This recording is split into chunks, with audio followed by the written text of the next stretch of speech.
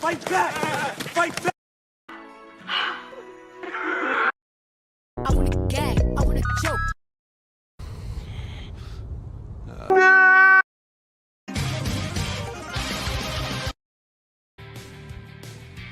ご覧のスポンサーの提供でお送りします。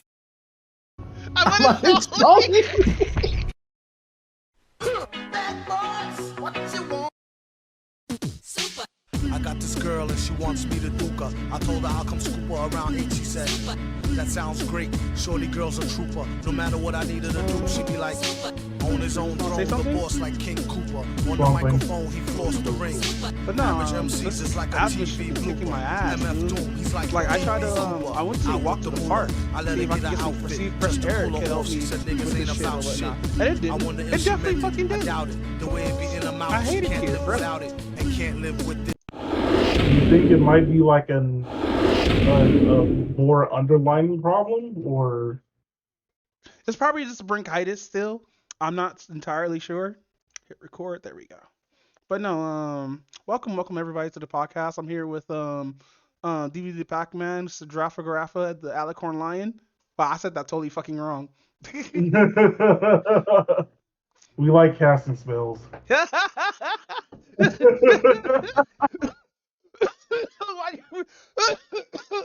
Hold on. Mic off. Mic on. Ew, it sucks because I'm spitting out ropes of phlegm. Like really thick ropes. Like the ropes are so thick, I could split the ropes individually like some string cheese. That's how thick the ropes are, bro. Jesus. Oh shit.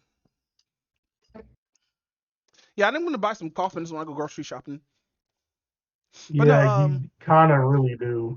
Yeah, I'm here with Alicorn Lion, and my name is Doombot. Welcome to episode 143 of the HotSticks Podcast. Oh fuck, dude, fucking what can we start with? Hold on, where's the docket? Fucking put that shit away. I was almost 2 seconds away with watching porn. Like dead ass. I was gonna see what's on the hentai meta right now. I heard Josie like got 4 more episodes that came out. Oh shit. Okay, so you want question of the day. Okay. One piece of oh no. So I'm gonna start. So fucking hey man, fucking these Spider-Man memes are lit, bro. Well, they have to be. They're a canon event. What do you mean by canon? Wait. So is that an actual another meme? It's something that actually happened in the movie. Actually, What? I need to watch the movie. The movie's really that good? oh yeah, the movies are fucking amazing. Really? I'm just missing out. Technically, yeah. Damn. I'm dead ass is fucking missing out and shit. I hate it here, guys. But no, what was I gonna say? No, fucking these Spider-Man memes are lit, bro. Fucking, I saw one where like Spider-Man was about to get his J's crease. The one where fucking Spider-Man can't join the team because he's black. Yo, that black shit had me dying. He's like, "Can I join the team now?" No, why? Because you're black. Yo, what's up with Spider-Man 2099? Is he the villain or something? Technically, yeah, he's supposed to be the villain. Is there a reason why? Because I think I'm mostly a badass hero. It kind of goes into like spoilers in a way. Damn. Fuck it. How long the movie been out? I think like about since the beginning of June. I think, if I remember correctly. Yeah, It was either the beginning of June or like late May. I'm getting tired of being the villain of the week, Spider-Man. So I'm gonna crease your J's. Mic off. Fucking Mic villain, on. Spider-Man being scared. But no, I heard there be some memes out there that's saying like Gwen Stacy's trans and shit like this, and like people are getting upset at that meme. I don't understand why everybody gotta be fucking trans. now. Because it will make other people be comfortable with established characters who be like, their sexuality and or gender. I mean, Because but like legit, go ahead. I was about to say like legit people only. The people who are like wanting her to be trans is only saying that because of her color palette. What do you mean? It's like the colors that she have from like her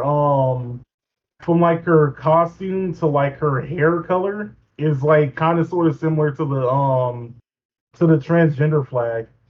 Is it It has the same go ahead. Yeah, it has the same color palette. Is it like hold on, let me look at Gwen Stacy real quick. Spider Gwen. I think I know how to spell Gwen. That's gone. Bruh. GWEN. Spiderhead.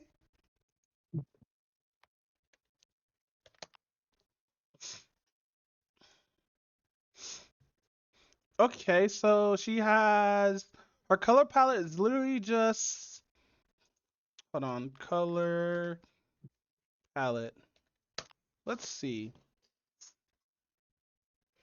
Oh, I see what people are doing here. So her color palette is white, some kind of green, some kind of pinkish, and some kind of black, right? Yeah. And And if they're you look at the go ahead. let's see the trans flag. Yeah, it kind of sort of has like a similar color palette. I don't know. But then again, like wait, trans flag Spider-Verse.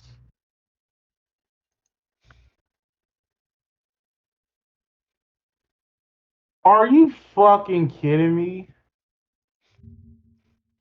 Oh no! Inside the Magic read, Spider-Man Across the Spider-Verse came out over the weekend, and to the surprise of no one, it's already breaking records, generating big Oscar buzz. However, the film is also generating another kind of buzz surrounding Gwen Stacy and a few hints at the film that she seems to be dropping about her gender. Oh god damn it! Doesn't she like Miles? Yes.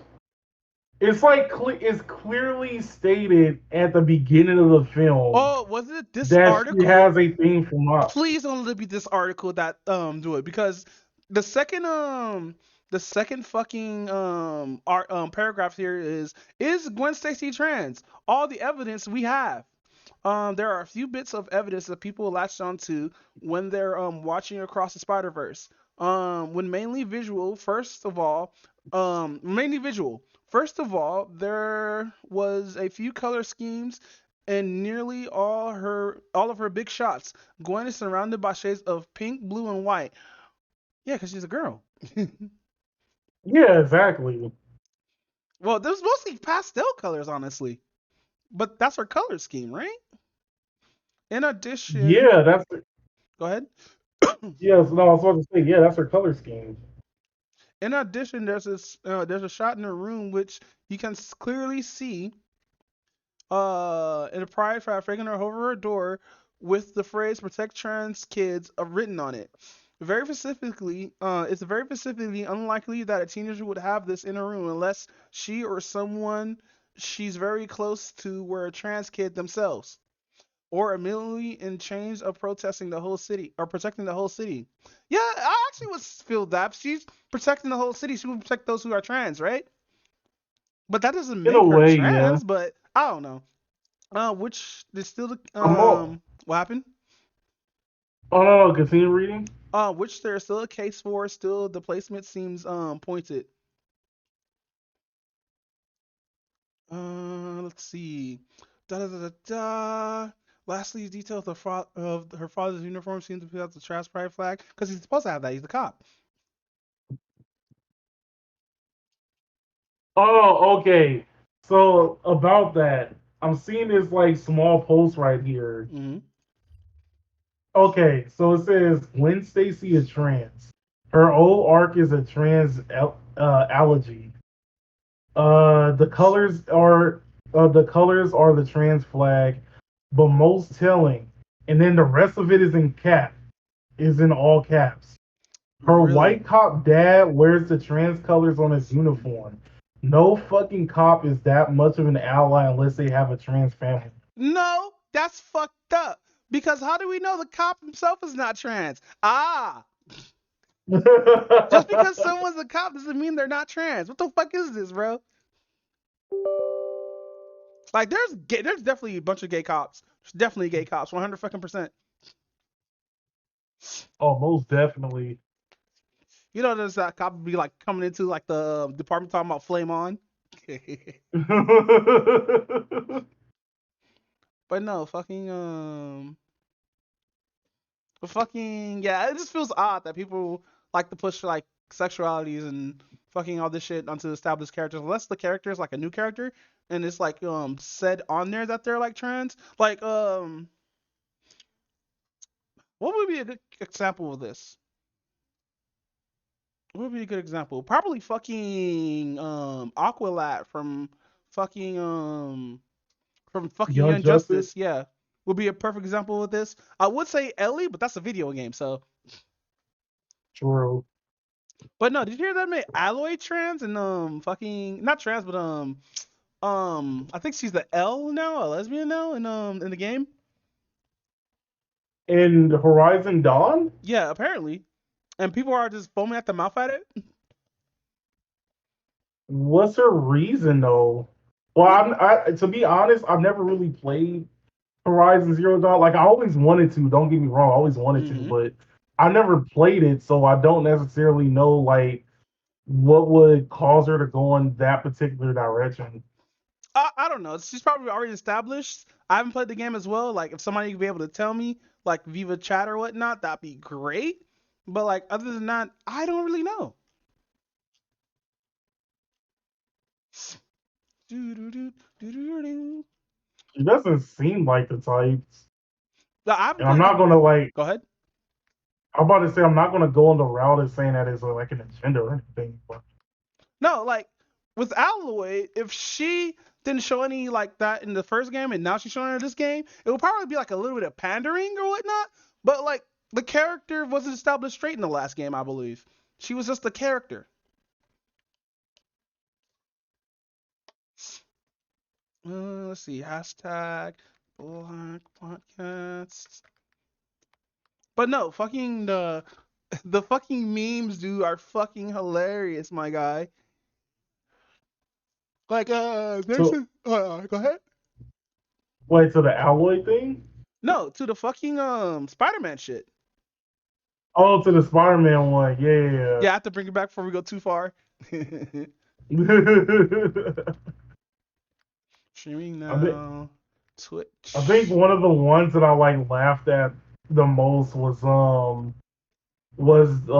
Miguel, which is like the Spider-Man 2099 one. Where he's standing in front of like a like the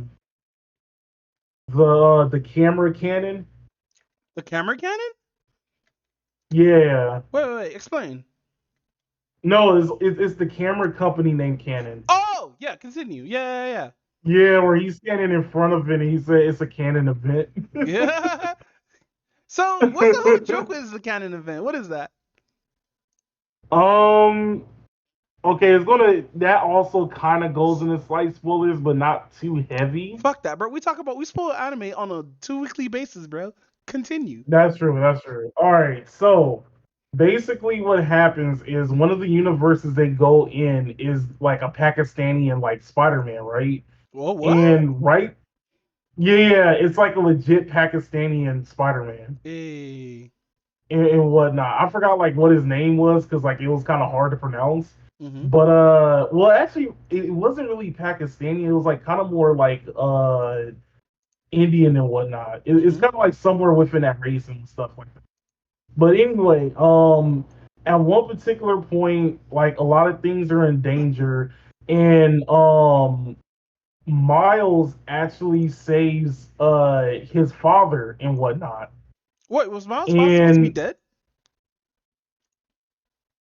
No, well, yes and no-ish, but it's not that particular part. Okay. But they saved there was a thing where like the father and like his father, uh, the Pakistani Spider-Man's father, and was about to die because like he was trying to save like a bunch of people and whatnot, Uh-huh. but Miles saved him from dying. And the Pakistani Spider-Man had was able to save like his girlfriend, and at the same time like have his have his dad not get killed. When you see like a bunch of the other Spider-Mans from that particular universe come in, I mean from like different universes come in, they Do have they like have a the thing that's Japanese one? Not Penny, but the other one. I gotta like The remember that NPC from one Hell. because The one with the big ass robot. I think so. I'm not Did too he have a sure. big gadget? Just one big gadget on his hand? Or like No, on I his don't wrist? think. No, I don't think it was that one. I don't think Damn, it I'm was gonna have that to one. watch that and find that out and screenshot it. Cause they have the NPC Um. from Hell in that universe. I'm like, yes, it's canon. So you start to see this thing that flashes on their wrist, which says like canon event like interrupted or something like that. It's like something around those lines. And then when they get to like the actual like universe 2099, which is where like 90% of like every single version of like this of like Spider-Man is like there. This is including live action. Um Apparently it turns out that if you you basically screw up a universe by interrupt if you interrupt like what is considered like a canon event. Apparently, um his father, the Pakistani Spider-Man's father dying was supposed to be like his Uncle Ben. Oh. And every Spider-Man has to have like a relative die so that so they can develop their so they can have like character development and whatnot. And Yeah. if they don't die, then you mess up the canon event, which will screw up that whole which will basically screw up that whole Mic off. universe that they're in. Mic on.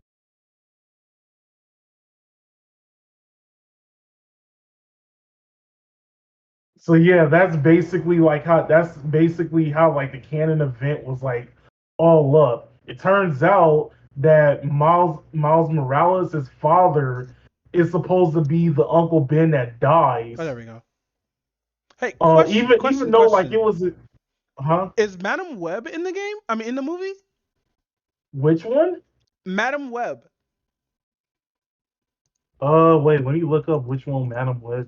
She's supposed to be the main Spider Queen or whatnot.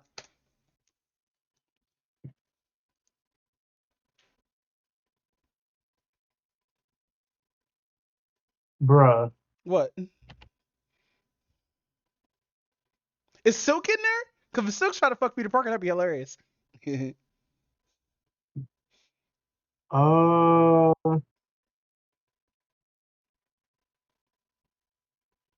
she might have had a small cameo. Damn, because Madam Web's supposed to be the main chick.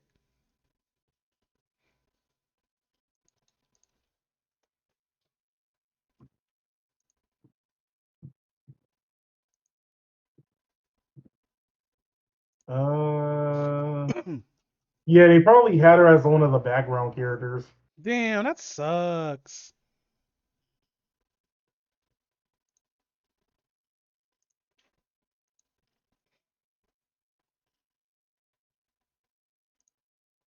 But no, fucking whatchamacallit? Yeah, man, these memes are fucking lit. I gotta find the one I was looking for.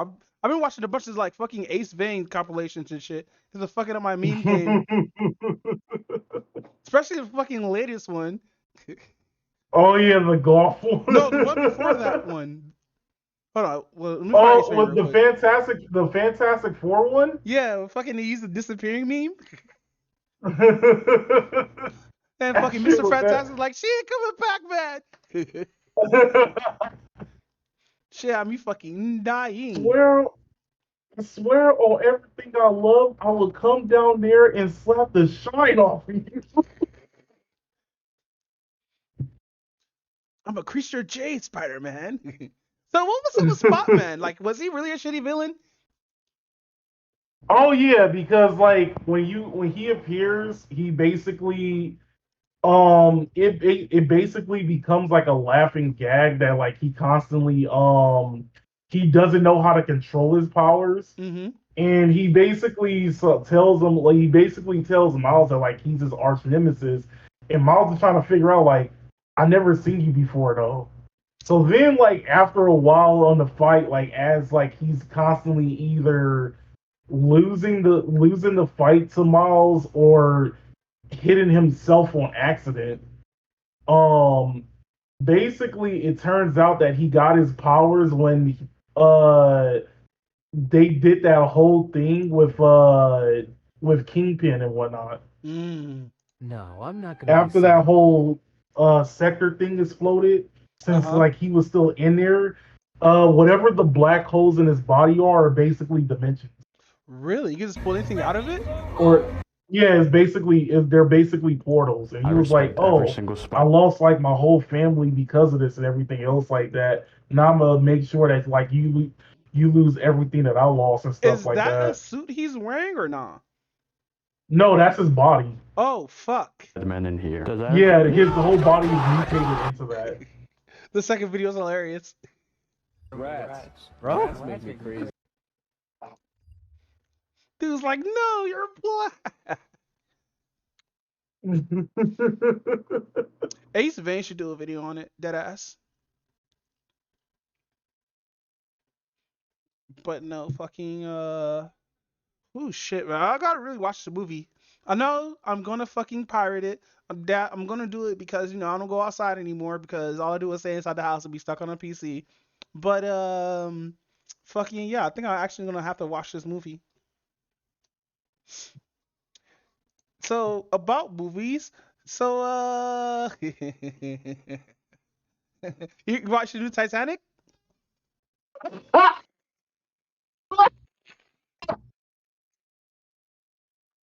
Man, I knew Titanic kind of lit, but I heard the crew imploded on themselves.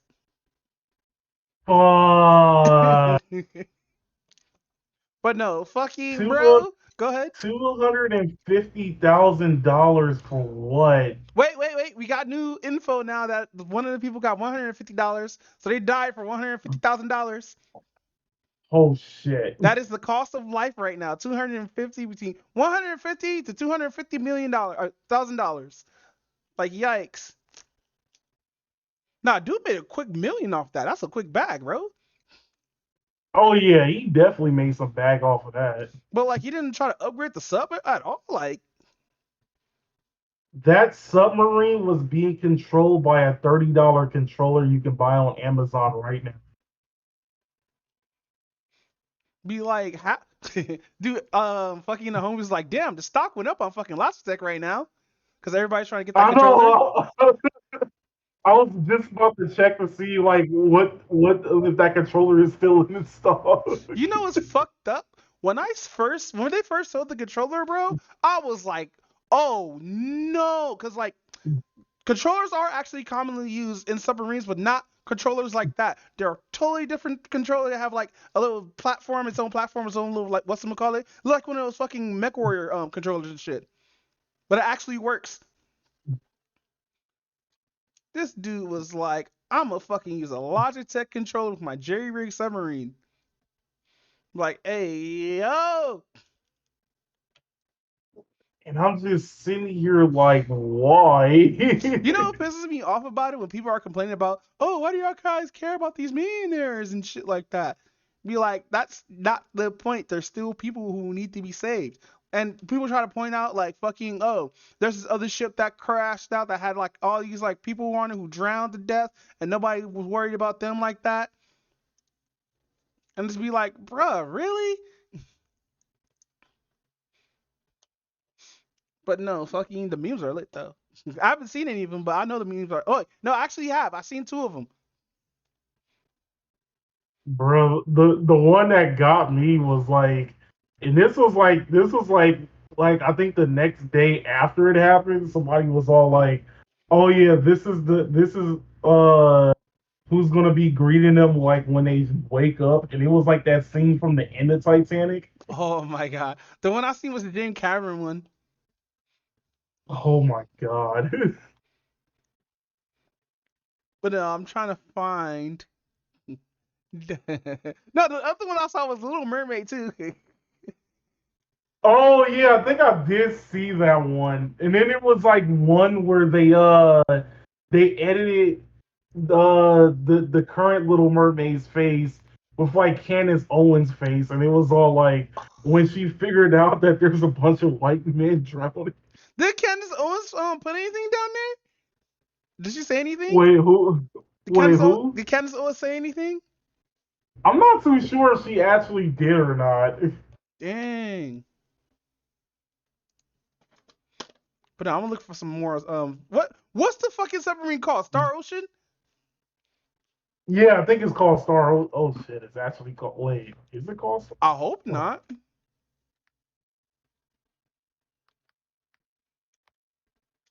Let's see, Titanic submarine.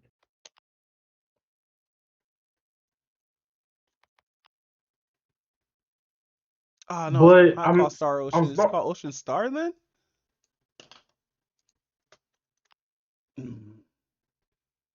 Uh sub that yeah, included. Ocean Gate type. Ocean Yeah, the Gate. Ocean Gate Ocean Gate. type. Hold on, I gotta put memes on here.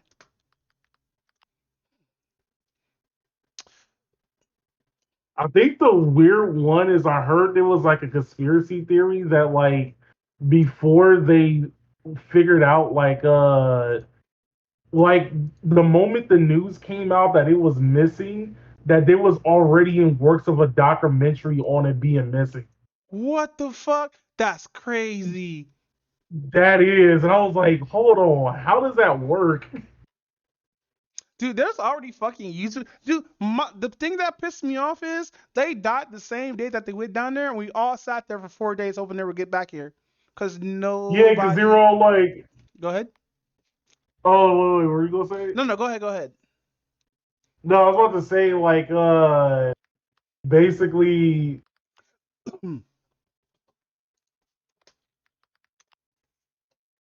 Oh wait, I kind of like lost my train of thought, but yeah. Oh, another one. That was the same one. Hold on, I gotta show you this one. Visit. Good old know your memes.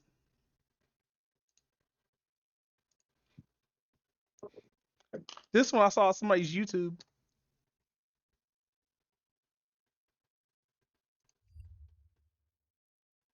Saddam Hussein, bruh.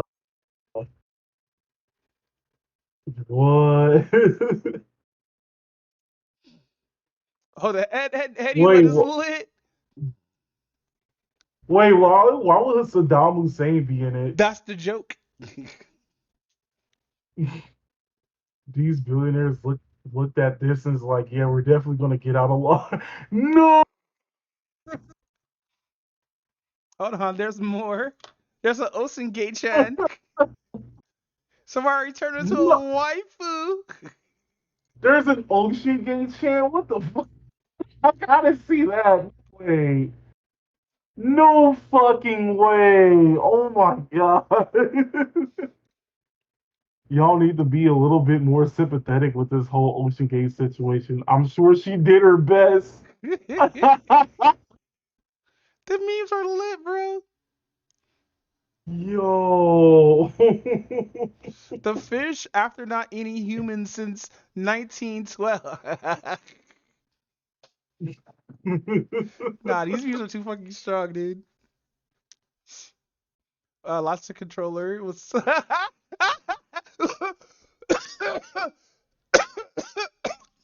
Oh my god, what's this bowl? Ugh. Oh my god, I'm spinning up more ropes. Pause.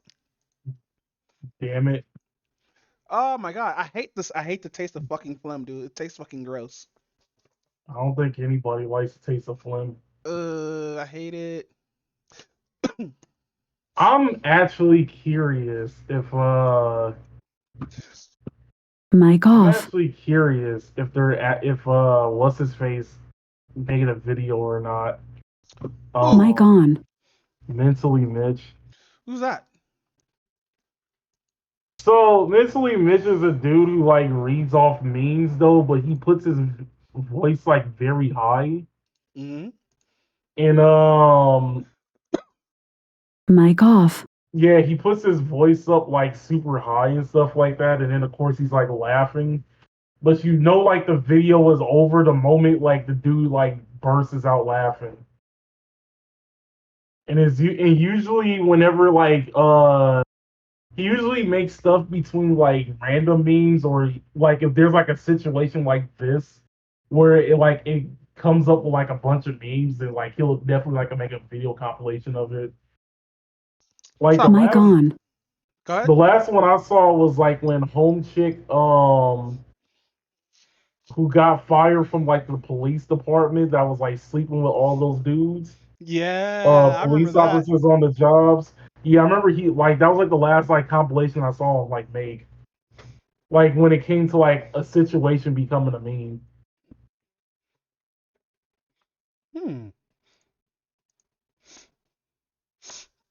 Oh shit. Excuse me, man. I'm been fucking coughing up for a cool minute, kind of fucking up a little bit. But no, fucking lit memes are lit, I guess. The Logitech controller survived the summer. Mic off. Oh, the Mic Nokia on. phone. No. Finally, a worthy opponent. Oh my god, my fucking lungs. I wish I could breathe, my guy. Fuck. Did you get the dank memes this week? Yes. What did it cost? 5 lives. Fuck. Yeah, the memes are strong as fuck. Because everyone was getting mad at first until we all found out they died a week ago. So it's fair game now. No, but it is Ocean fucked up.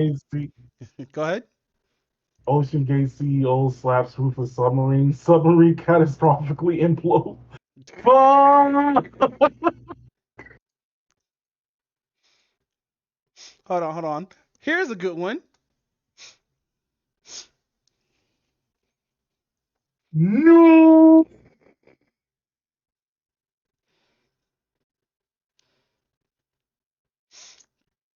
Ah, shit.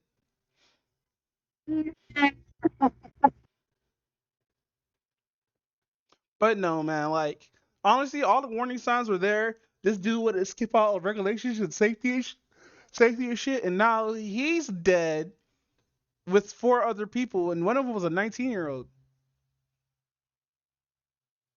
So, Jesus. get this. Fucking the 19-year-old's dad was a part of that voyage, and he was a government official. And so now people are saying, "Oh man, this dude, they assassinated this dude." Cause Actually, yeah, when you put it that way, because I kind of like forgot about that part. But yeah, if he was a government official and they like imploded, that would kind of make sense actually. yeah, it killed him instantly, bro. Like somebody was explaining to me, if an implosion happens under the sea, it's like a Sprite can getting empty Sprite can getting squished. So they got like Oh, go ahead. so they'll just die instantly. Yeah, it was instantaneous. Like as soon as something broke, it crushed the whole thing. Probably. We need to find the wreckage. That's what I want to see. Cause I heard they got fucking vaporized. Like they're just a puddle of Kool-Aid now. I believe that. But motherfuckers got destroyed. Damn, bro. I feel bad too because like, yeah, it's fucked up that these 5 people have to die in this way, and the dude, it should have could have would have situation or a hindsight situation, but the dude could have been just at least put more money instead of jerry rigging a fucking submarine together. Because the glass that he had wasn't normal glass for like pressures for that kind of shit. And like the funny part is, they know that people they've been down to the Titanic before, so this is like regular shit, but this time it just imploded. I guess fucking the destructible territory. I'm trying to look for words right now in my head, and I can't think of a couple of words right now. Apologies. Fucking, I think the structure just said fuck it. Cause Yeah, it gave out as they went further down. so did you know James Cameron's actually is a person who's into this kind of shit like deeply, and he built his own submarine. It took him like damn near 4 years to build it. Oh shit. Yeah, fucking 3 years for just the plans alone, and the plans and the fucking what you call that shit, and the fucking virtual testing and shit like that. But this dude did this shit in like in a year. This other dude did this shit like less than a year or so. But I don't know, $250 for a ride to the Titanic? Why? Cause like we have a VR chat where you can just go look at the Titanic for free, or for like $30, depending on how much VR chat costs now. I mean, that's actually kind of true, but like at the same time, like everybody wants to want to look at it up. It's a huge difference between looking at it from like the TV and then looking at it like legit up close, right? I know there's like a huge difference between it, but I also at the same time don't think it was necessary to look at it up close like that, right? Yeah, like what the Titanic's like 2 miles under the sea. How many feet is that? Let's look that up. I forgot. I saw. Yeah, I saw like a picture explaining it though, but I forgot like how deep it was. Can't spell or shit. Uh, 10,000 feet actually. 10,000 feet. Okay. Yeah, so like, hold on. Mm, how many feet is the Titanic? Wow, about 1,250 feet. And I think the ocean gate depth limits.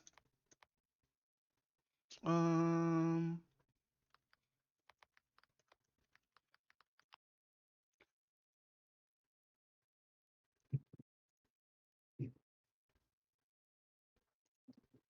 how does it show here? Why though? Oh, did you know the Ocean Gate website is gone? Huh? Yeah, so they had a whole website and shit, promoting this shit, and it's now gone since the CEO passed away. Because everybody says it's 1,300 feet that it could go down to, I think, and I think that's not true. So like, Wait, I remember my friend posted it like earlier.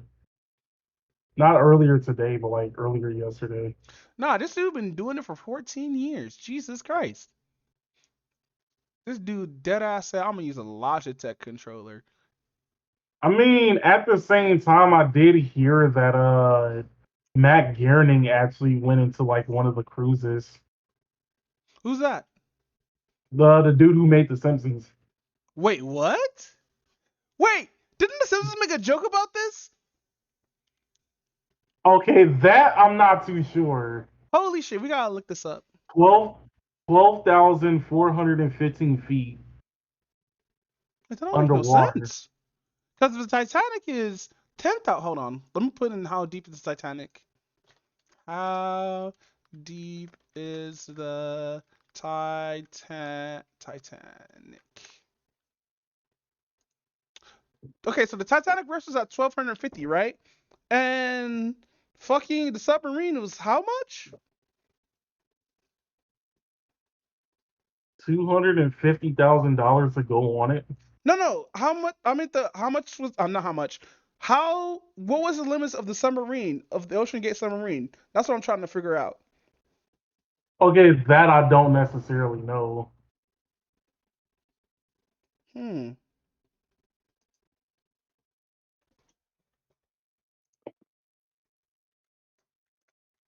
Oh, let's see.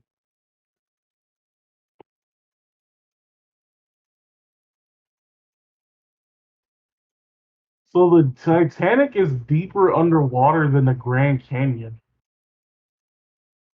Of course, it's deeper than the fucking Grand Canyon. That shit's deep, bro. Like the ocean's so deep, bro. There are parts that we can't even go to yet. Yeah, because of the deeper you go, the higher the pressure. Yeah, it's like gravity underwater just becomes Super Saiyan or some shit. Pretty much. Like Vegeta's underwater punching fucking anglerfish and shit.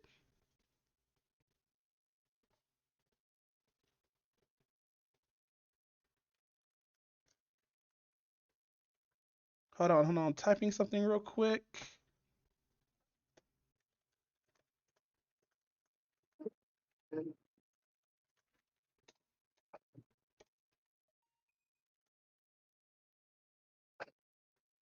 But no, about deep ass trenches. You ever heard of this rapper called Sukihana? No, that doesn't sound familiar. So, so I accidentally end up watching one of her masturbation vids on Twitter. Yeah, she posted this shit herself. What? Yeah, fucking I seen this shit. I was like, damn, she bad. I wanted to masturbate to it, but I was like, I don't know. That's more piss she's squirting out there than the actual squirt juice. Naughty the fuck? Yeah, it was weird, bro. Well, it wasn't weird. I still nutted, but like, but I didn't know she was a rapper until like fucking she was on some shit, and then Playback covered her. And that's when I found out she's a dead ass 100% rapper. Bro, she got a video where she's twerking in front of a kid, and a 9-year-old was like, look, ma, I'm getting Oh, fresh booty. hell no. Yeah, fucking, I think she was, this is from, Playback's, video or whatnot. And, I think they showed her, cause, they were trying to put like, hey, even though she's acts like this and shit like that, y'all guys have no right, to treat her like this. Unless, like, it's consensual and shit. And she's, like, one of those chicks who's like, fuck. Imagine WAP and Anaconda had a daughter. I'm looking at pictures of her now. She looks ugly as fuck. I still fuck with it, though. Like, dead ass, but, like, she's fully tatted up. I don't like too many tattoos. Because I get jealous. Oh, shit, it's back. Okay, that was weird.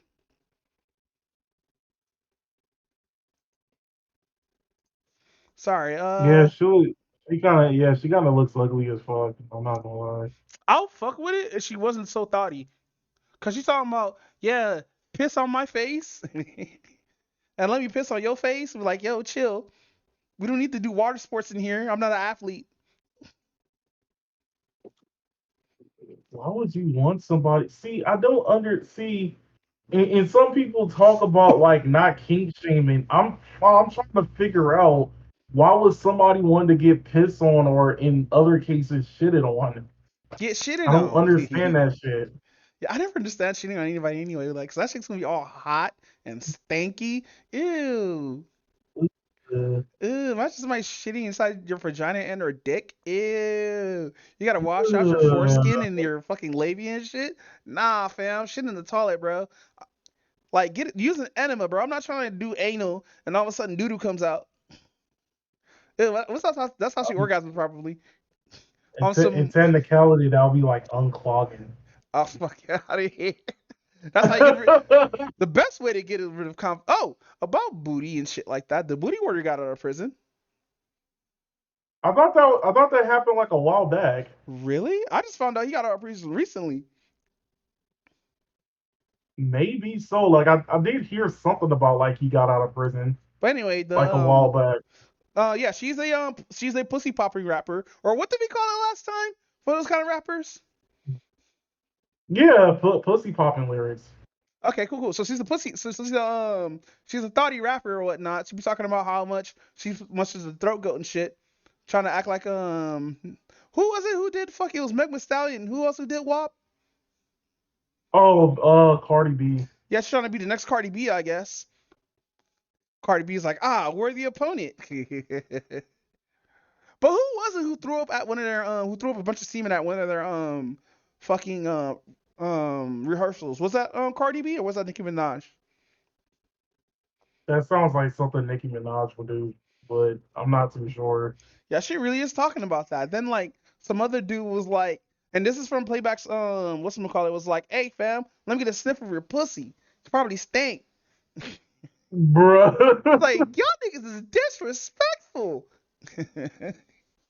Talking about let me You get a can't be disrespectful to somebody who shows your body like, well, okay, I guess that is kind of fucked up, but you get what I mean. yeah, but on YouTube, nigga, this is gonna be on the internet forever. Coming up to a woman. See, Listen, I don't mind if a woman's being thoughty and shit, but there's a time and place for that shit. nah, I honestly blame yeah, I basically blame more their fans than the actual person themselves because like let's be real, um Ice Spice can't rap for shit, but she's only in the rap game because of like her body and shit. Who? Wait.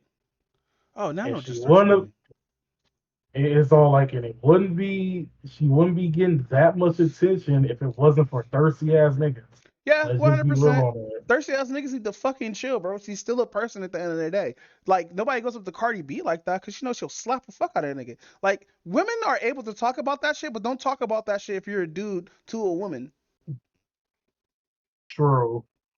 But no, like, some dudes, like, just being like, this horse. Like, calm your dick down, bro. She's not gonna give you any, bro. She got pristine nigga dick. and you and you and Pristine you're not nigga and you're dick, not the type of nigga that she wants. bruh. But no, Suki Hana, like she wild, bro. But Is about she saying wildness, go ahead. is she saying shit about like wanting people to like piss on her face and shit like that? I can see that she's wilding out. Yeah, but you don't. I don't know. It would just be weird, like to talk to a thoughty bitch who's like open about this shit, unless somebody asks to have a random dude talking about, yeah, nigga, your pussy must stink. Let me get a whiff. No, disrespectful that Bruh. is. She was with it, but she was still like nervous and embarrassed about it. Like, come on, man. But no, I want to You can't say shit like that and be embarrassed. What the fuck? no, cause there's another video and yeah, another thing. Cause I only watched this from playback, and I saw Sukihana, like I said, on Twitter first, and I was like, yeah, this is some badass pussy right here. Like, she's all shaved and shit. Like, yeah, shaved pussy is the best. But no, about shaved pussy, how's Final Fantasy 16 doing for you, fam? Well, like to be honest, I don't even have a PS5, so I can't necessarily play it. You have a PC, I was don't just you? gonna. Is it on PC? Yeah, I don't think it's on PC yet. I think the demo's on PC. I think. Let me check. Yeah, Steam. I'm about to. Yeah, I was about to check Steam, so I was like, wait, no fucking way. FF16. God damn it. Hey, my big ass finger. God damn it. Hold on. Final Fantasy. No, that's 14, not 16. No, I don't see it here. Yeah, it's a PS5 exclusive for right now. Wow. Yeah, so I was just decided to. I'm trying to find like a video that has like all the cutscenes, but like one of them I think has like 12 hours worth. I think. Jeez. So Final Fantasy 15 Windows version is out, but Final Fantasy 16 isn't. Damn, that sucks. You would think they will have it here.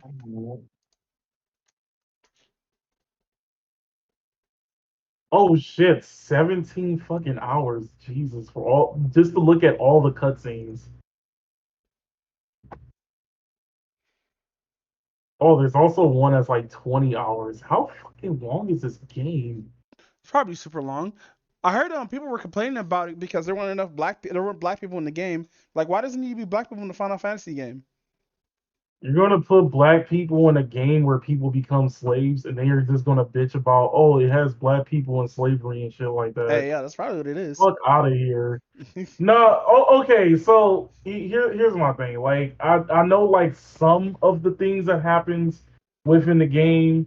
It basically is like a thing where like one of the things about the settings of the game is a lot of people don't really have magic, so they use like crystal magic in order to do stuff. Hmm. But people who are born with magic are just basically used as weapons and stuff like that. So yeah, they're technically like slaves in a way. But of course, like they have magic, which is, I guess I gotta like look at the game to figure out why. Because in cases like that, people just one that I thought like usually in cases like that, people usually treat them like gods or something like that. So I don't know. I'm kind of curious on all that. Each fucking Final Fantasy, except for like the ones that have sequels, have different plot lines and have different shit or whatnot. Like Lightning Returns was, I mean the Lightning games. I think that was like 13. I Yeah, think. that was 13. Those have a different storyline than 12, which is I'm currently playing right now actually. 12 is one of my favorite ones, even though like it's fun, it's ironic because like I 100% agree when somebody says that just Final Fantasy Star Wars. Really? Cause like I'm got Zodiac Age. Yeah. Dang, I wish it was Japanese though, but I guess British voices. But no, I don't know. You know what? There's certain things that don't need black people. I don't think Final Fantasy. I don't think it would enhance the story if there was a black person in it. Yeah, we got Barret that has a notable black person, but like, it's like the whole fucking adding race changing and shit like that. Like, if it doesn't improve the story, then why should people give a fuck? The people are not even fucking real. Um, because it's usually to some people it's usually pandering. Like I knew somebody for a prime example who was one of the people who complained that the what was it, the Lord of the Rings that had like that had like the TV series Yes. that they had like that they have black people in it. She was all like, why is there like black people in like a fantasy setting?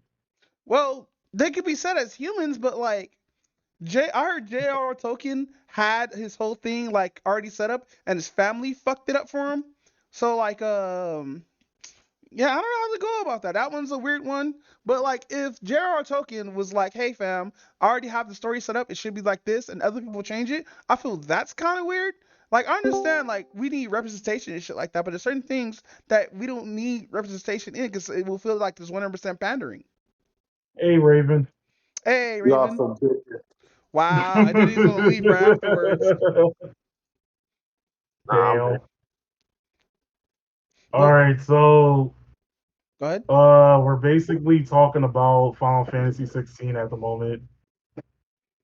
I haven't even touched it. I don't get the game yet personally, so I can't really judge it until I play it myself. So unfortunately, I can't play it at the moment because I don't have a PS5. So Yeah, I I'm see you just on go- your I see you on your PS4. yeah. Damn. I'll I'm not eventually, saying not the I'll clown. eventually. I'm not saying not the clown. I'm just saying that we saying Cal on PS4. True. I logged Damn. in. It's like he was the dashboard.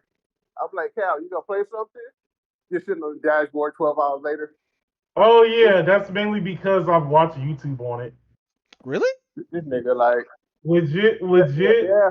I'm playing. Yeah. I'm either on YouTube or playing Or when he Genshin. does play something, it's finally Genshin. Yeah, it's Genshin or like occasionally Overwatch 2. And I was like, Cal don't play nothing. Even though But recently it's been some Ridge Racer. Ridge like Racer. like Cal don't play nothing. He know I still can play with him on the PS5. So he just shoot at everybody tonight. He just be looking like, nah, I'm good for him. Yeah. Then I just go to my corner and be like, yeah, all right. Best friend for almost half my damn life, but don't wanna play no game. I see you, fam. I see you. What games do you even have? Shit, I got like a lot of games. I gotta look and see. But whatever games you probably have, I have too, most likely. Unless it becomes a fighting game. Oh, when are you guys gonna get on Street Fighter 6 then? I got Actually, I'm curious of actually trying it out on PC, but like I don't know. Well, actually, it should run it on PC, but um, yeah, that's actually like one of the plans. Actually, to be honest. I only have Street Fighter 6 on PS5. Dang. We still play together, but dang. Yeah. But so I was just gonna watch like, because I know like people do that thing where they just put all the cutscenes together and just decide to make it into like a quote unquote movie. But like Yeah, so far, the things I'm seeing is the thing I see like one that's like 20 hours long and another that's like 17 hours long. I'm just like, bruh. like I haven't really like got a chance to like I said, once I actually get down to sit to play it, it's gonna be different. But I'm gonna wait till it goes on sale because the second part of Final Fantasy 7 is gonna come out later next year. So I might grab both by then.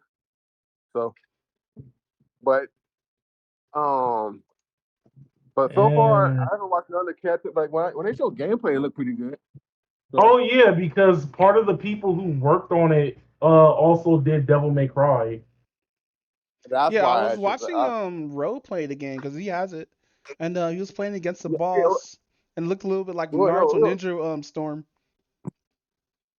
Joke, by the way, it's a So, joke. but yeah, gotta take a look at it when I get the chance. Whenever I get enough to get it. Yeah, because I'm actually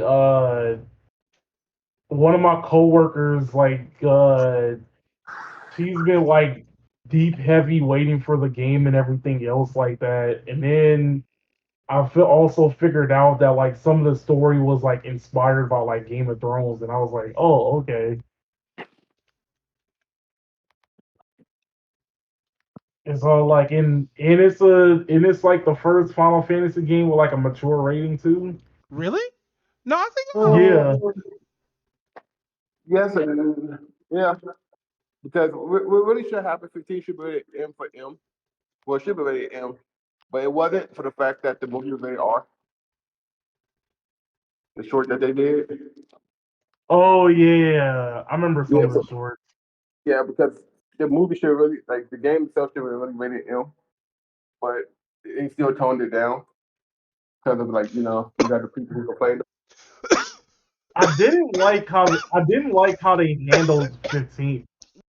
I didn't Mic like how they off. handled 15 though. Mic on. Like 15 is basically like how Kingdom Hearts is, where we have to watch everything else before even diving into the game Wait, what do you to mean? Well, understand everything.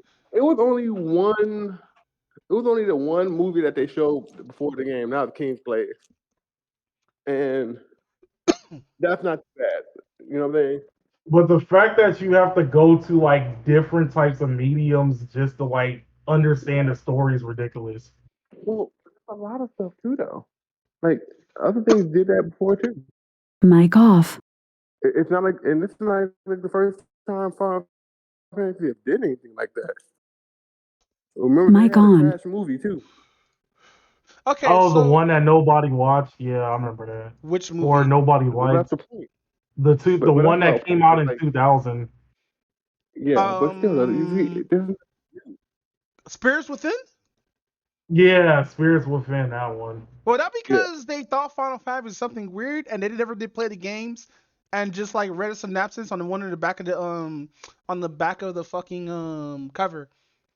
Yeah, it was Dragon Ball Evolution before Dragon Ball Evolution. Hey, yo, we don't talk about that here, bro.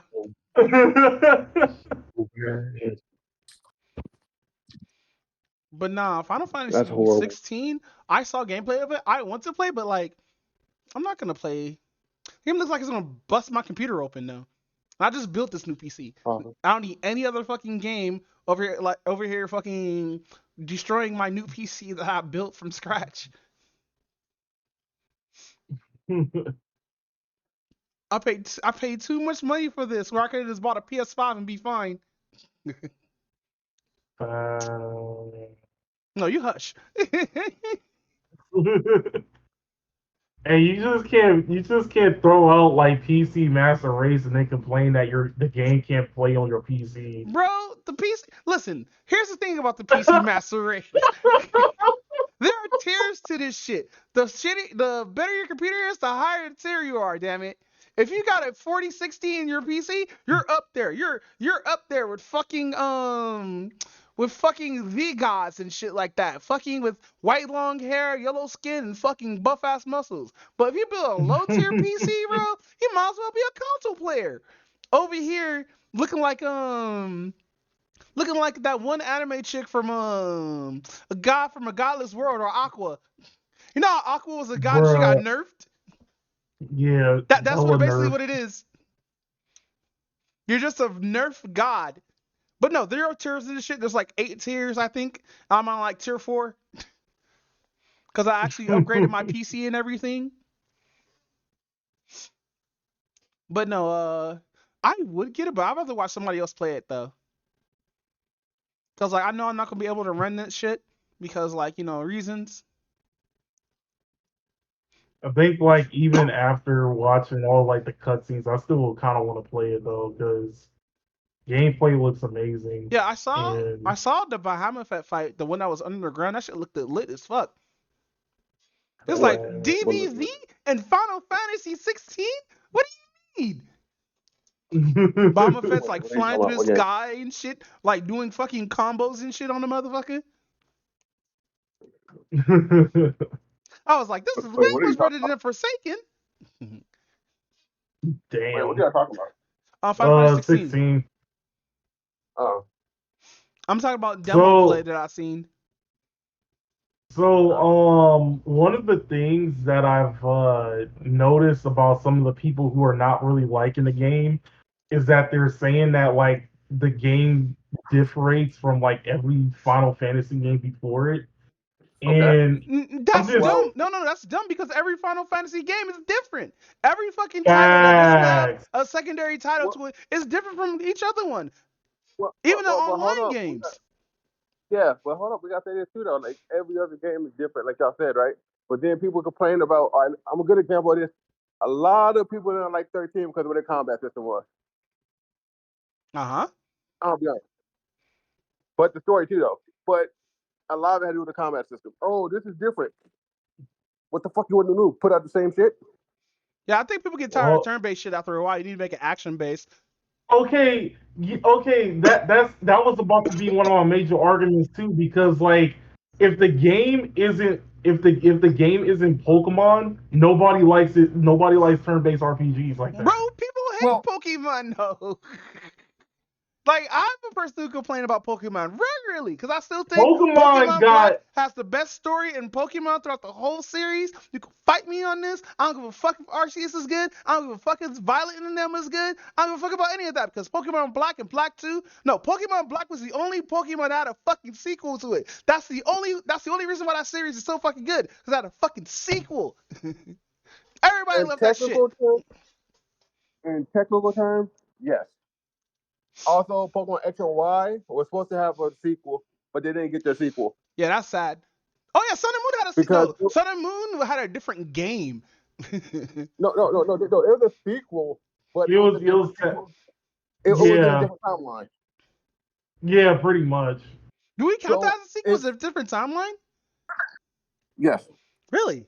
Because it's pretty much the same story, but different things, different events. I just assumed that it was DLC.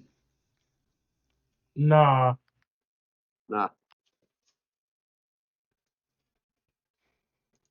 But like, what kind of killed it was that, like, I kind of hate that formula of not getting a third game is really kind of hurting the series. What you mean? As a whole now. Oh, I know what you mean. Because he's actually right on that. when we was getting third series games such as like Crystal, Yellow, Crystal, Platinum. Platinum, Emerald, it was fire. Like I would even say the Black and White series when they came out with the sequel, they had part 2 to that. Okay, that's fine. That's something that we need to continue, but they dropped that trend after X and Y. Yeah, because they need money, and they found out DLC is a lot more cheaper to make instead of making a whole new cart, which is understandable in a way. But like, money is money, bro. People need to get paid. Now let's But be real. Like, I'm gonna say it's true that, but I miss the old formula of giving us that other game. So we have like, okay, cool. This is that Pokédex, and this is how this is gonna work. And this is like, oh, you know what? This is different. I think what was going yeah, it on was the was middle people would ground. just wait till like the fucking third game comes out or some shit. Because the third game is usually like the game where it has the most shit, all this extra add-ons and shit, and they have the best storyline. Because like even though you have the 2 other games, this one game has everything. Like Emerald, it's still to this day one of the best Pokemon games because of the post game. That post game was fucking Crystal good. too. Well, you Crystal also gotta remember sometimes they make that third game just because they wanted to 6 bugs. Okay, it was part of it was the fixed bugs. The other part of it was because they were waiting until like a new system came out. Yeah. Well, remember when the SP came out and the Game Boy Advance came out, we got third. We got what was it, Emerald? I think we had Amazing, right? Emerald when the SP barely came out. Yes. Yes, but Yeah. remember when Fire Red and Green came out too? We didn't get a sequel to that either. But Oh, we actually, didn't. you know what's funny? But you know what's funny? What? What? Remember, Green was the original original cartridge before Blue. Blue was the bug fixes. So I thought technically, Red there were was the 4 bug cartridges in the fixes. same one. I thought it was no, it was Nope. green and red, right? That first came out, and then it Yeah. was blue, and then blue was the format for the American one, so they transferred blue details and no, it was details, artwork, and bug fixes into the new red card. So like they have different Pokemon animation or different Pokemon Yeah, but sprites and Green shit. was the broken. But Green was the broken cart though. So what Green do you was the mean by broken cart. broken That's though? why we Like never how got broken Green in was it? America. It was busted, stupid busted. Now I don't even tell you about it. Now I have the original cart. Can you call him in here? Oh no, he's streaming right now. Yeah, he's streaming. But you can act like I talked to me and now talked about it. We was like, yeah, like Green was really like the reason why I'm missing known was a thing was because of Green. Green really was like bad. So that's why they remade Blue instead of giving us red and green. We got red and blue version. I would think yellow would be like the predominant version, but nah, that was just for no Pikachu. Because, dude, you know what's fucked up about Pokemon? We could have had a timeline where we could have been talking about Clefairy and not Pikachu. Yeah, yeah, true shit. I don't think it would have been as popular if Clefairy No. was the main one. Yeah. You know what would be funny though? It would be probably a hit with a lot of girls. Possibly. Like Ash got like a Clefairy, nah, get him a Pikachu instead. Yeah. They should have just did what they did to the manga though. Give him that fucking what did he have? Charizard? Ooh, red? Yeah. Yeah. It wasn't Ash. It was red, and the original manga had Charmander. I'm so upset we didn't get the original manga for that. But let's hop back on to fucking Final Fantasy 16 before we go too far off. But no, fucking yeah, I do want to get 16, but I don't because I know I'm not gonna be able to rent it. If it so happens to get a PC port. If I get a PC port, like I have to figure out how I'm gonna shimmy myself to play this game. Cause like I haven't bench print because isn't it the same engine from 15? I think it's a completely different one. I think I'm not too sure. Yeah, because I haven't tested it Right, out. we're here, free benchmark test, right? Huh? So she have a free benchmark test for that game. Yeah, I do need a best chance for 15 or because I can play 14 just fine on max settings, but like I'm gonna tell you this: the thing about Final Fantasy games, the new one, especially like the 14 became a thing and 15 came out on PC, and they have a benchmark for it. For 15? Yeah, I think they had a benchmark for 15. Yeah, I'll try it out because they're the same engine, right? Probably a little different, probably a little more advanced. I'll probably try. If you can't have one out, you probably get it for free. Just start looking, see if you have one out. That's what it actually. Mic off. See what new game came out that's current. It has the current benchmark, and then run off of that. Oh, okay. So that way you can see where your computer actually stands. Because if it can run any new Mic on. Overwatch things that I get or something that's new and that just came out. So games like what's a good example? Games that came out too. Mic off. Like Diablo 4. I cannot think right now off the top of my head. I'm having a total brain fart. I'm actually having a total brain fart right now. I'll get back to it. I'll find it. It'll come to me. Mic on. But with that said, fam, fucking Street Fighter 6 World Tour is a weird ass story mode, bro. Is it different from the Alpha 3 one?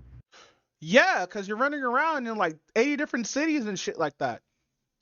Like, I think there's more than just just two main hubs, which is one is in like I guess a new area where JP, the boss character, made up, and fucking America. And more than that. Huh? More than that, but that's okay. Yeah, and by the way, it is now open world. It is one huge city level. And yeah, the reason why I say it's not open world, because open world will mean it'll be more than like probably one city or a whole quarter of a state or whatnot. So like something like the Division, where it's like just a full city instead. But Oh, I get it. So basically, it's RPG rules. You fight at level 1 and you go up slowly in the ranks. I'm level 58 right now, and fucking my dumbass wanted the rest of the story mode. Didn't unlock every fucking fighter or whatnot. Yeah, I got JP in the end, but that's after I beat the game. Nope. I went to every other country. Yeah, I'm missing like 5 or 6 other spots. Cause Yep, side quest. Yeah, fuck those side quests. Those so fucking many, dude. Every side quest, because that's how you get the other masters. Yeah, I want to get Jury so bad so I can look at her feet. I mean, so I can use her moveset. Nobody caught that. Yes. I've been caught that. No, I've been caught that. Nah.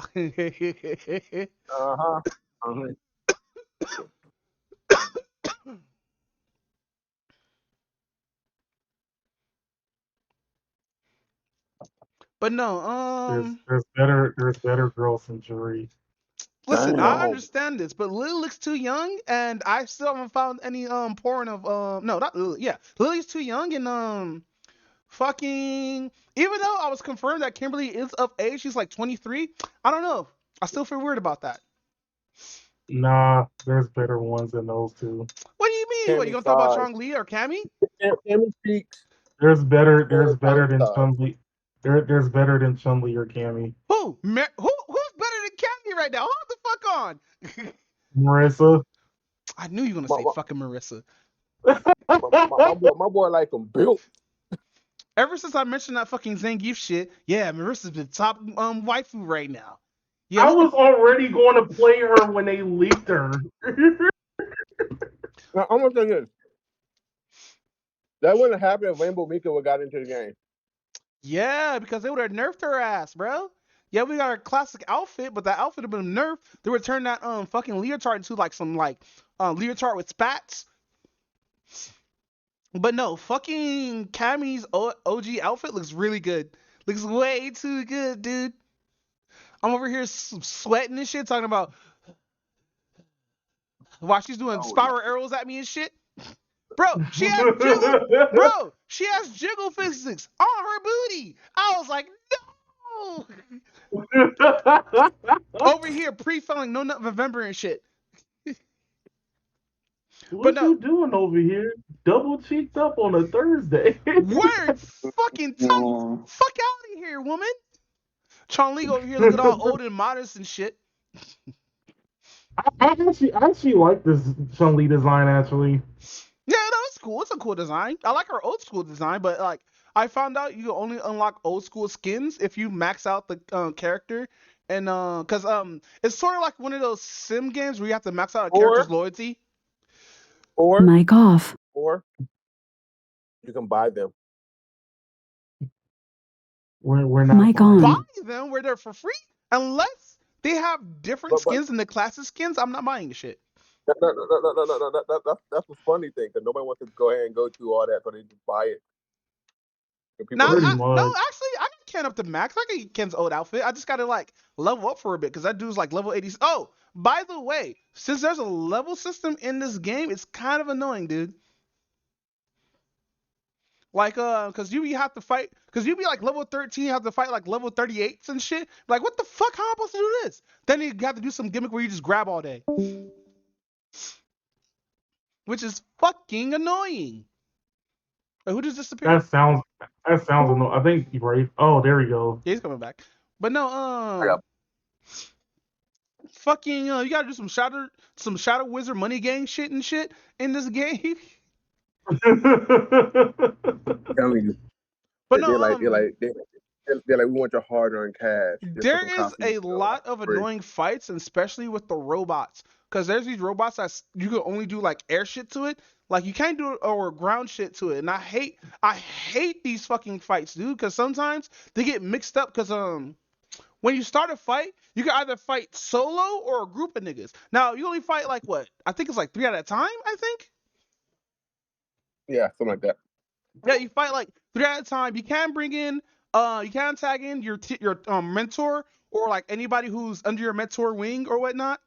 But other than that, bro, remove those fucking robots because there's no point to have it there. That's just extra difficulty that you have to deal with. Jesus. Because the Roomba, that shit has an attack that's unblockable and it can hit you and cross you up if you block the first one. Wait, hold the fuck up. There's an actual Roomba that you fight. Yes, you Yeah. fight Roombas. And they're stupid What the because fuck? they got some of what Blanca's moveset because they could like use electrical charge, but also it's just fucking annoying where like you have to jump over that shit or you have to like fucking parry it or do some shit while you have this big dude who hasn't get fucking moveset to fucking suplex you all day. That's why I pick. That's why I get Blanca's moveset, and I just do the roll all day and one shot shit. Bro, I wish I was that. I'm too much of a fucking Shoto fag to fucking Yeah, I just do the roll all day. I just do cannonball. Fuck this. Like Why no, are you you- grabbing me. Why are you fighting a Roomba? because the game's like, dude, you fight a Roomba and a fucking flying drone that shoot missiles and or it poisons you. Or Hey, beams. yo. Beams are my favorite because because you'll be in the middle of a combo while beating up somebody's ass. They can one shot one combo and it's like, nah, fam, take this beam. Or the one that's throw fire at you. Fuck those robots. Like, yeah, I could deal with the Roomba. I could deal with the fucking Roomba, but that fire shit, bro, fuck out of here, because you'll think it'll go away after a while. No, that shit lasts for exactly 15 seconds unless you get hit by it. So yeah, you can't. That's why they say. That's why you have to upgrade your gear, and I got like fire resistance and like beam resistance on your gear. Bro, I have the maximum amount of gear right now. I'm wearing some weird shit with a mask on, bro. But no, like fucking. When I found out there was actual gear stats in here, I'm already like level like 45, and I was like, "There's gear stats." I was sitting there like, "Oh my god." Yeah, gear stats. Yes, gear stats. Doesn't matter. I kind of figured that out early when I looked at it. I said, "Wait, this actually puts up my And then okay." I'm already level 50. Found out there's a fucking talent tree. I was sitting here like, "What the fuck?" Yep. Yeah. Skill tree. Fucking the game barely tells you about the shit unless you go into your phone or whatnot. But knowing me, they probably did tell you, and I skipped through half this shit. And then there are some fights that are fucking unwinnable. Have you fought against Shenlong yet, Raven? Shenlong? Not yet. I have. That dude one shot at my ass. Dude did one combo. Both of my bars of health were gone. Well, shit. I'm sorry. This dude's level 90 talking about Hadouken. I'm like, oh god, it burns. Oh shit. But Oof. nah, fucking I do need to like figure out DJ shit because I heard DJ's top tier in the game. Yeah, if you actually learn how to play him, he's like Chloe. He's like Lucky Chloe. Really? Yeah, all his moves are rhythm based. But no, I heard he has like a lot of options, variables and shit. Like a lot of his shit is safe. Yeah, but they're all rhythm based. Like I hate it. They nerfed Kimberly, dude. Like fucking her EX Tatsu is used to be fucking iframeable, but now that's just not, bro. And fuck JP. Like story wise, this dude dead ass tried to kill this little girl. Hey, Yeah, hey, shit. Oh, I actually heard like a lot of people don't like going against them. Actually, oh no, dude's just dead ass is a zoner, but like he has a command grab that can grab you from damn near a hole across the screen, dude. yeah, I heard about that shit. I was like, that's I get fucking hit by that stupid. shit What? at least 6 times a match. Because like fucking, you could jump over, over it. But like the character who I'm mainly, which is Kimberly, you have to be really precise with her teleport, or that's just gonna just grab you out of the teleport. You know how many times I teleported away from the shit to grab in the middle of the screen? I'm sitting here like, man, this shit's unfair. That shit sounds unfair. But no, it's just a zoning character. A lot of characters have kits to get around that, except for Guile, sadly. How does Guile not have a kit to get around that? Because Guile is also a zoning character with projectiles and shit, right? But imagine. No, you could turtle with Guile. Guile's not really a zoner. You can actually still be rushing on Guile. Yeah, you can still. It's just that he got. Go ahead. Like he got nerfed a little bit, so. Yeah, I noticed that. I noticed that he got nerfed a little bit. Like, you can still play classic Guile and win a bunch of matches, but like, fucking, I noticed a lot of shit got nerfed. Like, his startup for his flash kick has 2 extra frames into it. And I'm sitting here like, no way. And best believe I blocked that shit after landing on the ground. I was like, there's no way. But nah, fucking yeah, man, fuck JP as a person, dude. Like, even though you become his mentor after you beat him, fucking dude was like, nah, I'm gonna blow up this little. Yo, you think Bocce is gonna become an actual character? Oh, so that would be pretty interesting. I will admit that. Because we have Chun Li's protege, we have Bocce, we have Mel just running around the city looking for his dad, even though he's right there in the fucking construction building. Which I think is funny. I think it's funny as fuck this dude's doing construction work. He's like, I gotta hide from everybody because reasons. They took the kids read. Dude, they mentioned Sean and it made me sad. They was like, oh Yeah, man. Go ahead. They just give Sean no love. Bro, I was like, dude was like, because you talked to him, dude was like, oh man, you remind me of one of my proteges I used to train with and all that shit. Like, he was, like, he had potential and, like, he had, like, the spark or whatnot. But, yeah, fam. I felt like, I think, Ken said the lines, I felt like I wasn't a better mentor with him. And then he proceeds to mentor you. And I'm sitting here sad, like, man, we're never going to see Sheen ever, dude.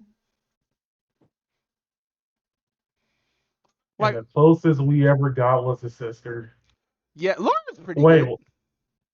Yeah. I think Laura, you know what's so weird about the Street Fighter franchise? When, who was the guy who did 4 and 5? Oh, Ono? Yeah, I think Ono was too scared to go past 3 because he didn't have a story for it. And now we got all these weirdo ass characters like Rufus and shit, and like these prequels and shit, and they're not even in the main fucking storyline unless it's from the comic or some shit like that. True. I still can't believe they put jiggle physics on his belly. Imagine jiggle physics on the dick. Uh, jiggle physics on the penis. And then we're all fucked after that. Surprisingly, I'm surprised that's actually not in Cyberpunk. What you mean? That sounds like something that would be in Cyberpunk. In Cyberpunk, really?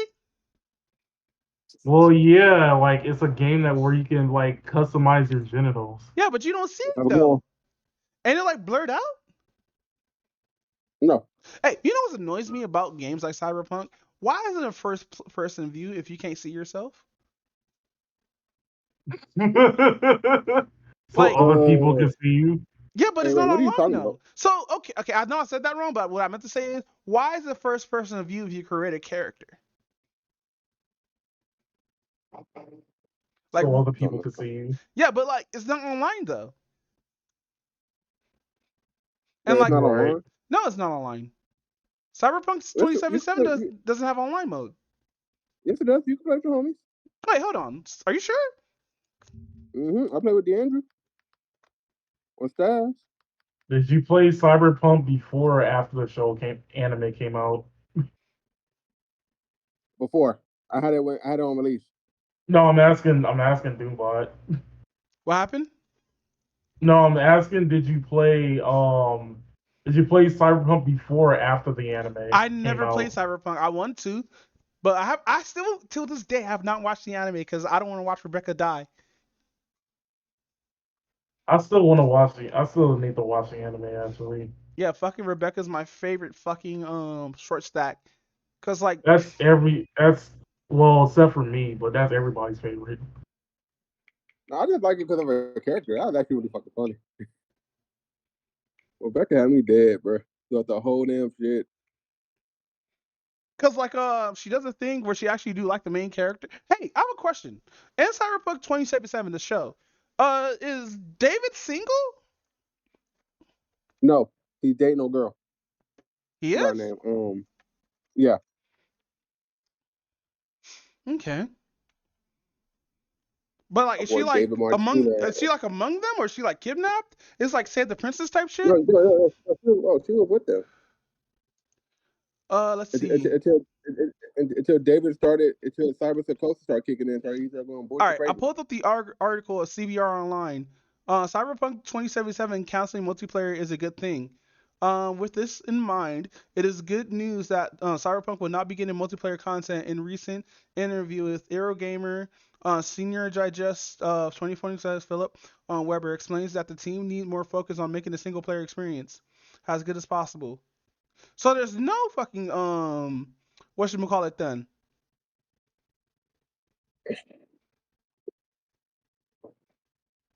There's other articles here saying otherwise. But no, fucking no, yeah. Let me get back about JP rant. Fuck JP and everything he stands for, bruh. Cause like he acts like he's a villain. No, he acts like he's not a villain, a gentleman and shit. But this nigga's clearly a villain and shit, bro. That's not even a Street Fighter character. That's Yeah, an only the SNK what's that one. character. What is his name? Johan something? Johan Phillips or whatever it is.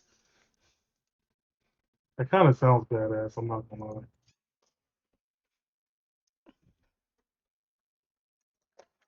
Look at my. Oh, I did. Yoink. Finally, I get to eat.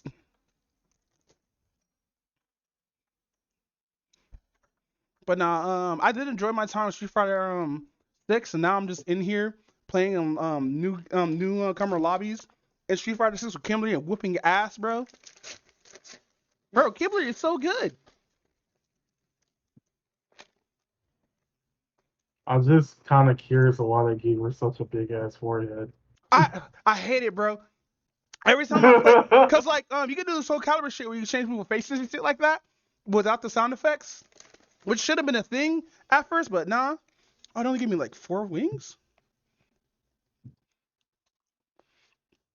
Well, nah. She got that shit where like when we all know when a black girl get her braids done and her shit's so tight that it pulls back her head, so her hairlines go further and further back.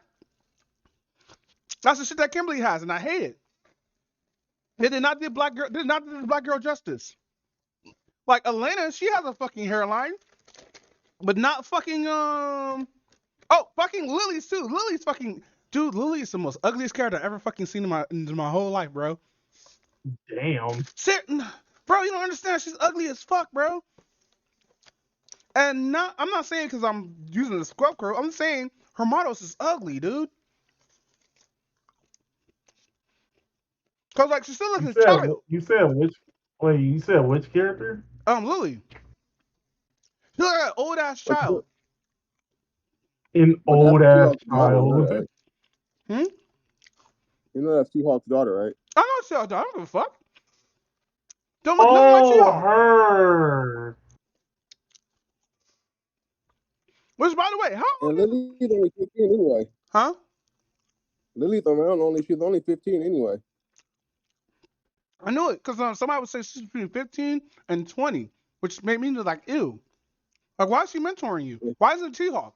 And she just comes around, you know? But That's yeah, like, she's only 15. Bro. and also I don't like the mentoring system a little bit, you know? Like, just have Seth. Who, Wait, how old is the other chick? I Kimberly? forgot what her name was. No, not Kimberly. What was the ballet dancer chick? Oh, Manning? I hate Murray? Manning with a fucking passion. Why? Because you got grabbed by her 4 times, didn't you? Man, no, that she needs to be nerfed. I don't care. She needs to be nerfed to the fucking floor. No, I would agree with you, but I haven't played with the character yet. Her command grabs are real fucking. She's Zangief on steroids, Yeah, because you get a and her buff every grabs time are you a use a lot certain faster. grab, which is fucked up. Like, you get a buff that's No, stronger than Zangief. her grabs go across screen. Mic She off. really fucking buffed it. Shit is dumb. Mic on. Like she needs to be left to the floor. Yeah, I'm I've seen sorry. some gameplay. She is kind of dumb in a way. I think you know what I think it would look mean, Netflix is gonna look like? It's gonna be DJ, JP, probably Zangief, and maybe DJ. I mean, maybe Chung Li. what? Oh, the tier list? But no, to put a nerf list. No, they won't. They probably won't hit Ken. They'll hit Guile before they hit Ken. No, I didn't say Ken. I said Chung Li. Charlie's not having what's called though. She's not having an S tier at the moment, I think. Really? Gato is DJ, Kim, Marion, Zangief, and JP right now. That's up there. So yeah, so far an S tier is JP, Guile, Ken, DJ, and Luke. Well, Luke's S top tier. tier. Yes, because Luke is really overly buffed it. Because people actually learn how to play him and learn how to do his damage. Yeah, Luke can fucking touch a death you in that game. Oh shit! So if you get in the corner, you're dead. You're not coming out that corner. Don't even try. Even Manning players can't get out the corner. Yo. Now I haven't played against like a fucking what's call it, pro Luke yet. So like I don't know, but every Luke player I came across, I always look their ass. But the sandblast is way too quick though. You should be able to react to that shit. Because Luke is like if you play a really good Luke, you're not gonna like it and you're gonna hate the game. It'll make you don't want to play this shit.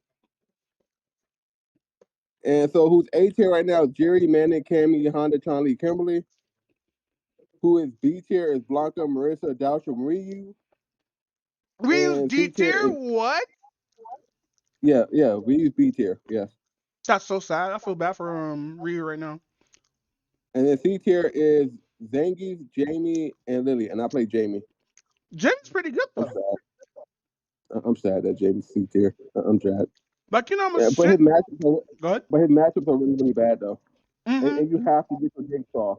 If you don't know the combo to get your drinks off and then block it, they can hit you out of getting your drink to actually power up your hit. And like he really needs that damage boost. Also, can fucking Jamie, can he do anything about projectiles? No, huh? No. Yeah, that sucks. That's probably why he's so low tier. You can't do anything about projectiles. But here's another tier list that people have right Mic now. off. Some of them changed because of the. I think did we have a recent patch lately?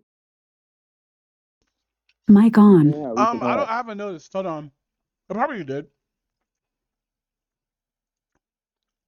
Let's go to library. What's Street Fighter 6? I don't see anything for a patch here. I haven't touched it at all lately. This, this may be the old one right here. Yeah, it's the old one.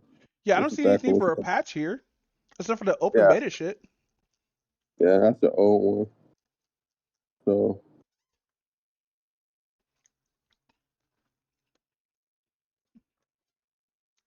JP, Manning, Ken, Jesus Christ, Luke, Jerry, Cammy, Kimberly, Guile, Chun-Li, Blanca, DJ, Dawson, Honda, Mirza, Ryu, Jamie, Zangief, and Lily.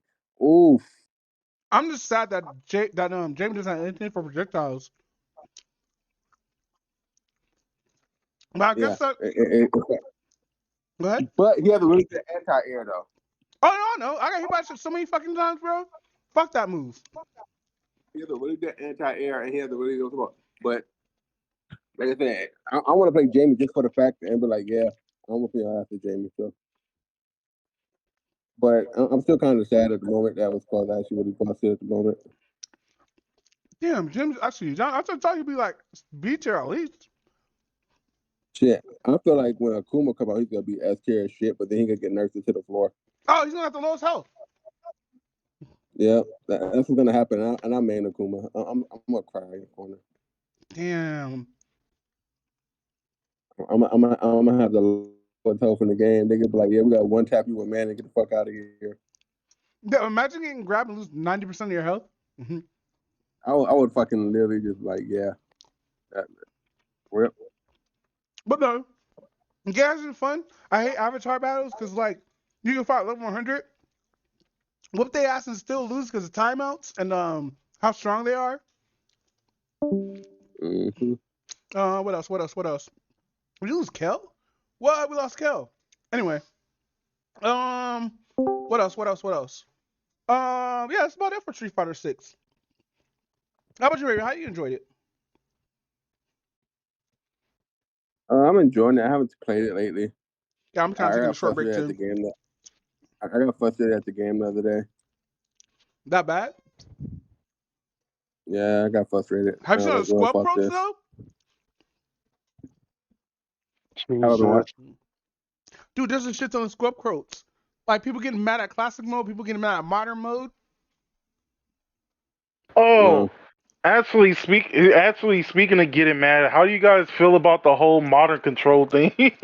Fuck that shit. Well, no. Actually, I'm gonna say this. Modern controls make certain controllers make certain characters easier to play. Such as like it depends. Like Zangief with modern controls is really OP as shit. Bro, when you see a guy walk up, use Sonic Boom, and keep walking, that's just the most scariest shit. He's just walking menacingly. Yeah, he just walking towards me. Like, Ooh, how am I I in can't the wait corner to. because the guy was fucking pressuring me? This is not right. It should be the other way around. Ooh, I can't wait until the 24th of this month. It's the Or next month. You 27th. mean next month? No, Futurama comes back. Wait, what? Again? Next Oh month. yeah, I did hear that they made a new season on Hulu. Yeah, Futurama comes back next month. I thought they were done with this shit. I mean, to be fair, You can't say Futurama can Fu- really end because they did reset the timeline. Okay. and then also to be fair, Futurama is kind of like how South Park is, where like everything is reactionary. Like topics are kind of reactionary, so sometimes they can just bring it back and just talk about new topics and shit. Damn, I wonder how they're gonna do with the Trump shit. Yeah. Bro, what does it make Layla gay? Bruh. Like, but like I said, I'm just actually really glad that's what's called though. But no, Street Fighter 6 is actually pretty good. I like it. No, It's okay until Mortal Kombat 1 come out. I'm not playing Mortal Kombat 1. Fuck that game, bro. I saw the striker list, and I'm sitting here sad and shit. Like, you're telling me I can't play with half these fucking characters in this list right now? But Oh, apparently, I didn't see the list yet. Everyone's supposed to be like Charlotte Monk. fine, but like, which I'm surprised. Which what? I'm surprised they never did a remake of. They're never gonna Because do a remake if of that that. shit is like Shadow Legends, you can play with your homie. That's gonna be lit. That's all. Like I'm sorry, that's gonna be the game right there. Skip the multiplayer. That's gonna be the game. But no, Skip the fighting. modern controls are just like they're okay. I'm not gonna be doing any scrub quotes today because I did my scrub quotes on stream. They're okay, but like some of the combos are super limited, and that's what I hate about it. Because it's like getting the fullness of your character or whatnot. You're only doing the same like 2 combos over and over again. And what's mind you, the combos are good. Like I saw a modern Cammy whip my ass. She was flying around the screen like Spider-Man and shit. I was like, I can't deal with this shit right now.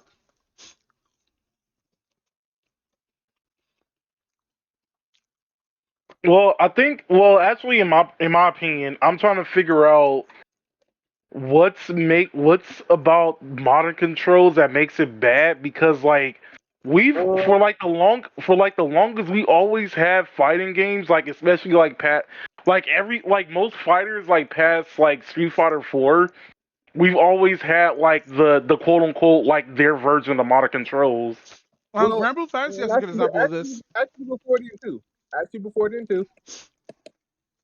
Are you talking about A anime good fighters example. now? Well, no, a good example of this would be Marvel 2, normal and turbo. Wait, what? So if you played I know the first Marvel game had normal, simple mode or easy mode. no, no, I'm talking about when it came to controls. Mm. Because if you play, I forgot which mode it was. If you press forward punch, you do a Hadouken or your special. But if you put it on turbo, you actually got put in the command. Are you not talking about the first game? I'm talking about Marvel 2. No, I think Marvel 1 had it, didn't it? No, they both had it. Like, Alicorn, you're the Marvel 2 connoisseur. What did Marvel 2 have? I hated that shit, but Normal and turbo. yeah, they did kind of sort of have something like that, but I don't remember what it was called.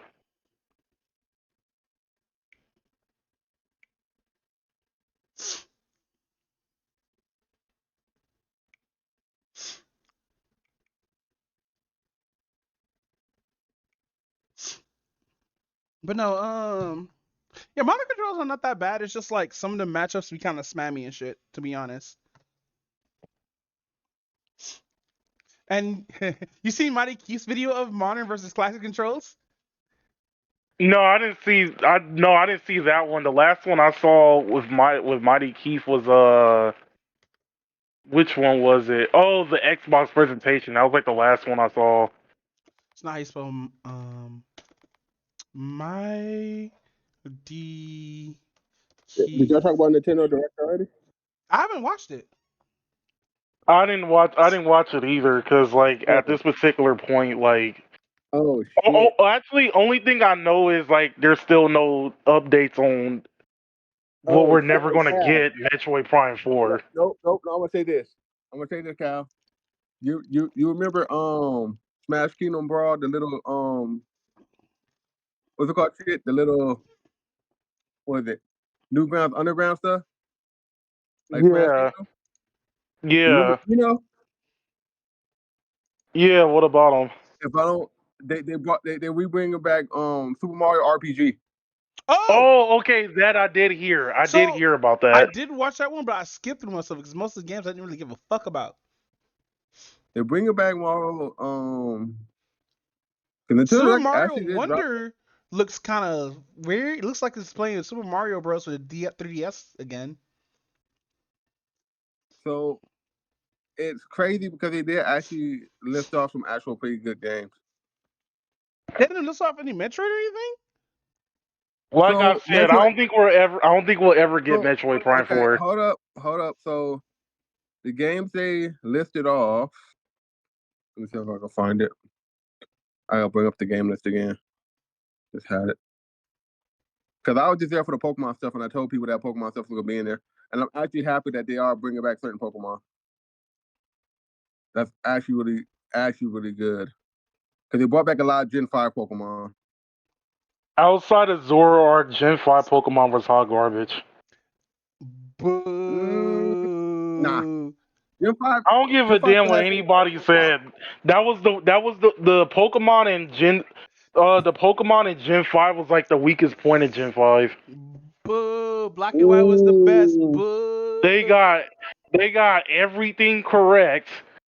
Like they got the story correct, which was amazing. They got the characters that was correct. They got the boss that was correct. They got the environment that was correct. They got the music that was amazing. But the Pokemon was hot garbage How many outside of Pokemon was in that Zoroark. version? What? And what? Black and white? Yeah, like it was like only like 56 Pokemon or like 72 Pokemon or something like that. I think it had the smallest list out of the whole thing besides Nope. Platinum series. Nope. Galar had the smallest list, I think. Really? Let's look at these lists. Mm-hmm. But Alicorn, I posted a video in chat if you want to watch that. So it was 156 new Pokemon in Galar. Not Galar, in Black and White. And Black and White still had some of the best Pokemon. Archeops was actually pretty good. Cecino was actually pretty good.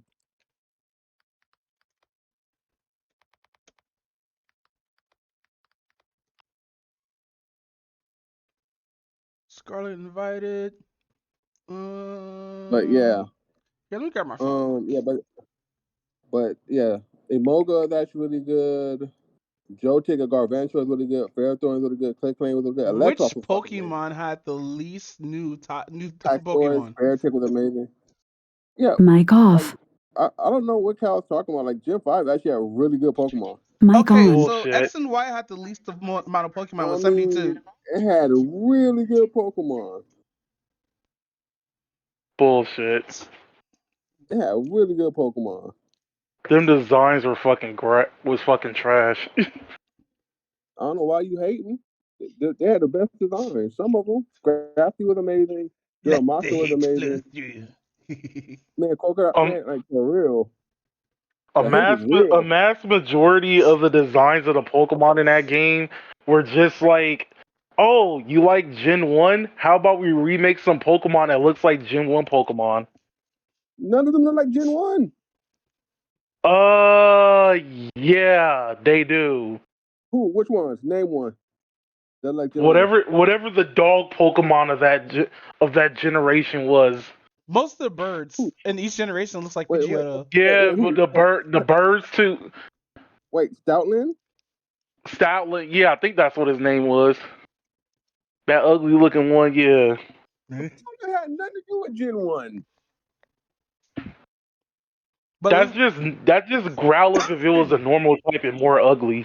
damn. He said that was a normal type for ugly. Damn. Oh, and let's not forget about the ice cream Pokemon. Damn. Okay, Vanilla is actually really funny. That's actually really funny. But name another one.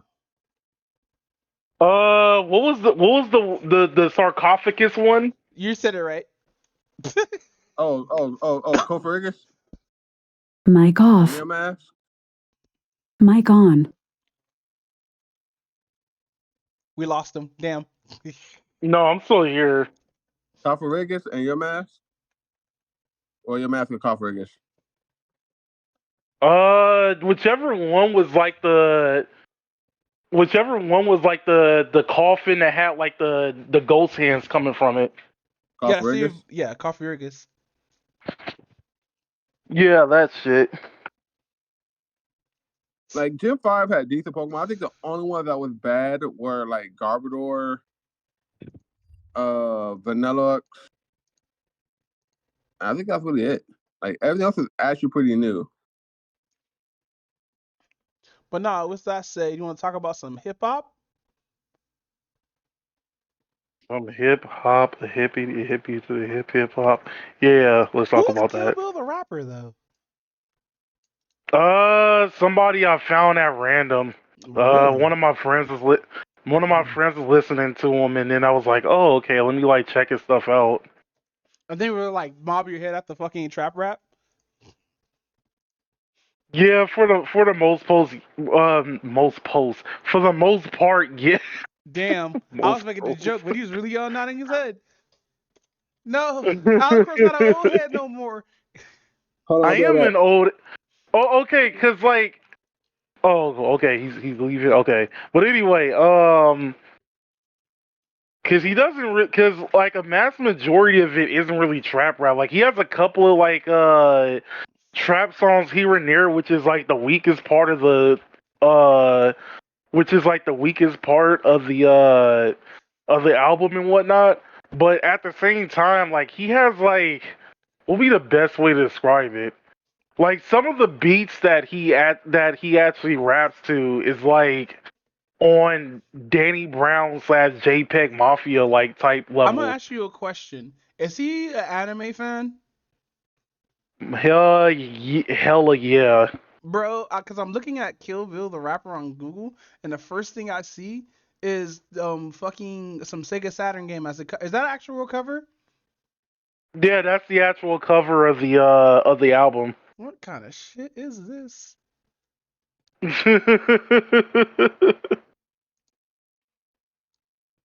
Oh wait, this is not Google. This is YouTube. I have to do it like this. There we go. Yeah, that's actually his fucking shit. Wow. Over here has a Sega Saturn cover for his fucking cover art for his fucking CD album. Exactly. Like he actually uses a soundbite from Tekken 3 when the announcer says like when the announcer says don't give up or something like that. Damn. I remember ever since Eminem did that shit, everybody else started doing it. The little challenge again and all that stuff like that. He like puts that on his thing. Hold on, it's not playing. Why is it not? Oh, because it's And muted. then like I'm listening to Pearl right now.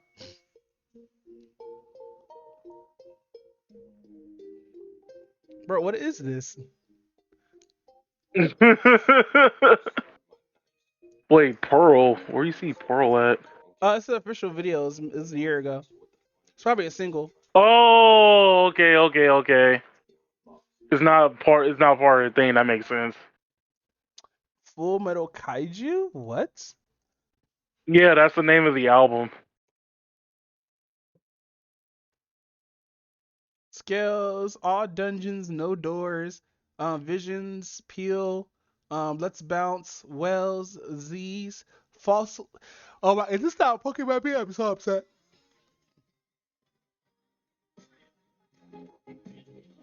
Is this the one you're talking about? Is that False Swipes? Yeah. That's all I can play. Oh, you know what's funny? Like his voice sounds like a mixture of like Tyler the Creator and Ice-T. What? Yeah, listen to it closely. No, like if like his rap flow is kind of like similar to Tyler's in a way, but like the way his like voice sounds, it sounds like a combination of like him and Ice-T. That's so weird because I don't hear nothing from Ice-T when I hear him rap. No, just listen to how his voice sounds. I'm gonna play the song again. No, actually play Polybot. Wait, I forgot how you pronounce it. Polybus? Yeah, basically the game that like quote unquote the government made. No, that's another game, isn't it? Wow, third strike. I mean, Alpha 3. Wow. Facing every frequency that's bad for me, they bounce against my skull and every pattern that could baffle me. My pain could never change, approximated with the snail's toe. Build a different beast, don't give a fuck just where my tail go. Now, I don't think he sounds like fucking I don't think he sounds like a fucking Ice-T. Nah, he I see where you think he sounds like Ice-T, but I don't think he sounds like Ice-T. Ice-T's voice is more like more fucking what I'm trying to think of. It's a not rush, more rusty. More rusted. But I see how you can fucking get the Tyler Creator comparison. Yeah. But no, I'll say he sounds more like fucking Zach Fox or no, Amir Van. He sounds more like Amir Van. Amir Van. Yeah, you should look him up. You would definitely like him. Yeah, I'll probably have to look him up like later on. But how'd you like the album, fam? Like, for the most part, besides like that one trap song that's like denture and niggatry, I actually liked it a lot. Like a lot of it. wait, what is it called? Wait, let me go back to the track list. If I remember correctly, it was taking it run. That's what it was. I'm fucking done. Whoa. Oh, welcome back, Raven. I'm kind of It done. is. Crap. Yeah, that's why I said it's like full of niggatry, but outside of that, everything else is kind of great.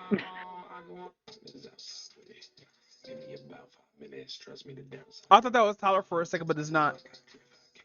I I literally had to sit there and think like, that's not Tyler. Do you know what I hate about trap beats? What? The same little snare they have. It's in every single trap song. It's not super bad if it's done right. Yeah, but like, it this just sounds all the same. Once you hear that snare shit. But I don't know. I'm not a music head. I'm only a consumer of music. So like, yeah. But now, what game is this though? For his album cover.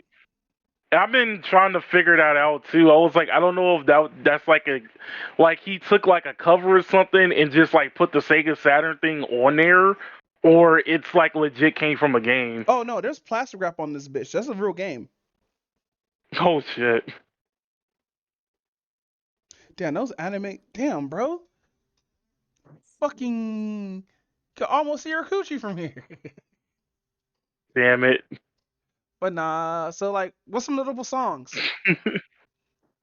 The one I told you earlier, is Triple Z is basically a good one. Mm-hmm. The last three are kind of sort of sad. I will admit that. Because like there's no like page to like look up some of the like his personal life or anything else. I don't know if like I don't know 100% the backstory of it. But essentially after Scales, it plays like this thing where it's supposed to be like this commercial from like back in like the 50s or 60s, cause like it sounds like it came from like a black and white like program or something like that. Mm-hmm. And like at the end of it is basically supposed to be about like funerals or something like that. And at the end of it is like the person says something about like where you bury your family member, where you bury somebody, where you bury your loved ones, and then you forget. But the moment he says forget, it constantly repeats itself in a loop, and then you start hearing like start hearing a heartbeat until it goes to the next song. Which is nursing homes terrify me, which from the sounds of some of the lyrics, it sounds like that apparently somebody that he loved or something like that was in like a car accident and they had to amputate their leg. Uh-huh. And basically it's just him talking about like what he was feeling at that particular time. Yikes. Okay. So like, what do you get this album? I want to know the Alicorn rating. I'll definitely give it a 4 out of 5 because it had like a lot of good tracks. A mass majority of the beats are pretty good. The rap flow that he actually has is actually pretty interesting. Like it has like he brings in his metaphors like pretty good and whatnot. But outside of that, like yeah, a mass majority of the album is the massive majority of the album is like pretty enjoyable to listen to. Okay. So do you rate it? Yeah, 4 out of 5. Oh, 4 out of 5. I thought you was going on at 10. Sorry, I got the itis right now because I just ate. You know how you haven't, Bruh. you know how you only been eating one thing for like a cool half week or whatnot, and you still have all this energy, and then you Yeah. eat something big, and you just like, bloop, bloop, bloop, bloop, bloop. That's how I'm feeling right now. But no, I'll give it the album. I'll give probably one of this ones a couple listens to. But like now it's infected into my algorithm, so I might end up hearing it when I play whatchamacallit, what you call that shit? When you play my mix, yeah. Hey, Oh yeah. but with that said, are y'all guys ready to talk about the streamer wars now? or the streamer Oh my or the god. streamer or the streamer bitchiness again? Okay, so far the only thing I know about it was that somebody asked Pokimane if she was given like X amount of, I forgot the exact amount. It was 10 But if million. she was given like, oh, it was 10 million. Okay, yeah, she was like, they're all like, oh, if you were given 10 million, would you leave like Twitch to like go on a kick? And she basically just degraded the dude, talking about like how much of a dumbass he is and stuff like that. And she dead ass said, "Oh, the most dummy asses of things." She's like, "Twitch owns Kick, so if Twitch wanted to, they could just stop Kick." Which is that's not the point. This both it's using both Amazon and Twitch are using the ASW API in order to run their shit. Yeah, Amazon owns that, but fucking Amazon is not owned by Twitch, you dumb bitch. No, Twitch owned Amazon. Be like, Well, no, how Amazon do you owns be Twitch. on a My bad. platform for X amount of years and not know this shit? Because she's a dumb broad. I'm sorry. No, I think she's playing stupid, Exactly. bro. There's no way you'd be that fucking stupid. And I love how It's people try to possible. correct her on that, and she's just calling them dumbasses. I'm like, hey yo, what is up with this woman? Like, I guess she's an actual real bimbo. She I'm just, not surprised at that. you know what's funny too? She just thinks her word is bond. That's the funny part. But no, fucking. Then now everybody's jumping on her, and now like fucking people are watching streamceptions of people reacting to debates between Moist Critical and Hassan talking about the fucking shit between Twitch and Kick or whatnot. And I'm sitting here like, dude, Kick is just another platform. Like, I'm finally happy that Twitch now has a real competition on their hands. Facts, because they needed that for like the longest. Dead ass. YouTube already had a couple competitions with Rumble. I think it's going to be a mainstay, but I think it's not going to be that popular. It has a format unless you're like you're conservative or because honestly, Kick and Rumble is just the fucking YouTube and Twitch rejects or people who've been burnt by these two fucking by these two entities that go on Kick and Rumble and shit. I mean, you're not completely wrong on that, because like a lot of people are not liking how YouTube is doing like their how they're doing their business, because they keep putting they're not consistent with how they're doing their rules, and then at the same time There's a they're form of not liking favoritism. how, yeah, they have like obvious favoritism that they're not really addressing, but everybody knows it exists. And then at the same time, you also have like the limitations that everybody could do. Yeah, it's like and also the multi. Oh, also, I want to say this for like for the record. I also got rid of my affiliated program so I could multi-stream. Oh yeah, I remember. I think you said that like right when we started. I did. I Oh, I think did. so. I think so. See, this is what happens when I'm not high, bro. I haven't smoked in like a long ass time. I feel great, but like fuck. But no, fucking yeah, dude. This whole like I have to like drop my shit because like I'm not growing any. I'm not getting any growth. But now like the majority of people are saying, hey, since they're getting rid of multi streams for Twitch or whatnot. You should just multi-stream anyway, because that's how you grow. I was never told that when I was first started this shit out, and whatchamacallit, I was told multi-streaming was bad for like your shit. But now I'm being told the opposite, and I'm sitting here like, fuck, bro, what's the fucking meta then? I think it's because the meta possibly changes the reason why it's now, acceptable and stuff. Yeah, I'm just like slightly annoyed at this shit, bro. There should just be one meta, and that should be able to grow you people and get you like a fan base or whatnot, you know? True. Well, then it'll be everybody running the same thing, so it'll be nobody can find their niche. Well, You know what I'm saying? fucking. Well, Twitch only promotes like the top 3% on their site, which is those who make them money versus like everybody else and shit like that. Like I rarely like get anybody who's doing to my streams unless they want to play the game that I'm playing. And that's barely a thing because like since I've been primarily like streaming shit like Rainbow Six Siege or whatnot, I only had like one follower from my stream ask me could they join the game or whatnot. And I actually broke one of my stream rooms. I'm like, hey, fuck it, jump in anyway. Because like, fucking I'm gonna start doing that more, but then again, I don't want to get anybody who's like fucking hardcore racist or fucking an asshole because that will mostly have people in Rainbow Six Siege. Fucking racists and assholes. That's why when I play games, I'm already in a party.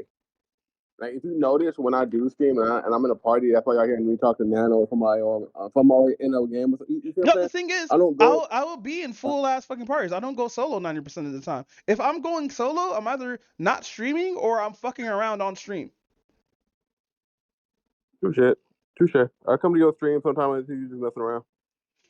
Like recently I've been just playing with 13 and like Hexor and like a few others, and usually been like just going at it inside rank and shit like that. But we ain't been doing that because like everybody's schedule is all a little bit messed up, so we can't play rank. Well, That makes sense. But I want to go ahead and start playing more games again. It's like haven't been playing the games at all lately. Like Well, I aren't think you my working depression though? just really. Yeah, I'm at work right now. Oh. I've been working. It just, I think my depression and my ADHD really fucks with me, and I just really don't want to do shit half the time. Because when they hit together, they hit at the same time. I just don't want to do nothing. No, I'm sort of like that too, cause like ever since I've been sick, I've just been taking a break and just going outside and shit, cause like It's like, and people feel like, oh, you don't game as much. Because I don't like. I'm not in the mood. Like I'm really just don't want to be bothered. you don't have an incentive to low key. Oh, I don't have an incentive to sometimes, like low key. Because like with me and streaming, usually remember I used to stream 3 days a day. Week. 3 days a day? Shut up. no, but remember at one point, you remember when I first got affiliate, I was streaming almost every day. Hey, I noticed. And I did that for about a year, and that shit just burned me out. I noticed in my analytics, ever since I got rid of affiliated, I started getting more traffic. Really? Yeah, it's weird because I never get traffic when I was affiliated. Like I had to actually like hope somebody comes in, say hi, and not say anything for like 2 hours. Well, I get traffic even with my affiliate phone. It's just like I don't stream. I'm not as consistent as I was. Well, I'm consistent like when I first got affiliate. I think it'd be a little different because I was streaming at that point. I was streaming Digimon hard as shit. Yeah. And like I was really like I was pulling in the Digimon community. I was pulling that shit in hard. Remember, I had the people from overseas and shit coming into my stream. I was like, what the fuck? Yeah, I don't think I had but that shows how big of a streamer I was actually. Like, in all honesty, like, because the girl, like, it's really not that many Digimon streamers. Yeah, I don't think I have like a consistent like people in chat like everybody else does. I think that's something I need to figure out and fix. Well, you just gotta find a game with a low community and a small community at first. Like, cause like everybody was watching the Pokemon community, nobody was watching the Digimon community. That's how I got affiliated, and that's how I was getting like so many people on my streams at one point, and I just stopped doing it. I don't want to go back and play Digimon as much as I love Digimon. I just don't want to be stuck in that cycle. I don't want to be just play Digimon all the time. Yeah, that shit is tiring. Nano actually. Well, I don't know if we should talk about this on stream, but like, certain people who like stream like Pokemon and whatnot that we know got sick of fucking playing Pokemon when they switched to other games. But Pokemon and stuff gave them that fucking that fucking view base and shit like that, and actually have people coming in, even though people were only coming in for like other reasons than just Nano themselves, like fucking yeah, man, like when he was explaining it to me, I was like, damn, man, I'ma suck. Yeah, it gets tiring. You get tired of what's. But when when I was getting the actual Digimon community come in there, it was actually legitimately passionate about it. And it's a difference when they're passionate about it, considered to when you have people just coming in just for whatever at that point. Yeah. And just like, all right, I'm like, you get burned out. But then, like, even with me, when I was still playing Digimon, I had people that came in like that. Like, most of you was fine. But when I came in, it just got like, and I started getting people like that. I just got burnt out. I was like, yeah, I'm not playing this anymore for a while. Like, as much as I love Digimon Survive, I love the hell out of that game. I beat that game on screen. I beat that game front, back, side. I think I'm slowly feeling the burnout shit from Rainbow Six Siege. Well, I'm burnt out of like first-person shooters at the moment. I'm looking for a good MMO to play. I'm burnt out on Fantasy Star. As much as I love that shit, I'm burnt out. Yeah, I haven't seen you play Fantasy Star in a minute. What happened with that game? It's like they added the creator space and stuff like that. That's actually pretty badass though. Yeah, I know. I saw that shit, but I don't have nothing for it. Can you bring your shit from your old shit in here or no? I don't know yet. I haven't. They haven't said anything about that. But the stuff in the game is actually really. They do events. Now the seasonal events are gonna be. You will be able to get the stuff in game for the housing. Okay. Because I just want to know, can I bring my stuff from my old housing into my new housing? Yeah. So I wish I could set up in the desert though. Yeah, you can set up anywhere you want. You can change the environment wherever you want that bitch to be. Yeah, but nobody else can see it though. No, they can come in there. You can turn it on and let people come to your house. Yeah, I mean, like, I want my shit to be open world. Like how it is in like Final Fantasy or Arcade, where you just go to an area and just like a blocks and blocks of houses. Oh yeah. Oh, I know what you're talking about. Yeah, I know what you're talking about. Like how like Final Fantasy has like different blocks and all the houses and stuff. Yeah, I know what you're talking about. Yeah, I think Final Fantasy house economy is fucking weird, dude. So like you have to. It's actually really fun though. You see people with big ass mansions and shit. Then you be like, I want a house. And then you gotta save up all that money for a house. You gotta find a plot. Hopefully you can find one. Man, I'm telling you, when I went back to it, so it's just like real life then. Yeah. So when I went, no, let me tell you what happened. So when I went back to it, and I was gonna like it was me and Nano. I had the guild running and stuff, and we had to buy a house, and it was me, Faith, Dash, and Nano. We all waiting in this one plot, and these other two came up on a plot, and we all clicking the button to try who gonna get it first. Who gonna get it first? It wasn't open yet. Wasn't open yet. I said, you know what? I'm gonna take a break. As soon as I said that, my boy called me and said, "Hey, I got the house." Damn, bro, wow. That's fucked up about Final Fantasy shouldn't be like that, bro. It should be like how they have in Black Desert, where you just got it for the guild. Oh, you got it. Well, you can either make it a personal house or you can make it a free company house. Yeah, I heard also it's like an auction too. Like, let's say you haven't paid your like rent for like a whole month, they just take that shit away and give it to somebody else as an auction. Well, so what happens is if you're not on and you're not sub, you're not playing, if you haven't played in like about 4 or 5 months, they will boot you from your house. Damn, really? That makes sense. Yeah, because you're taking up space at that point. Yeah, you take up space at that point. Yeah, because you're not playing, you're not using it. Nobody, and it happens a lot. Trust me, I lost 3 houses so far because I always suck, and I always go back. So what I'm gonna do, I'm gonna go in an apartment on that bitch. That's when I go back, and then they get the little apartments now too. You can rent too. That's pretty cool. Damn, you can sit here and be a landlord, renting out apartments and shit. Can you raise up the rent? Can you be an asshole? Can you run up to their apartment talking about, hey, what y'all niggas doing? So what they do is they have a spot where you can go. Instead of buying a house, right? Mm-hmm. You can go rent an apartment. An apartment's a little cheaper, and you can save up the guild more for an apartment and pay. You know what I'm saying? And pay it up for a while, right? Compared to having a house, if you bought the house, you sit there, for 4 or 5 months, you need to take it up there. At that point, so it's a vacant house, nobody's using it, nobody's doing nothing. So we're gonna scrap it, and we're gonna give you all your shit back, and you're gonna go to the thing, you're gonna go pick it up. So you don't lose none of your items that you bought for the house. Oh no, I become. So you have to go ahead back and resave that guild that you spent to rebuy another house, which is technically not that hard to do. Especially if you run the solo right now, like say if you started, you run the solo, and you run all the new content and stuff, and you get like the best way to do it. I tell people now when they start the game, get their crafters to max level. Get one class to 50. Get one class to the highest level, then work on your crafters and sell every item you get. Because if you get your crafters maxed out and all that stuff, you can start building stuff for people.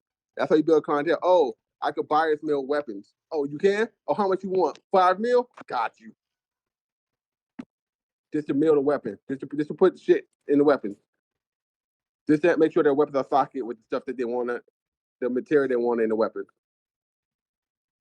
Jeez. So, yeah, it's really not the fact of when or how you get a house. The fact that are you willing to put in the work to do it? It's a lot that like Final Fantasy is a good game, and it really teaches you some stuff that you would like in real life. Like yeah, like I get that. Like okay, it's like if you really want it, you got to put the work in for it. That's what it is. That's what almost anything, right? Mm-hmm. But Final Fantasy kind of drills that in a little bit more. If you want the house, you want everything to be built up, you want this, you want the lab, you want all this, you got to put in the work for it.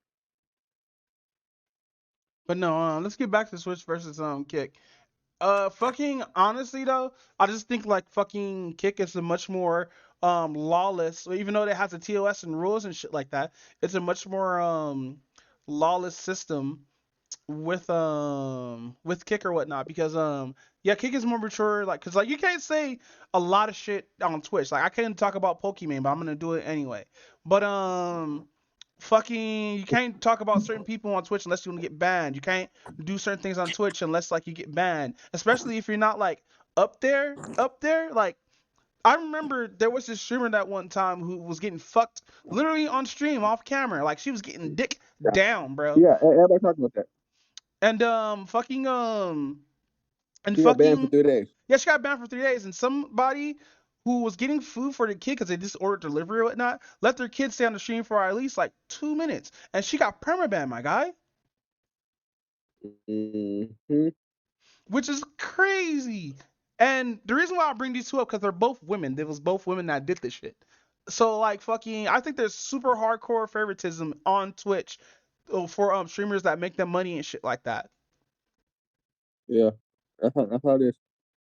Oh my god. And like with everything that's been going on or whatnot, hey, did you know there was a $25 fee if you decide to fucking if you get booted or like if you decide to leave the affiliate program or the partner program? You got to pay $25 to leave the affiliate. No, you get fined program? Actually. You get fined. My bad. I said that backwards.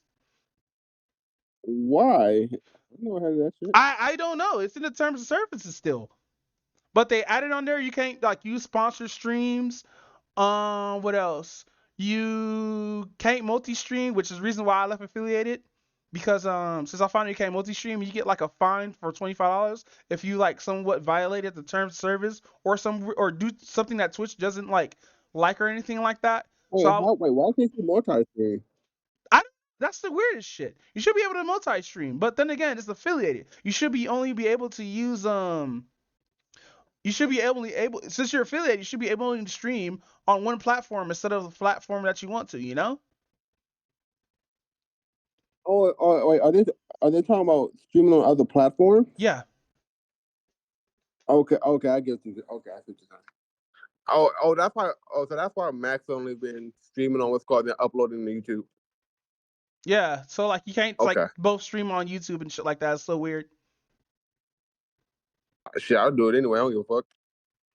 They ain't gonna say they ain't gonna catch me on YouTube. Like no, shit. they ain't catch me on YouTube. That's the thing. That's the scary part. But how do you feel about Twitch and Kick, Alicorn? Honestly, outside of the whole competition thing, I'm kind of curious to see how long Kick is actually going to last because I'm trying to figure out what does Kick have that Twitch doesn't. Titty streamers. I'm sorry. No, no. Are we So really? no. So on Kick you could do like fucking you could stream like gambling streams, which is banned on it's just a bannable offense on Twitch, and so that's where they get most of their fan base from, especially how they get actually paid. I guess from somebody from Saudi Arabia, I assume. I could be wrong. Anybody can correct me in chat, they can, or can correct me or anything with that. I hope they do, because I really do want to know. I should look this up, but anyway, um, yeah, they usually get their most of their shit from gambling streams, and since most of the people who left Twitch already had a fan base, they just transferred over to there. Which makes sense though, but what are they doing for like new content creators though? You could get instantly Like people who monetized. didn't have, yeah, like people who didn't already have like a Twitch follow, who didn't already have a Twitch and or YouTube following. Yeah, I think you can instantly get monetized after you like set up a couple of things or whatnot. But like I don't know. I haven't seen any growth on Kick yet. Like I got more growth on Trovo than Kick, but then again, that was only did one stream on there. But like I feel this everybody's just like low keys is jumping ship, you know? Like people are just getting sick and tired of this Twitch's bullshit. I think they're getting not only tired of other BS, but they're also getting tired of the. Cause it's like the inconsistency and also the what is it? And also the restrictions too. Yeah. Like fucking when Twitch bought out that fucking cause they were gonna change terms of service and the shit was super anti streamer, dude. Like especially with the shit where like you can't have sponsor or the sponsor limitation shit was so fucking weird, dude. Cause like you're telling me that the income that people are making is off of sponsors, even though you allow people to have 30 no, what was the maximum amount of ads people could have on their stream? 10? Like I back think to back. so. Yeah, even though people be having like 10 fucking ad reads, oh not ad reads, but ad plays on Twitch that's provided by Twitch to fucking give you revenue, even though the revenue split is 70-30, yes, and you only getting 30%. Now it's gonna be 50-50. So GG's everyone for like not giving like anything, because it used to be 70-30, but now it's just dead ass 50-50, which sucks. Especially for those who are monetized and partner and shit like that. That means you get less money. That means after Kai Sanat did what? 2 months worth of live streaming? That means Kai Sanat made Twitch a shit ton of money off the 730 shit. Or off the 50-50 shit or whatever. Man, it sucks how they do our people. But nah, man, like I'm still gonna be streaming on both platforms, but I'm not gonna be like partnered or affiliated with Twitch like that. So I can multi-stream on Kick and Twitch, YouTube, and Twitter. Yes, you can stream on Twitter now. Thank you, Daddy Musk.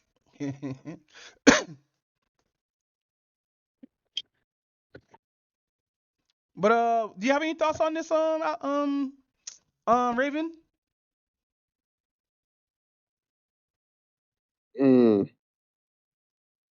Yes. Like the whole thing with Twitch and that bullshit that they pulled, and then try to backtrack and try to save face is what kills me. Damn. Yeah, that backtrack was wild. What's up? They backtracked so damn hard that they went back to the damn Stone Age. They were like, go back, guys. We need to go back to Justin TV. But no, I find it kind of weird they say this shit, thinking that everybody's gonna celebrate about it. But no, it was anti fucking streamer. But no, how's us being like long term or people who've been streaming for like a while and shit like that, bro? Some of us is tired of this shit, you know? Yeah. But no, with that said, fam, I'm gonna talk about the question of the day. Oh yeah. So the question of the day is basically, what do you think would take longer to finish? To either finish / catch up to One Piece or Gundam. Okay. And the reason why, hold on. I was about to say, like, the reason why I did this is because, like, the other day I watched like a video popped up on my feed when it was talking about like the right way to watch Gundam. And after thinking about it, after watching it, I kind of curious. I kind of thinking about going down like the Gundam rabbit hole and whatnot. Ooh. So, as an Mm-hmm. avid fan of Mobile Suit Gundam, fucking I'll probably say Gundam is probably gonna be the shortest because you have the UC timeline, and you have the side shit, which is other different timelines and shit like that. The UC timeline is the main timeline that Mobile Suit Gundam comes from because it's about the 1 year war and what happens before Yeah, and after that. that's the one I'm going to be going down towards. So I'm gonna tell you this right Oh, now. that means you. Oh, hold up. So that means you gonna be seeing bright bitch slap a lot of people. Yeah, I was about to say that shit. Wait, what? What did you say? Camille, come here. Mic off. Amro, Huh? come here. Mic on. Hey, yo, I think Camille got it the worst because the reason Armoro got slapped, Camille got his ass beat by 2 different people. Mic off. Yeah, but we got to look at what Camille went through too, though, right? Mic on. Tossed his mom in the outer space. Mic off. And you gotta think that's a vacuum of space. That is horrible. That's a horrible way to go. That I can believe that. Mic on. Bro, I get why Camille was upset and why Zeta was so dark, but they redid Zeta, so Cal may have to rewatch the new Zeta. You It's mean a little lighthearted? You mean Double Zeta? No. The creator redid Zeta. The movie, right? He's already not. Yeah, Okay. That's why he made. He did. Mic off. And he kind of redid it. So it's really not that dark as it was. It was darker than that, but Zeta was. Ooh. Mic on. Nah, Camille got turned into a fucking. Camille got fucking turned into an autistic person. Yeah, but well, it was because Mic off. the movies kind of changed that. I think that's why I said the new Zeta stuff came out. Mic on. Oh yeah, so you're gonna Cal be. may have to watch that because I think those are the two in this. But no, At I this point, haven't watched One either Piece, so I actually- wouldn't be able to say anything about One Piece. But Gundam, I say you want to start with it. If you want to go off the like sidetrack or whatnot, Thunderbolt would be good. Oh no, not Thunderbolt. What's that one about the children and shit? The one that where did it have Gundams in the first? Iron Orphan. Yeah, Iron Orphans is really good. Yeah, Iron Orphan Wait. really good. Wait, Agent which Action one? pretty okay. Wait, Agent- which one is Mercury from? Which from Yeah, that's the new which one. from Mars? Which from Mercury? That's a new one. Yeah, I didn't like that one. It was too heist. Well, I don't know. Home chick got punched the fuck out. That shit was funny as fuck. Oh yeah, for calling her like a country bumpkin. No. Yeah, So but what happened was, go ahead. No, I'm saying Witch of Mercury's okay. It follows the basic Gundam, the Gundam stuff, but it's not bad. Now it's okay. How can I put this? It's a slow build, and I think it's gonna be more to it since they just finished the second season. I think the first season was 12, second season was 12. I think it may do how Double Zero did. You know how Double Zero had one season, now 12, second season 12, then third season, fourth season, like that, and then they got the movie. That it may be something like that with Witch of Mercury. So in the Because scene that was like let's be real, every Gundam season is about 52 episodes. yeah.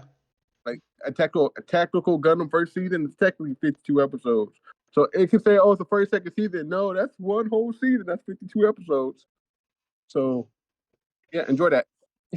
Yeah, I would say you have a much more shorter time of watching Gundam than watching One Piece. Even though One Piece has a very heavy and quote unquote good story, fucking it'll probably take you a cool minute because it's like over 1,000+ episodes. It's like case Yeah, closed. and then he has to go through the filler and all that too. So you have to, if you take out the filler and know what to actually continue from, it'll be a shorter path. How but is it the has too filler? much Is it like how Bleach do their filler, or is it like how Naruto does their filler? Naruto's fillers is horrible. No, Naruto fillers was all fucking flashbacks. No, they have like maybe one important filler, but that was about it. And that was like the one where one of the ninjas came from the legendary Seven Swordsmen. Oh, the one with the little thunder blades. I put that in Yeah, the that OVA dude. I don't remember. I gotta check again. because I know Zabuza was one of the legendary Seven Swordsmen too. Yeah, sadly, we didn't really get too much development from that, and I was kind of hyped to get more development for that because I was always repping Miss Village. Well, it went further. They did more details. They talked about more details about that on Boruto, sadly. Which is actually really funny because they talked about the new Seven Swordsman. There's like a new one. Yeah, but you Yeah, have a. there's Go a new ahead. Seven Swordsman. And what happened was they'll try to take over the Myth Village, but Boruto and them being on there on the class trip and all that literally fought them and stuff. Hey, And about like Boruto, I first, heard Boruto died. no, okay, so technically yes, and technically no. So he died, but he's a full Otsuki now Wait, what? because what happened? What happened was Momoshiki was supposed to take over his body, but he couldn't finish what's it called? Basically, download into his body. Suppose that's what they're supposed to do. But Momoshiki stopped that process to save Boruto because Kawaki killed him, and Momoshiki fixed his heart. Oh, So he's basically full Otsuki. Well, he's about 80% Otsuki. So now Momoshiki can't take over his body. So that's how that works. okay. Um, But no, if you want to and know which one's the longer anime, yep, One Piece would definitely be the longest anime. One Piece is long as dirt. Cause like Same thing with Gundam, Conan. like the only Gundam you should avoid Yeah, is right. the Seed series, because that Yeah, series is Seed is travesty. Seed is the reason why I didn't want to like Gundam in the first place because it was that bad. But like Double O's okay. I think former F1 is UC, so I can't count that one. But hold on, let me bring up the Gundam list real quick. Gundam show list.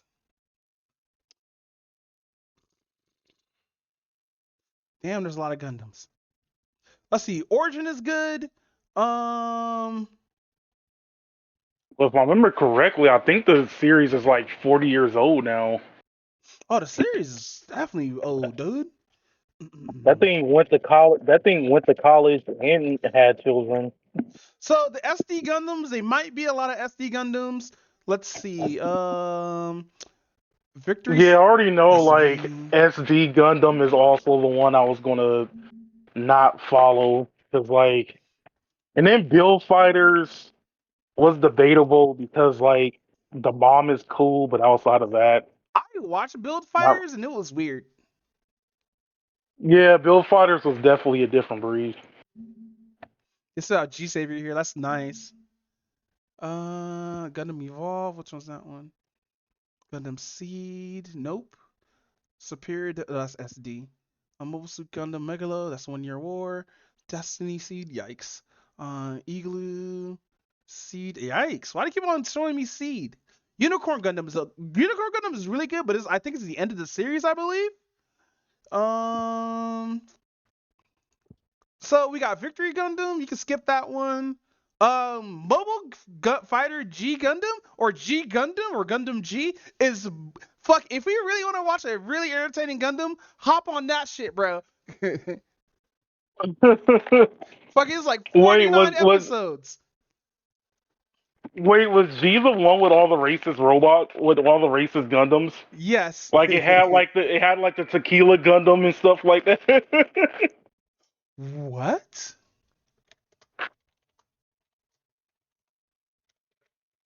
The Mexican Gundam had like the sombrero hat.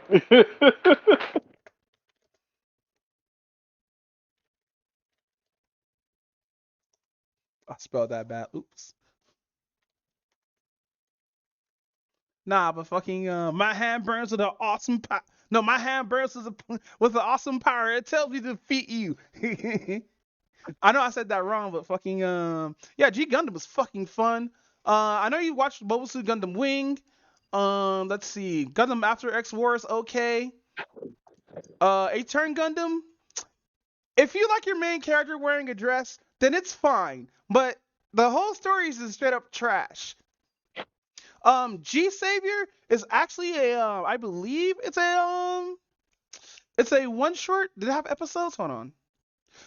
Yeah, it's a one-time short. It's supposed to be a live-action version of Gundam. Let me look at the trailer real quick. Now, the homie just informed me that he didn't get the notification for streaming or whatnot today. I wonder why. Ooh.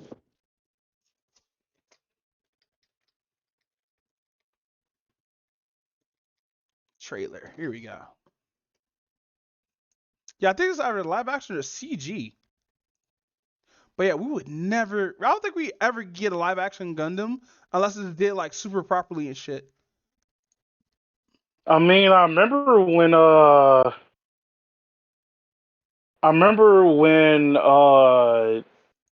what was it? Pacific Rim came out. I remember like everybody made a big deal. Everybody who's not familiar with Gundam made a big deal out of it. Wow. Yeah, I remember that shit. I don't know. I didn't like the whole fact that you need two people to control a giant ass mech. Why can't it just be one person? This feels like Big O but nerfed. Big old but nerfed. Yeah, because Big O, like, it was the same shit. The shits are huge, but fucking the movie just was this weird for me. I don't know. That Stargazer? That looked like fucking unicorn. Wow. 7-9 Apocalypse, Unicorn. Build Fighters. Narrative is good. There's supposed to be a really fucking good one. I think it's that one's Thunderbolt or something else. Gundam Hardaway. Gundam Hardaway was kind of okay. I don't think that's the 1 year war though. Yeah, so there's different generations and shit like that you have to go through and shit. You have to go through either the 1 year war or our century or post disaster or fucking Riggy's century or advanced generation. Yikes, Gundam Age, bro. Fuck this anime, bro. Now they do have one. I think it's called War in the Pocket, where it's on the side of the enemy or the Xeonic front, where fucking is a kid who ends up fascination of being a mobile suit pilot for Xeon, and he's used for a spy because kids see giant mechs they think it's cool or whatnot, but he's used as a spy from Xeon, or he's used as intel from Xeon to get like intel and shit like that, bro. The most worst death, even though the space death is horrible. Imagine it's a crowded area. You're running for your life, right? And fucking you're running under a mobile suit so you won't get like fucking destroyed, and you get hit by a shell casing. And you know how big these shell casings are for mobile suits, bro? They're fucking huge. Oh yeah, they're huge. Yeah, they're like buildings. Fucking this chick, and I think it was the chick's mom or auntie. She was running with her kid or whatnot. The shit fell. Fucked her whole backside up, though. She's dead, nigga. Bruh. And they show that shit, too. That she didn't blood spot, but, bro, we all know she's fucking dead, bro. There's no way surviving nothing that hot hitting the back of your head like that, bro. She just said, dung! I was like, God damn. But no, since I don't know that much about One Piece, I can't talk about One Piece. I can only talk about Mobile Suit Gundam and how amazing Mobile Suit Gundam is. But yeah, man, I'll say probably it would take longer to watch One Piece because I'm a Case Closed watcher, and I've been watching Case Closed all the way up to episode 1000. And shit, that shit was a wild fucking ride, dude. Goddamn. I wish he'd get his body back. But the liquor gang is like, nah, we work for the shadow government. We about to legalize nukes. But nah, you want to talk about some animal? Yeah, we could talk about some animals. Let's just take like a quick break though. Yes, let's take a quick break. because I need to take a shit. All right. All right.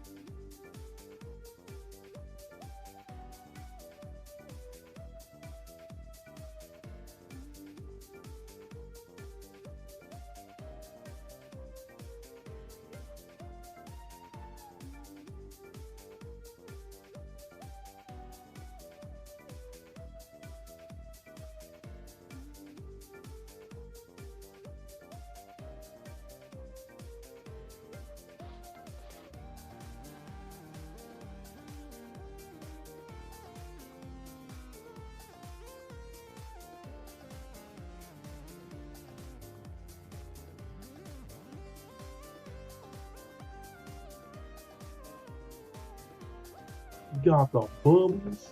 Oh my god, you don't even know, bro. Hey, did you watch the Monty Key video I posted? Wait, what happened? Did you watch the Monty Key video that I posted? Oh, not yet. We're still in the call, so I didn't watch it. Oh no, you should have watched it over on break. That's just really funny. Oh, And okay. you can watch it right now. Fucking, even though I start the stream, fucking, I still need to recover from that doo-doo feces I just did. The doo feast. It's the same thing. But it's doo-doo feces. You doo-doo is the action, the feces is what comes out. Bruh, we're not doing this. What? Isn't that what Michael Jackson meant?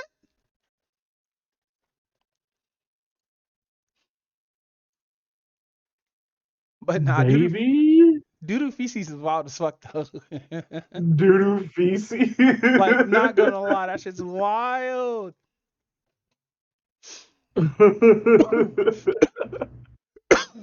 So, with that said, you want to talk about Oshinoko? Yeah, let's talk about Oshinoko. Hey, bro, that episode was weird. Why is she so troubled, bro? Is it because she's a child actor? Yeah. Damn, I called it. Nah, but okay, so the guy who was inside the fucking suit or whatever, inside the head, that's the boy that she likes? Or Yeah, what's the name, twin brother? Yeah, she likes Aqua. Damn, she's like Baka. Is she Baka. really a Tsunade or nah? Technically, yes. Fuck, I knew it. Baka. But no, watching it actually does explain like a lot of the idol shit, like the basic shit, like going underground. I wonder if there's gonna be like an idol reacting to this and saying this shit is accurate and shit like that. Because I know there's actual underground fucking I know there's actually underground fucking there's underground fucking idols and stuff like that, or like idols that are only out local and stuff like that. And then they start doing tournaments and shit. But like fucking, I didn't know you have to start from bottom. It kind of makes sense in a way. But no, could talk about the little bit of the episode, fam. Cause I'm just like I'm taking too much time on your end. Oh no, that's okay. All right, so turns out the whole thing of quote unquote missing an episode. Okay, I figured out what happened. So remember when I said that they had an episode where it was just basically a recap? A recap? Yeah, where they had a recap. So it turns out that on High Dive, the recap episode is called episode 101, which means they dubbed it episode 101, which means that in technicality it's supposed to be the quote unquote latest episode. That's so weird. Yeah, that's what I said. When I figured that out, I was like, okay, that's dumb. Why did they do this? Yeah, that's just fucks up for everybody. But no, continue. So yeah, I did watch like the last three. Or no, actually, yeah, just last two to be honest. I didn't watch 8. I just went straight to 9 because I thought we already talked about 8. Oh yeah, so yeah, we went to 9, and yeah, actually, it's funny because like it turns out that the YouTuber chick was lying about her age this whole time. What you mean? So she went because remember she was on a TV show with like a bunch of high schoolers, and she was dubbed on the when she had her YouTube career, she was like dubbed as like a 16 or 17-year-old or something like that, right? Oh no. But then it turns out they found out that she's in her mid-20s. Oh no. And the reason for this is because she always wanted like she told Aqua, she always wanted to become an idol, but things happened with her family, such as her mom getting sick. And is that the chick with the devil horns? Yeah, that's her. She's 20? Yeah, she's like 24, 25. I forgot which one. Bro, why is she so short? I thought she was this. I thought she was in the same line as them. Nah, fam. Because She's the oldest. because Asian genetics. That's why. Wow. Did it actually say it's Asian genetics? Please tell me. No, they didn't. I'm just saying that. Damn. Yeah, that means I can loot her up without having no issues. Pretty much. Damn. People are gonna be like, no, she's a child. Like, no, no, no. She's 24. Over here being a little. So yeah, it turns out that when she was pursuing her career to be an idol, it turns out that her mom started feeling ill and Uh-huh. everything, so she had to withdraw from doing idol auditions, and she had to take care of like herself, her siblings, and everything else like that. Then she fell in debt and had to go through multiple jobs. And then once she finally, got through the death and everything else like that, like she was still pretty young, so she decided to do like the whole YouTube thing and then just dub herself as younger than she normally is. And she said, and mainly because she still looks young, and still looks like she's in high school and whatnot, she basically just played it off as that. I see. But nah, fucking. Yeah, bro. I just find it kind of weird because, like, yeah, she does have like the issues of like a child. Oh, wait, I'm talking about somebody else. But no, she does have the issues of like the whole child star shit. Because like, I was more because when they were more focusing on her, I was more invested in her story than everybody else. But fucking with her story, it just seems fucking sad. She sounds like she has the same story as fucking Hillary Duff or who was the chick who had to fight back to get her shit from her dad. Wait, the one that had to fight back to get stuff from her dad? Yeah, because they're. I think it was Britney Spears. No, it wasn't Britney Spears. Who was it? Cause like she ended up having a Um, nervous breakdown. She shaved all her hair and shit like that. And then yeah, that was Britney Spears. okay, yeah, that was Britney Spears. Yeah, bro, she feels like a Britney Spears character almost without the fucking other drama. Oh yeah, yeah, that kind of sounds about right in a way. But I mean, not. but she didn't have like a mental breakdown though. But no, I think she's gonna have one of those because of the. I hate this character archetype where fucking where they're so fucking worried about their past shit and about failing and shit like that that it gets in the way of the actual fucking shit. Yeah, I can probably see that happening. So far, like they haven't like okay, they went down to like how she got there though, but like not her quote unquote true feelings and stuff like that, if it makes any sense. Mm. Is that an actual thing in these kind of animes? Because this seems like this is not. This is okay. So I kind of like this anime because like even though they went to the whole thing, I haven't heard any singing yet, which is fine. Do they do like singing in this anime besides the ending and the beginning? Well, they're about to do it in the next episode because that's when they're about to do their whole performance. Bro, what if it skips the And performance to go right to after the performance? bruh, that will suck. But I, What I don't think do you they'll do mean? that. They spent like the last 2 to 3 episodes trying to like build up this band, and for them uh, to just skip the performance altogether, well, that would be a total injustice. Yeah, because I'm not really into the animes like this. I hate animes that have a lot of singing and shit too because like to be honest, it's fucking annoying. I don't want to be sung to in a fucking anime, bro. I came here to watch shit blow up and people get murdered in horrible fucking ways. But no, fucking yeah. I like this. This drama is okay. I'm just probably gonna skip the singing shit because I actually do want to see more of the brother and or slash doctor, which is crazy. Anime is crazy, huh? This is literally a reincarnation anime. That's crazy. It's a reincarnation anime while at the same time like taking uh taking shots at like the industry. Is it? I mean, it's basically it's basically showing like the quote unquote harsh realities of the industry in general. I see. But. Yeah, fucking, I enjoyed the episode. Like, even though I got in like super late, I'm probably gonna watch the rest of it anyway. I should start from the beginning, but that's gonna be a lot.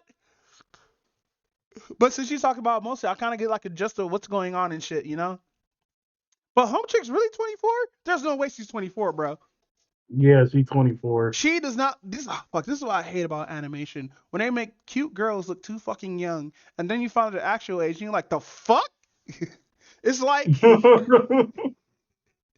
Somebody actually did like I think they did like a whole picture of that because I remember it started as what was it?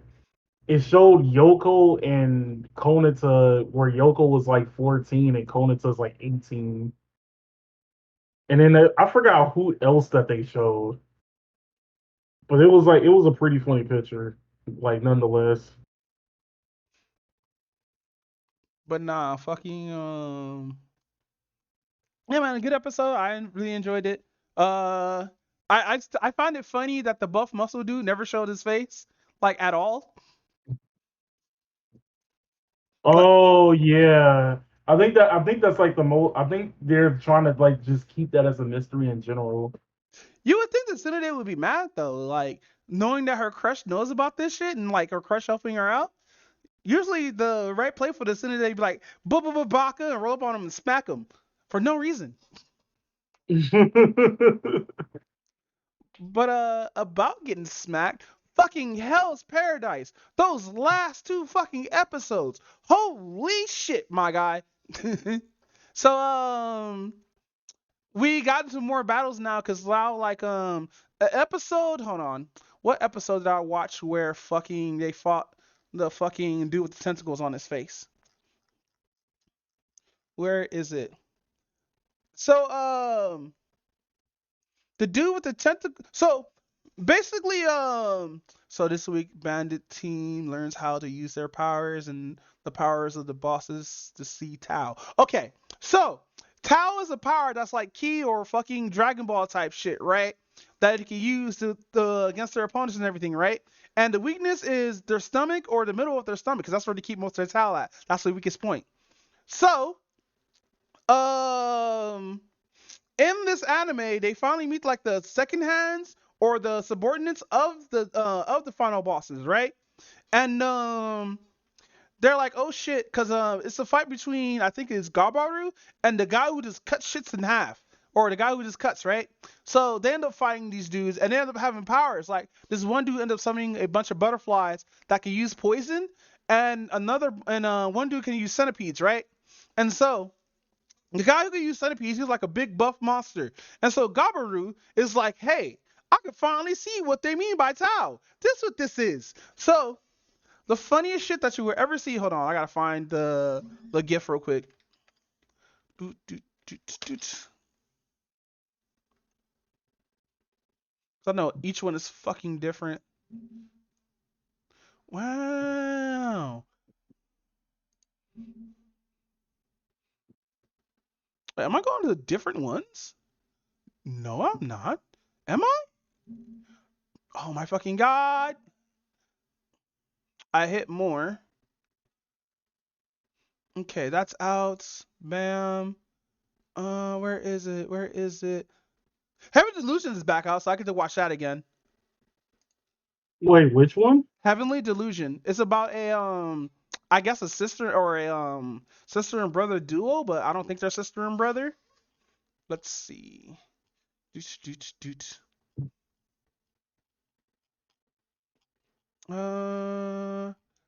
Where is it? Damn, it's not on this side. I have to go to another. I have to go to the other side.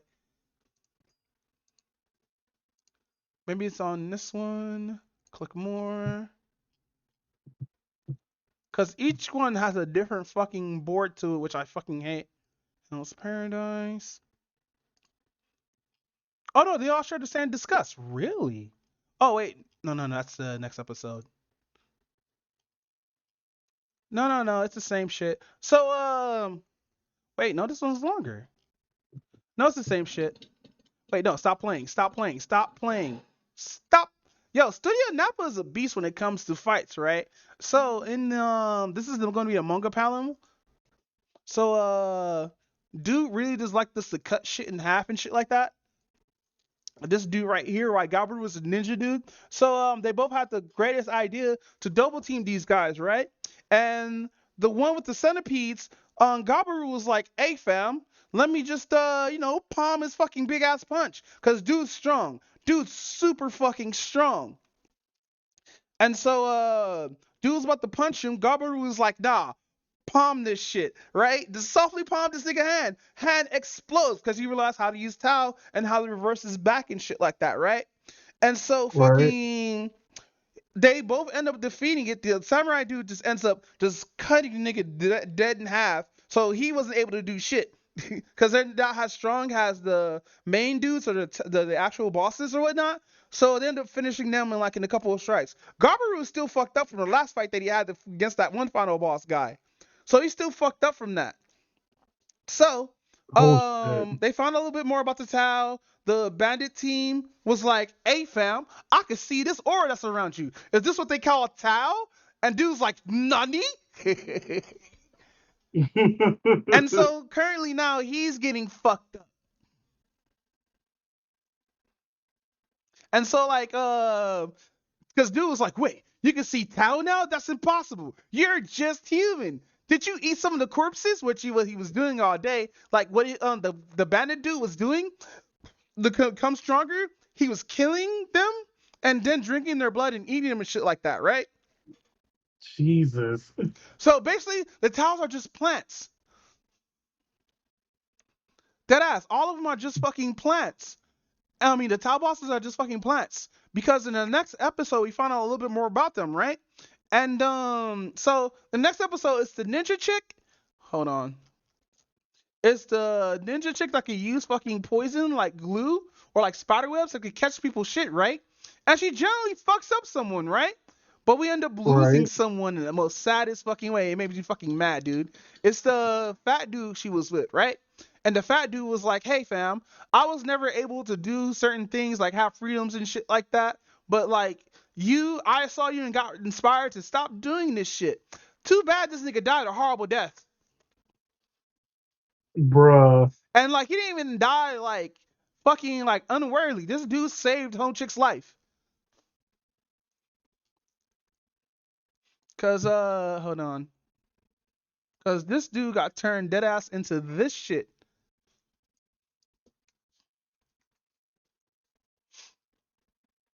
And the cool thing, and the cool thing is he's not even a fucking simp. He was like, "Nigga, I don't like her. Nigga, I just want to be free." Wow. And I was like, you know what? I respect this dude for it, dude. And he saved her life too, bro. Cause this dude got fucking injected with some shit and dude just burst into fucking flowers. And then it's so euphoric because they went into a little bit of his backstory, a little bit of why he's doing this. Cause like he didn't want to become a killer, he just want to do fucking art and shit like that. And the anime cuts to him showing him being all happy and shit and euphoric and shit like that, right? And yeah, it shows that and he's actually fucking dead. But no, in the battle it's the samurai chick, the ninja dude, and the blind nigga samurai. I forgot. The blind nigga samurai. No, I forgot. So there was another bodyguard. There was another executioner that died earlier. It was to do with the Naruto headband shit, right? He was taking care of the chick or the dude, or not the chick. Well, no, not the dude. She's actually a young girl. He was taking care of the young girl that's dressed up like a boy or whatnot, right? And he found out that they were a girl because she was like, "Nah, I need to wash this shit off me." So he throws off her clothes. Dude, look, he was like, "Oh dear God!" And he's like, "Are you a virgin or something?" And like, "No, I didn't know you were a girl." And she's like, "Ho," starts fucking with him a little bit. She's like, "When I get older, maybe we could hook up." He's like, "Fuck that."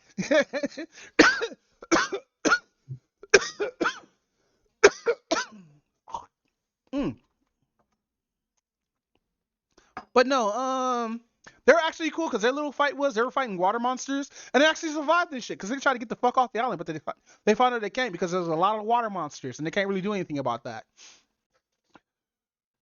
But no, fucking hold on. The ninja chick, she's awesome, bro. So what she does is she drinks some kind of poison that she's able to secrete and use it as like a web. To be honest, the shit looks like semen. Here, let me give you an example of What? how this shit looks. Hold on, did I save this one too? Yeah. Yeah. Gotta go to GIF. Where the fuck is the GIF file? I hit downloads. Put me in downloads. Thank you. JPEG, MP4, PEG. Where the fuck is GIF? Oh, wait. I'm an idiot. I'm gonna share this shit twice. It's in that area. No. Yeah, it is in that area. So, she secretes this kind of poison after she's drinking. That's those little things on her side is.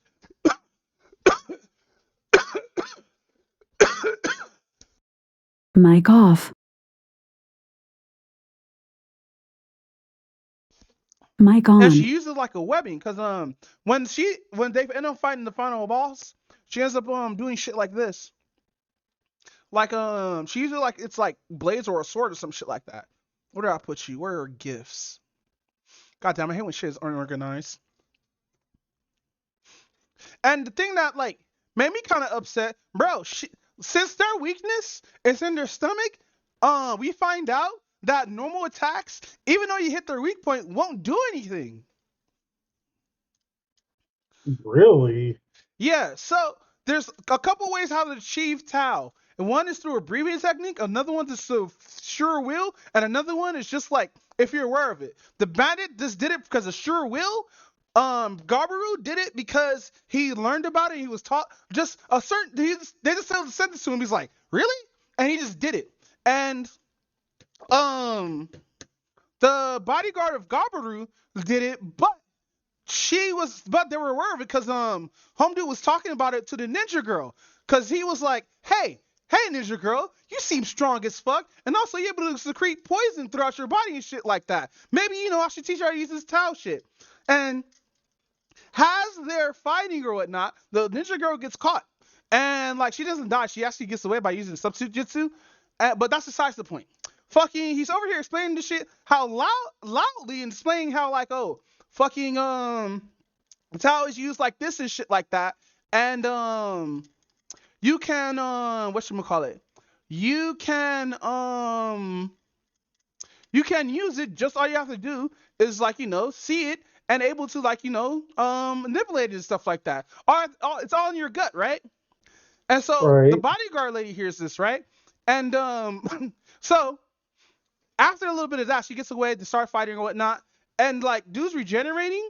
And dude, this is where the ninja chick's bodyguard is fucking awesome. Because he doesn't go for the head. Nah, he's slicing off limbs. And he realizes he can generate and he keeps going. I was like, yes, the only smart nigga here. Keep going while everybody just gets around him. And so fucking whatchamacallit?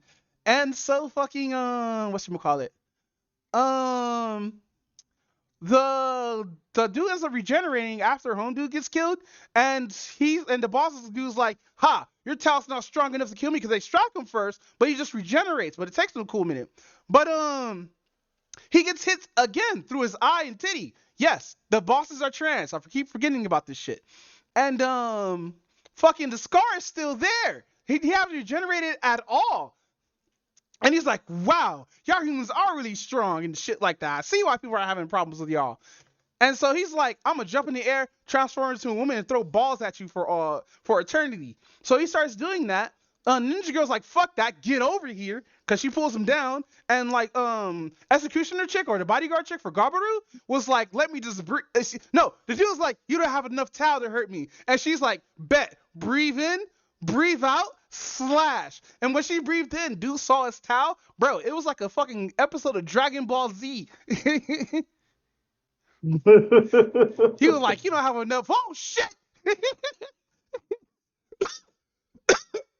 They cut this guy in fucking half and finally destroyed his ass. But wait, there's more, because the second form comes out of nowhere. And that's when Big Man gets killed.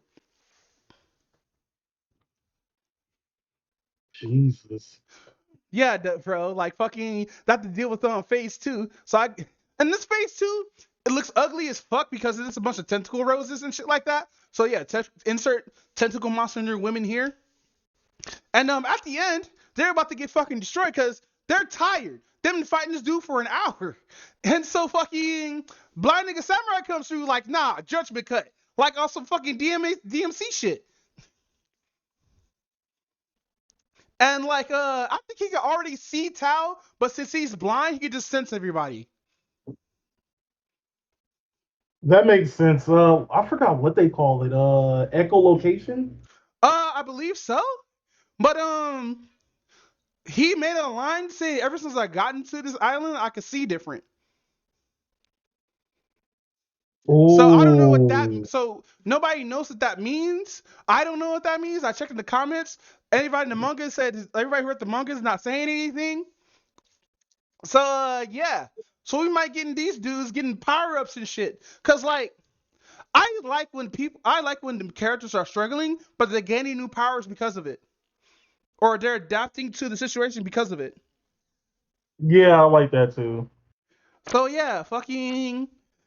It was a good episode. I actually enjoyed it. Probably like now the only reason why I'm explaining. Oh, I did explain 2 episodes, but I really watched 1 episode this week because the other episode came out afterwards. I think I don't know, bro. I just want to watch the new series of fucking a god in a godless world again because that shit's funny as fuck. That's bad. I only have to cover that once a week. But with that said, how's my favorite otaku elf? I think like they showed like the last episode of like this season, I guess. What you mean? But yeah, because they already showed like episode 12 like on Friday, so I don't know if they're getting to episode 13 or not. But anywho, um, basically this was a two-parter. Okay, so before I talk about this, there was a reference to a video game that I don't know what the video game is because I'm pretty sure it was a Japan exclusive. Which game? Apparently I think I don't know if it was from the NES or the SNES, but it was Ooh. like some detective game. Wait, did it have like it looks like a visual novel or something like that? But like the menus Something more like that. detailed?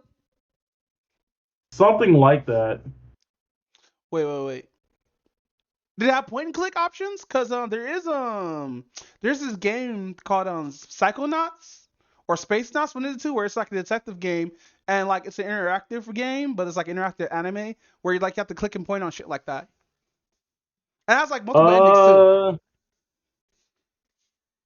I want to say that was. I think that was it. But let me see something. Hold on. I'm going. There we go. Like, because it was that episode. Uh,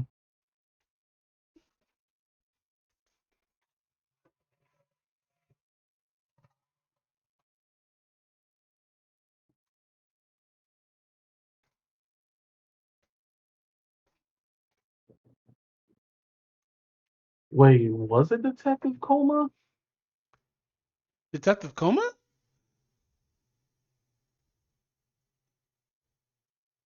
I'm so confused. Hold on.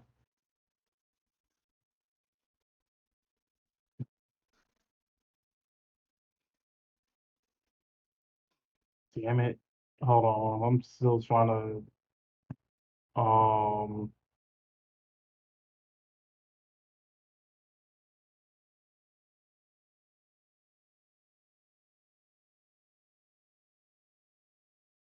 Dude, every time I breathe now, I Okay, sound like a no. fucking turtle.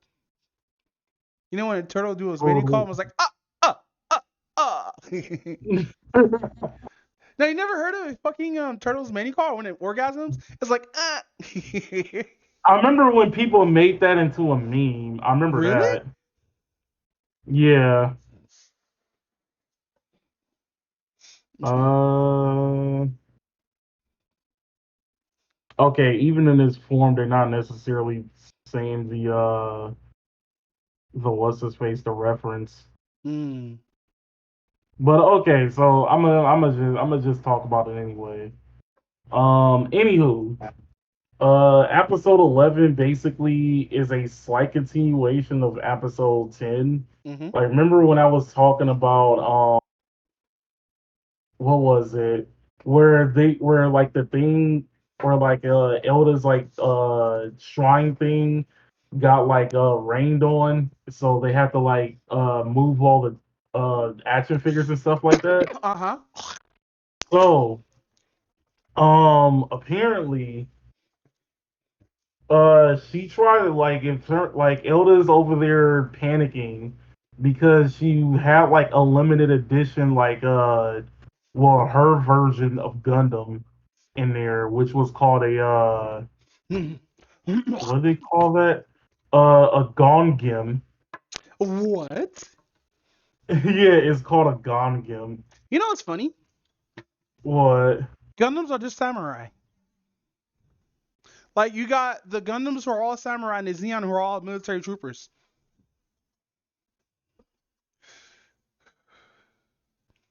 You're not wrong. But no, continue. I never thought about it that way, but okay, so basically, and I have to try to like look for how she actually said it because it's a very long name. Um, she basically was trying to find her HG1/44 Mobile Warrior Gongam 35th Anniversary Limited Edition That is Clear a version. long name. And it do be And like it's that. funny. It's funny because every time she mentions it, it's basically like how you're supposed to say a pimp named Slickback. You're supposed to say the whole thing. Hey, yo. That was actually pretty hilarious when she did that. But she was trying to find it, and she basically told Koito that it was missing and everything else like that. And it turns out that Koito's friend was like with her. So then they started going on this. They basically started going on this detective case, which again it has like a video game reference that I don't necessarily know what it is. But as they're looking for clues, they kept saying that the clues kept pointing to Koito actually doing it. And Koito was out kept trying to deny it. And then eventually Koito breaks. And she said, yeah, I have the thing.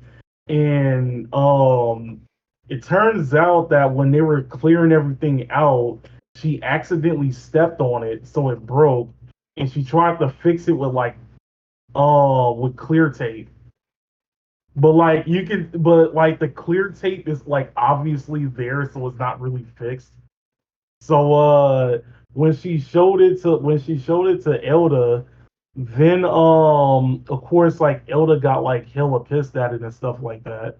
And then like they decided to get like Elda's doctor and the home chick who actually like owns one of the restaurants to be like the jury so they can figure out what Koito's punishment is. Mm-hmm. And after everything went by, because of course like she didn't really mean to break the thing in the first place.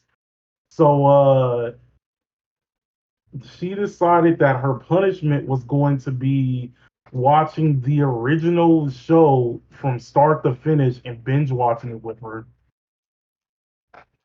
And of course, seeing that is basically Gundam, that's basically like 50 plus episodes that she has to binge watch the show with her and whatnot. So then it goes to the second part, which is where the two-parter starts.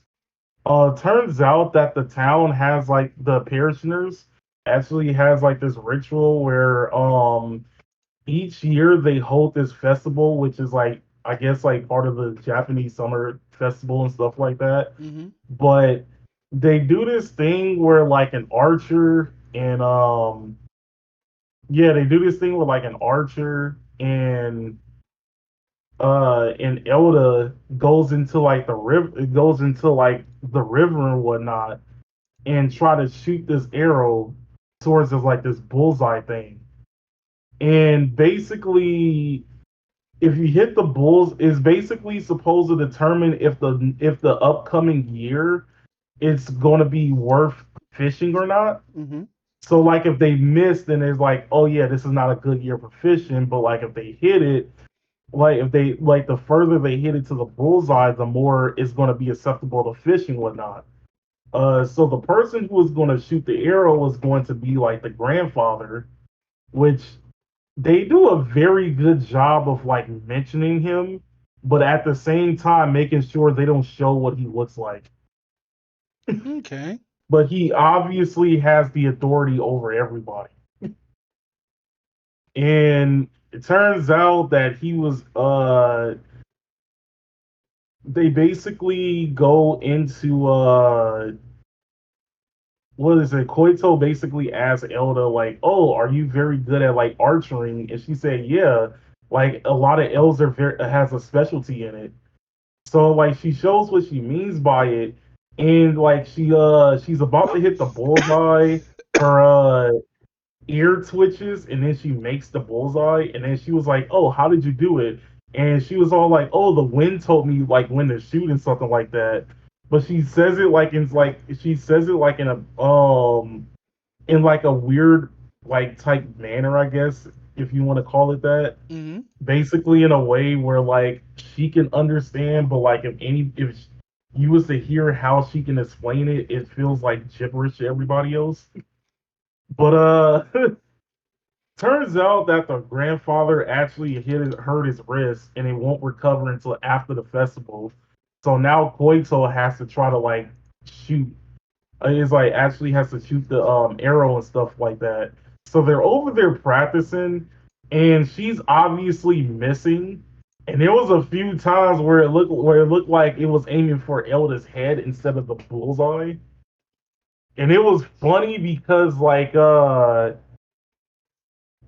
decided to not hold the target and place it on something and move behind Koito. Uh-huh. And Koito still accidentally almost hit her with the arrow. Jeez. Even though she was shooting straight. Jeez.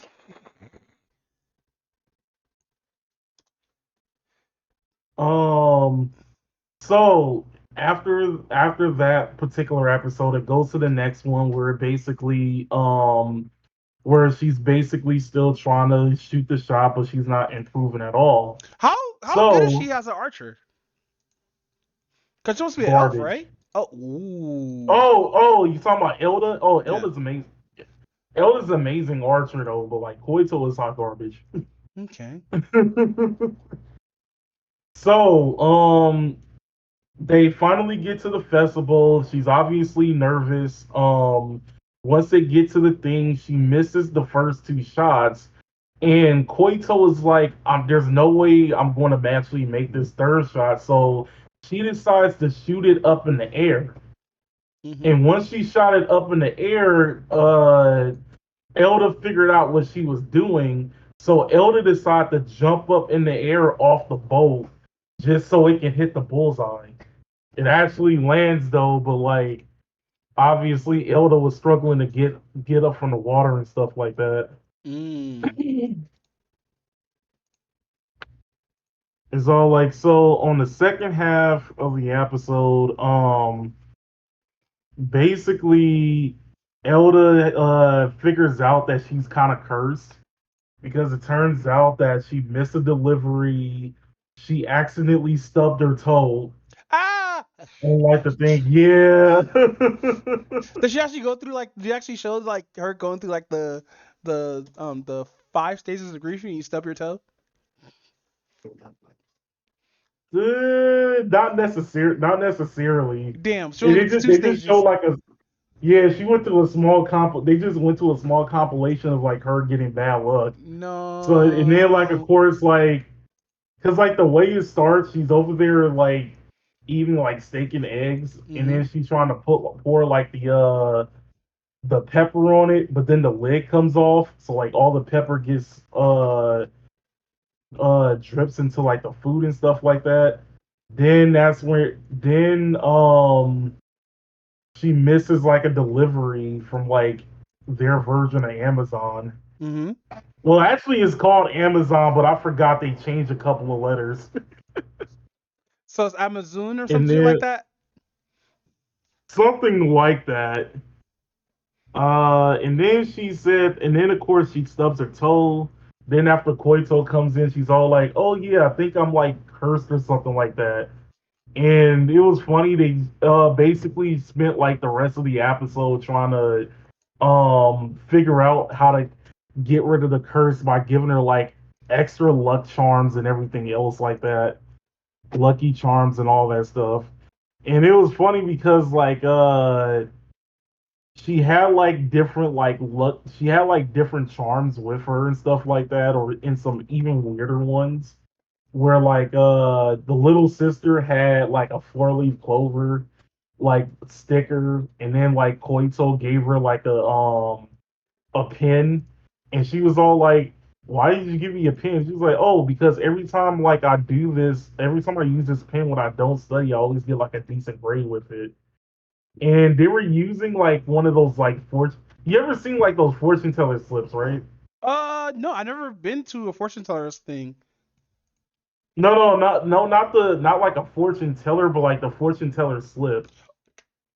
You mean for like fortune cookies? Something is not like inside the cookie though, but like it's inside this little box. Like there's like a box. You like shake it up, you get like this little paper thing, and it'll basically tell you like it'll basically tell your fortune, kind of like a fortune cookie in a way. Oh It's no, I like a never thing that seen they those do in before. Japan. Yeah, I Yeah, it's never like seen a that. thing that they do it. Yeah, it's a thing they do in Japan sometimes. Hmm. Mainly through like festivals and stuff like that. Uh, the problem is that they weren't supposed to get the fortune slip thing from like her from like Koito's grandfather and whatnot. So they did it in secret. And then after like her luck started going up and everything else like that, the grandfather, even though they show like part of his body, but they don't show like his face or anything Hmm. else like that. And he doesn't say like a single word. He just you just know that he's like giving them like a mean talking to and stuff like that. So or not a mean talking to, a stern talking to and whatnot. So that's when the episode ends. And I don't know if there's gonna be an episode 13. Mm. So on my end, I think they just finished with this season's Death Play, and they keep on going to this dude's backstory, but it's fine because it's anime. They have to do that sometimes. And excuse me, I'm apologies. Fuck, got the itis, my guy. But no, The where was itis. I? So in episode 11 of Death Mount Death Play, we find out about Mommy Skeleton. Hold on, let me actually click and drag this Mommy shit. skeleton. Yeah, you about to be happy for this, bro. So basically, the main character has been taught by a very powerful necromancer, and this who it is. If it pops up, yes, that's her normal attire. What? Yeah, they're comparing her to the home dude from Overlord. Oh, Eins? Yeah, but that's basically just a mask on her face, but we don't see her face.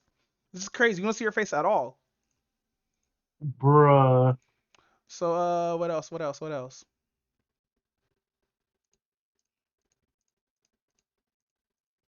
Yeah. So we go into a little backstory. We also goes into, remember the dude that I posted with the big ass backpack on his back, talking about same energy. Yeah, I remember that. So we go a little bit to his backstory and how much of a tool he was being used for like these assassins who make poison and shit like that, and also use it or whatnot. Because remember, all this shit's the underground. And so, we found out about a little bit of his backstory. We found out his arms and legs were cut off as a message to their clan or whatnot. They were made useless. They were going to kill him off, but Polka's father, the dude with the white hair, he was like, nah. Fuck all that. We about to make you useful. So since the father dabs in prosthetics or whatnot, they got the latest prosthetics and stuff like that, right? And so they will have Right. blades come out their fingers, which is weird as fuck. I don't know why did he give her that, but that's I mean I keep on saying her, but it's really a dude, but it's played by a female actually because they're supposed to be a young 19-year-old. And this is a joke, by the way, not like the joke that I'm making, but the joke in the anime. Because Oh. where's this idiot at? Real quick, I gotta find this idiot. It's on the plane, no. So this guy in the GIF or whatnot, and two others end up going to see Polka to find out their fortune and all that stuff and see what Polka's about. Because Polka is a fortune teller, right? Right. And so fucking Solitaire or Solitaire, yeah, I think his name's Solitaire. He's a thief magician, one of those thief magicians who like to show out and shit like that. He's like this basically escape artist. And they end up getting their shit read, and it goes a little bit of backstory because it's basically just I can't say it's a filler episode because it's not, because you learn about the character's backstory. It basically goes to more of the character's backstory and where they're from and shit like that, and how the emblem relates to them and everything. And so fucking it goes into this guy named Hoshi who's actually dead and who's helping them as well because he's inside one of their pens. And so at first, in the first episode before these two, we see Solitaire, he's talking to the broker who's in prison right now, but he has like a store set up. Like, you know those street stores that have all that shit set up, but it's like a little hole or whatnot where you put the money through? Yeah. That kind of shit, right? And so the broker, he's like, hey, do you know anything about this? So he's asking the broker, do you know anything this? And he says, oh, it'll cost you this and this because you have to pay to get information and whatnot. And so, like, he's very highly respected in the prison or whatnot. But that's besides the point. He shows him the symbol. He's like, bro, I don't even know what this shit is. And he's like, damn. So, he goes over to Polka and whatnot because he heard some rumors that Polka might know of the symbol or whatnot. And he goes to him along with hey, remember the Firebug fucking character that I was talking about earlier? The fire assassin? Yeah. So apparently there's more than one person. What? Yeah, it's like 3 people and they're like a family or whatnot. It's a man, a woman, and a teenage girl. And so in the episodes beforehand, that same teenage girl who we got to see their face, ends up fucking going to see Polka and get this. They act like teenagers, right?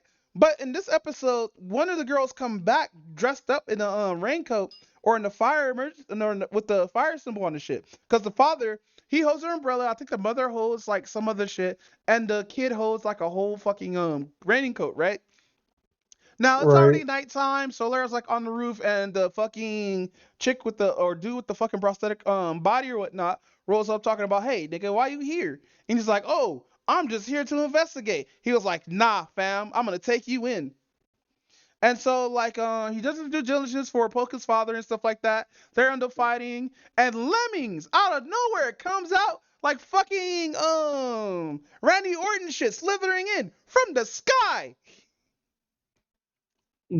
What? And mind you, they're on the tallest building in the area at the time. So where does nigga jump from? How did he get from that height? Where the fuck did he come from? Because he lands in between them, right? And Lemmings, he is the reason why I know Lemmings' name very well because he's the only nigga in bandages. Lemmings makes sense. Lemmings is actually hired by Polka's cousin or whoever body's using cousin to like keep an eye on shit and keep shit in check and get rid of certain things. And so fucking the prosthetic dude's like, wait, Lemmings here to kill me or you? I don't know, but I'm throwing these swords at him, right? And it goes to like a flashback of saying like, hey, whatever you do, the uncle's like, whatever you do not fuck with Polka's gang. Only like, get home so and so or whoever supposed to fuck with him, right? And dude's like, So fucking in the fucking fight or whatnot, dude throw 3 blades at him. It actually penetrates, but he just shrugs that shit off.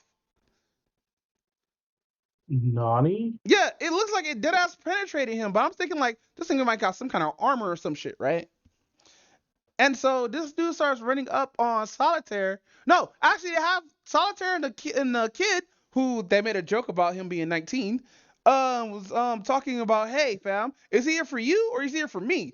And he's like, ha ha ha, because Solitaire doesn't know who he's going for, but like fucking, he's also like fucking hey fam, let me lie to get out of this shit, because I don't know what the fuck's going on. I know why he's here.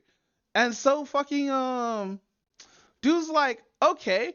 Oh no, Lemmings turned around and started walking towards him. Dude's like, oh my god. And that's where we get that picture of Lady Luck sleeping. Because Lemmings is approaching menacingly. Oh my god, this bowl is gross. And so he's like, all right, I'm gonna use my tricks to get the fuck out of here. So he does that. He throws a smoke bomb and summons a bunch of balloons so you get out or whatnot. And Lemmings is like, fuck that. During this whole time, Polka wakes up and senses a disturbance in the force. And since Polka was asleep, this happened in the episode beforehand. The firebug witch dude comes in, right? Starts burning shit in the wall. Has like a warning towards Polka, right? And dude's like, Right. oh, well, shit, that means that somebody's attacking the building. So he uses eyesight of dead eyes to see around the building. He does see the young girl, but he ignores it because two cops roll up, and we see those two cops, but he ignores them too. So the two cops walk up to the girl like, hey, why the fuck are you out so late? And she doesn't say nothing for a whole 2 minutes, right? And they're about to roll up on her until she's like, oh my god, I lost my dog and I didn't want to get dirty walking around here and shit and all that stuff. Like, can you help me find your dog? My dog? And I'm looking, oh no, he's looking for my father because we lost our dog and I got lost looking for the dog. That's what happened. And so, while they're having that conversation, a grown ass man with an umbrella rolls up talking about, hey, my daughter's here. And all that shit, right? So they get that shit all fucking situated or whatnot. And it's the most weird. I gotta find this clip. This is the most weirdest fucking clip I've seen in this shit.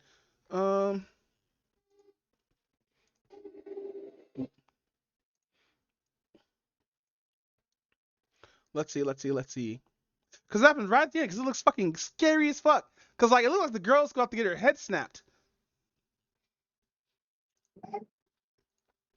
No, I'll let that load. So during the fight, right? Polka's like, oh, something's wrong here. So I'm gonna use my sight beyond sight again, but this time I'm gonna put a seal over the whole room with this death, right? And like he does that, everybody feels it, but nobody sees it. But fucking Lemmings is kind of broken though, because he sees that Lemmings is there, and Lemmings is the enemy towards Polka, right? Because last time Polka attacked him with undead shit, Lemmings shrugged that shit off. So fucking in this one he tries to do it again, but with arms. And I think these are the arms here, I think. Hold on, let me bring this up real quick. Close that. No, not that.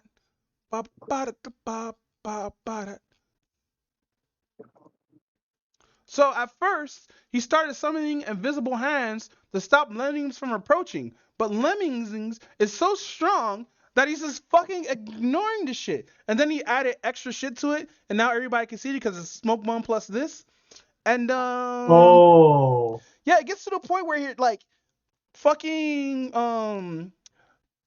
Solar is in the air with balloons and shit like that, talking about, yes, I got away. But no, he didn't. Because Lemmings was like, I'ma jump really, really high and almost catches the dude. But he was pulled down by the hands and he fell down to the top of the roof. And yeah, it cuts off from there because nobody knows the fuck's going on. Because Polka is just ignorant because he doesn't know what the exact's going on. He thinks he's being attacked. And that's the end of the episode and shit. And we don't get to see another episode until October. Oh, so that's the end of part 1. Okay. Yeah. But nah, what else?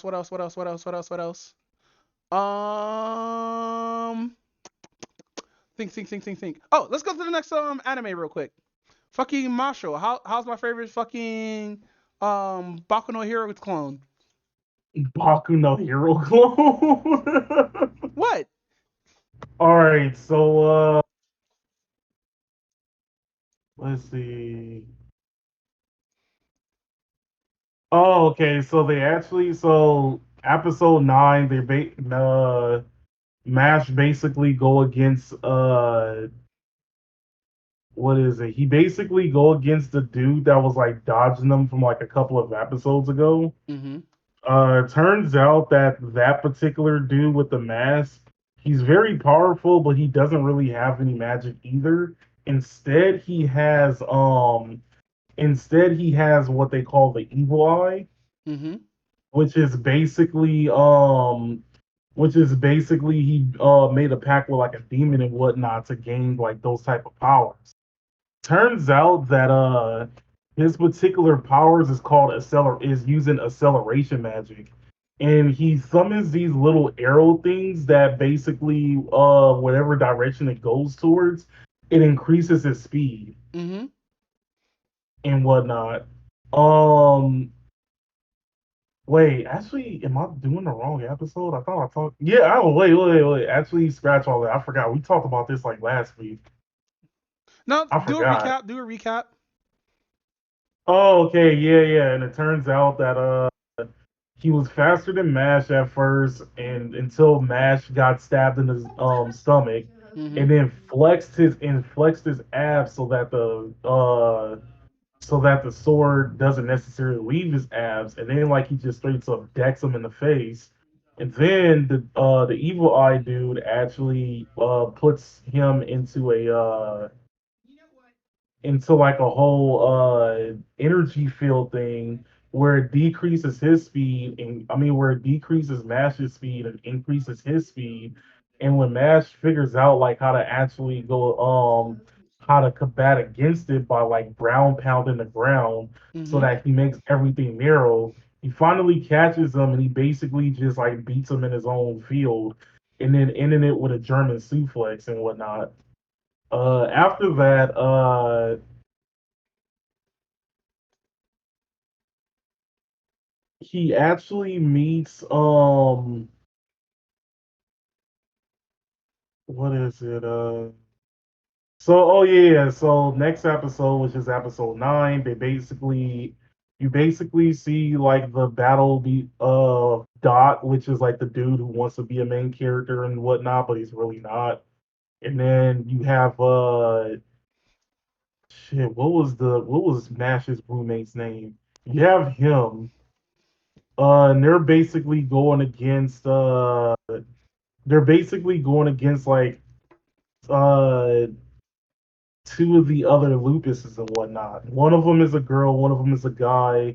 The guy lets the girl actually fight him and whatnot at the same time. And it turns out that the girl has like a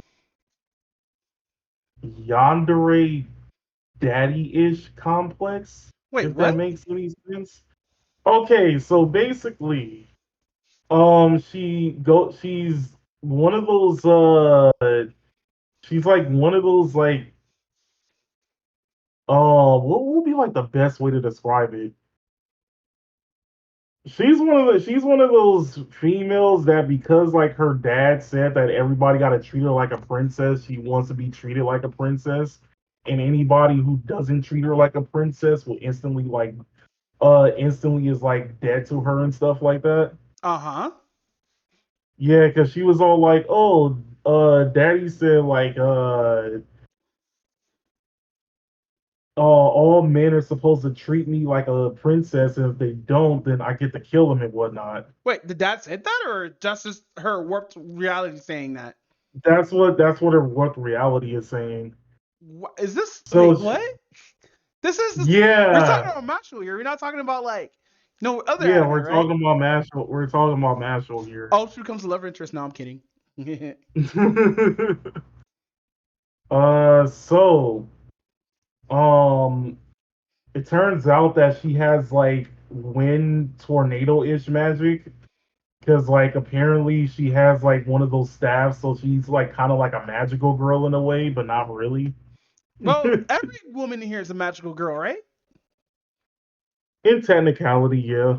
Mm.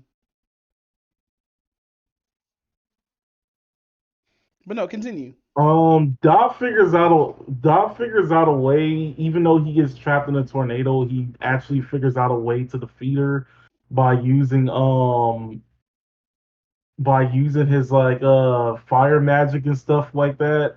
And then at first he's like losing, he's getting his ass kicked and everything else like that. Does And Marshall punch her then in the face and it ends the whole match?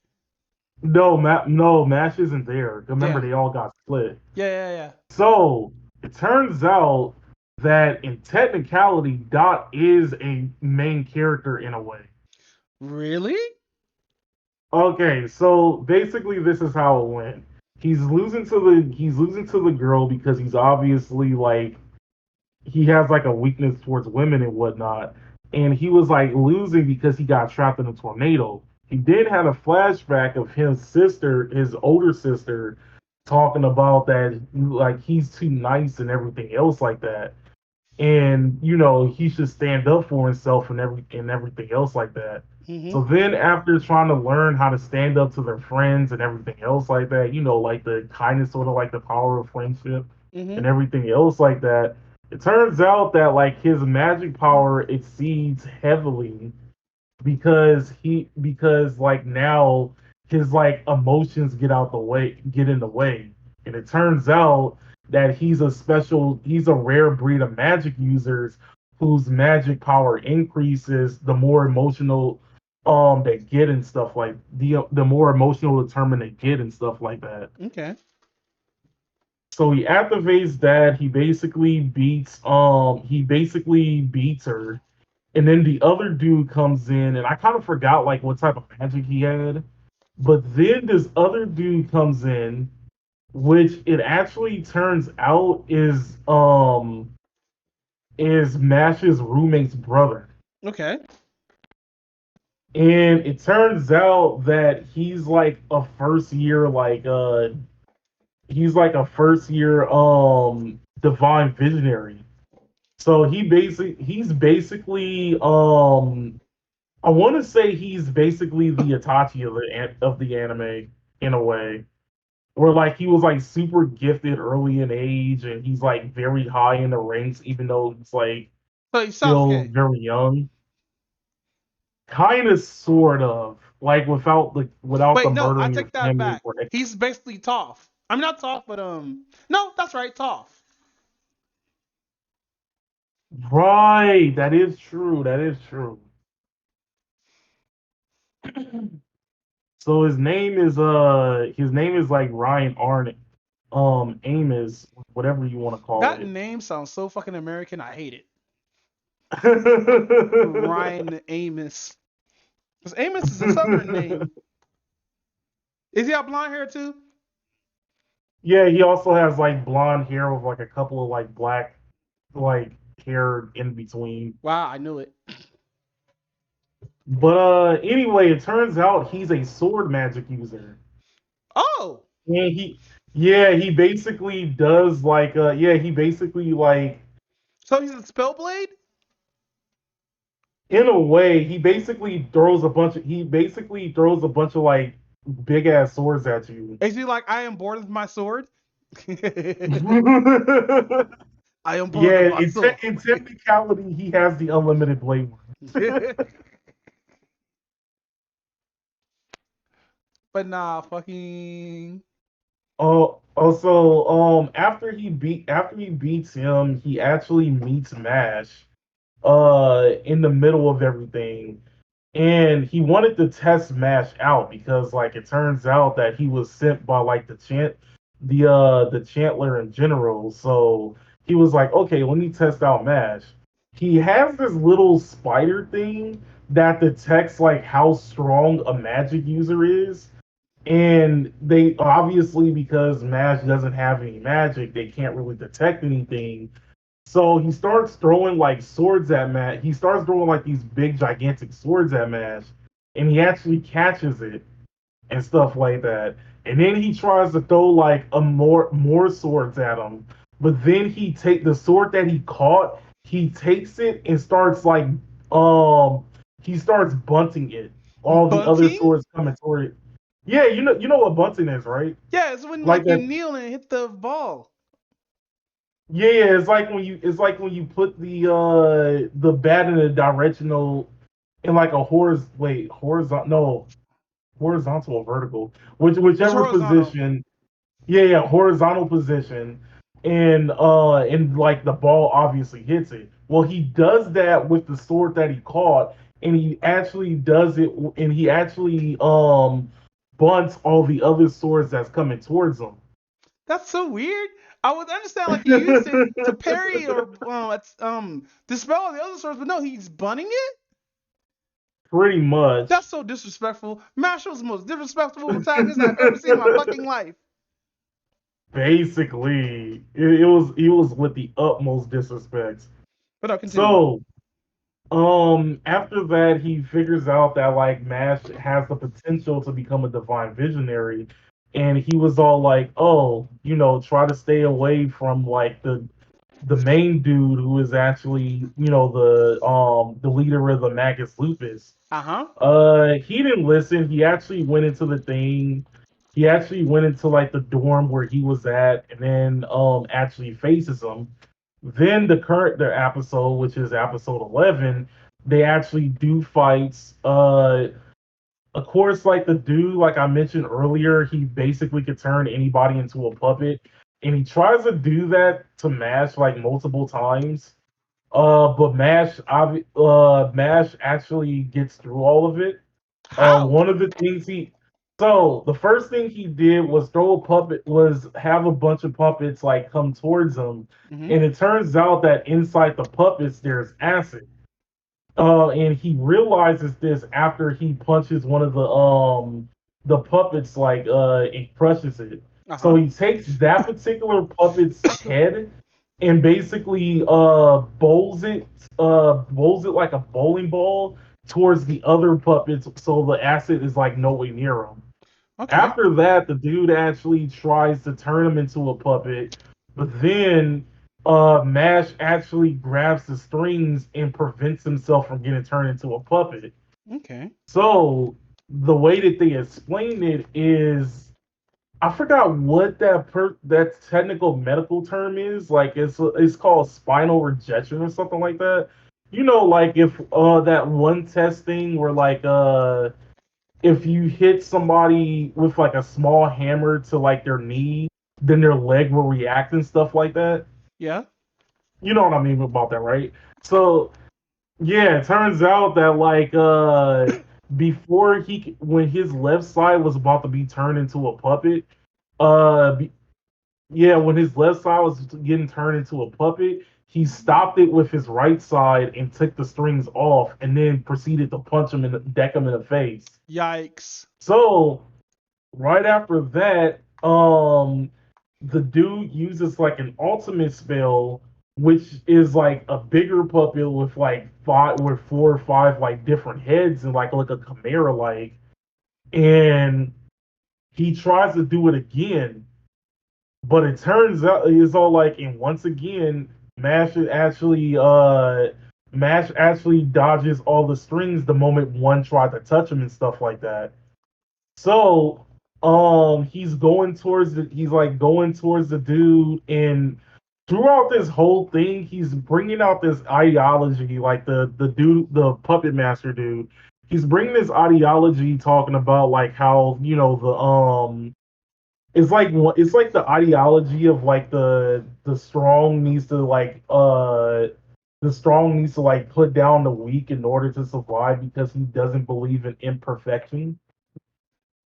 And Okay. he's all like, "Oh yeah, like we believe in like perfection and stuff like that, and anybody who isn't like strong enough or anything else like that needs to be eradicated and everything else like that." So he kept calling Mash like a rabbit and everything else like that.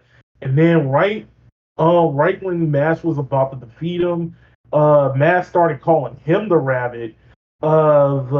The Chimera doll thing tried to rush him, and then he punches the shit out of it, and then it gets he punches it hard enough for it to like just get the story completely, and he basically gets goes behind the puppet dude, and the puppet dude already realized like the feet and stuff like that.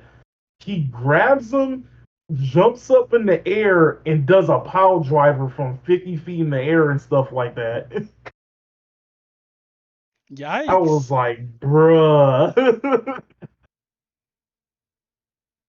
So after he gets defeated, they go into like a small backstory of how he got these ideologies, and it turns out that his mother was like too nice to everybody, and because of her kindness, she got killed by like some random like magic user dude. I guess he was like trying to like rob her or something like that. And after that, he decided that's where his whole like ideology came from of like the strong killing the weak and stuff like that. Mm. That's crazy. Sorry, I just got out of the bathroom again. Bruh. So yeah, that's the end of the episode. So we got like I think one or two more left. So on a side note, because I don't have the extra anime after this, yo, what's going on with is that Husband Hotel with Luna? Yeah. Oh, no, it's Hell of a Boss. So who's that colorful girl? Is that another version of Luna? Okay, so um so basically you've seen the series, right? Yeah, I watched the first series. Yes. Okay, so that episode that was shown was supposed to be the actual season finale of season 1. Mm-hmm. And it got delayed because of like a few legal troubles, and I'll get to that in a bit.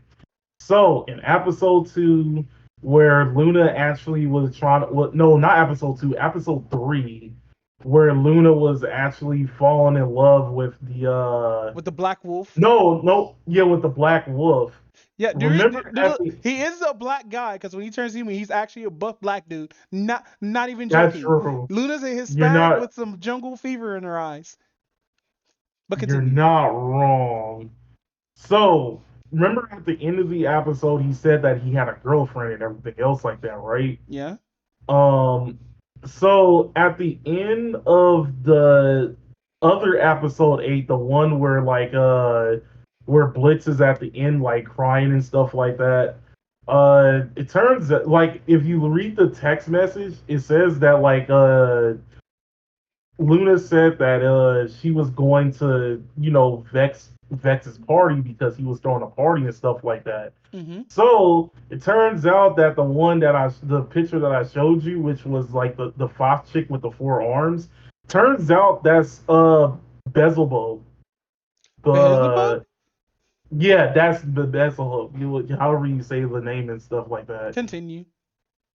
Yeah. So, and it also turns out that the person who's voicing her is Kesha. Damn. Okay, so like Go ahead. Yeah, okay, and like because you know who Kesha is, right? I don't remember who they are. Kesha is home chick who made that song TikTok. Oh yeah, I know who it is now. Yeah. So it took me a minute to like remember like who like what song she did anyway, but anywho, it turns out that because she's voicing that particular character, she also made a song, but her record label wanted royalties for that particular song. So in order to combat that, because like if they didn't get royalties for it, she couldn't show the episode or anything else like that. So to combat that, they had to find somebody who sings exactly like Kesha, so they can actually, so that person can actually sing the song, and Kesha just voices the character like normal and stuff like that. Um, The episode kind of got mixed reviews because like some people believe that the design wasn't really that good, to be honest, which I can completely understand. Um, and obviously, like, in I didn't even think about this until like my coworker was like, my coworker was talking about it yesterday, because she was all like, well, it just feels like that every character in Has Been Hotel, I'm not Has Been Hotel, but Hell of a Ball, she's just dumping all of her like quote unquote furry characters on there and stuff like that. And so, how did he get into legal trouble? Well, the whole Kesha thing was the legal trouble. Really? Yeah, Kesha wrote a song for them. Wrote a song for that episode, and her record label didn't want her to sing it because they wanted royalties from that song. And they sung it anyway? They got somebody else who sounds exactly like Kesha to sing the song. Then it's a cover. What the fuck's going on? Technically, yeah, that's how they got through the whole legal battle thing. Okay. But nah, so this new chick, are we just going to talk about her? Because, like, I've been seeing her around. I thought she was just another version of Luna. Nah. Okay, so what's her story? So apparently she throws a bunch of parties because like her whole house is like a beehive, and she basically feeds off of everybody's quote unquote party energy and stuff like that. Okay. Oh, also, fucking I've been playing like a lot of Ascension, which is a World of Warcraft clone. I just want to throw that out there a little bit because fucking I'm gonna have a topic at least to talk about before we go to the last one. Oh, okay. But no, I've been playing so they have some new shit where they introduce like some characters, and one of them can time stop. Oh, how does that work? I don't know yet. I have to rebuild my character again. Oh, okay. But no, with that said, fucking you want to talk about the last anime? Yeah, which is sacrificial. Yeah. Yeah. So where is it?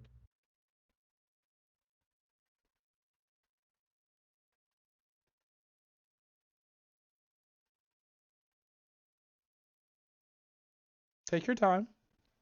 Oh, okay. So, the first episode is basically more about like a backstory, actually.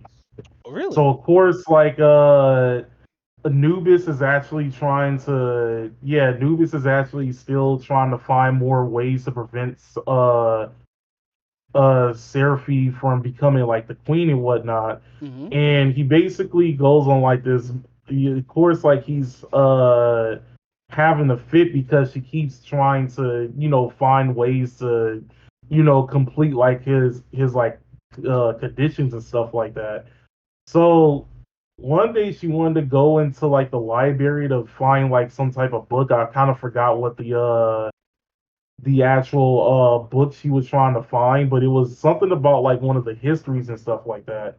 Anubis tries to help her get a book from like the top of the shelf that she can't reach, and the whole bookshelf falls onto him. Right after that, he gets knocked out, and during the time that like he's left unconscious, it basically goes to the backstory of his whole of the reason why he wants to protect the king so much. So it turns out that Anubis is actually a title instead of like his actual name. And his father, which was the previous Anubis, because the whole point of the Anubis line is to basically be like the complete bodyguard of the king and whatnot. And basically anybody who is part of this family is basically raised to become that. So they're raised to die for the king if they so happen to get like exterminators, assassin and stuff like that. assassinated and stuff like that. So there was an assassination attempt at the previous king, and the previous Anubis, uh, sacrificed himself so he could actually, save the king. Um, then the current Anubis, which he doesn't have the current title yet, he's kind of like mad at that because he doesn't really want to, follow in the footsteps though. But he actually becomes, friends with like the current king and stuff like that. Okay. And as like time goes on, as he's doing like his studies and stuff and something like that, uh, the king actually he realizes that like the prince with which is like the current king at that time, it turns out he's like super kind hearted and everything else like that. And um as they're like talking like within the room, these two kidnappers come and take both of them and stuff like that. So they both get kidnapped, and Anubis is obviously feeling terrible because like he felt at his duty of like protecting like the princess. I'm not princess, the prince and stuff like that. And um they were trying to keep the prince alive so they can get like some ransom and stuff like that. But then the Anubis like tried to fight back and everything, and the prince actually like saved them, even though the prince did get stabbed in the process. This makes that particular the kid Anubis actually pretty guilty. He felt guilty that like the prince tried to sacrifice himself to save him, despite that the prince is the prince or the future king is not supposed to do that. So after that whole incident and somebody went to came and save him and everything else like that, they basically talk it out, and that's when he realizes that, oh, maybe I am going to actually try to become like the sacrifice myself to like make sure that the king is like safe, because that's the future king and stuff like that. So after he wakes up, he realizes that Sarfi is taking care of him in the same way that Leo does. Uh-huh. And of course, like he's still pissed and stuff like that because he doesn't necessarily because of course he doesn't like her. But he realizes that her and Leo kind of sort of has the same type of kindness. So it kind of makes him think for a bit. After that, the episode ends where he basically questions if she's like the right queen and whatnot. So the next episode, uh Anubis basically says that, oh, you can technically oh, actually no, that part doesn't happen yet. That part doesn't happen yet. So they're about to do this festival thing, which is called the Grand uh conservation. I don't know how you pronounce it though. Conservation? But, yeah, something like that.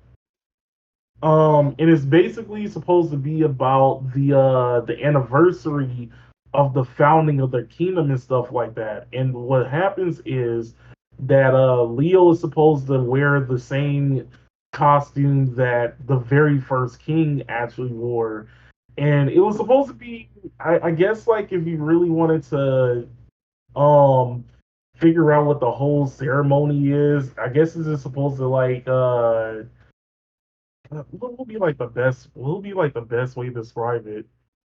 Um it's basically supposed to be not only celebrating but also giving clarity that we're moving forward as like a whole race and stuff like that and yada yada. Mm-hmm. But it turns out that the night before the thing, the full moon kicks in, so he's back in his human form. But he doesn't, and he has to stay, like, obviously he has to like stay like that for a while, and it takes him a cool minute to get back into like his regular form. but of course, like he's not supposed to let nobody outside, nobody outside of Sarfi is supposed to know that that he actually has a human form, because then everything would go into like complete chaos. So she tries to find a way to shield him from anybody knowing that he has a human form, until he can revert back to like his original beast state. It turns out that this whole ceremony thing, you're not supposed to be late. You're basically supposed to be there like on time and everything else like that, just so like the ceremony could like commence. And nobody in history has ever missed the ceremony and stuff like that, or hasn't been on there on time and everything else. Um, so Sarfi's over there trying to make sure that nobody figures out, like, finds him or anything else like that.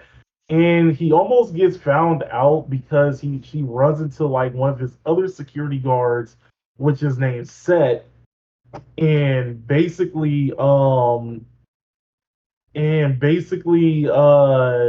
tried to find a way to like open the door where like he was on the other side. And by the time he finally opens the door, he's already in his beast form, and he basically roars back at Set, because he obviously had to hurt Surfy in order for him to like get Notice? towards the door and stuff like that. No. Like, no, But so senpai, you don't want this girl, you want me. Ugh. nah. But he gets there on time, but he doesn't have the necessary costume on, and he basically winged it by saying, "Oh, I'm not bringing disrespect to the tradition, but we also got to grow as a people and not live completely in the past." So he obviously gives a speech about like similar circumstances, and everybody is like cheering and everything else like that.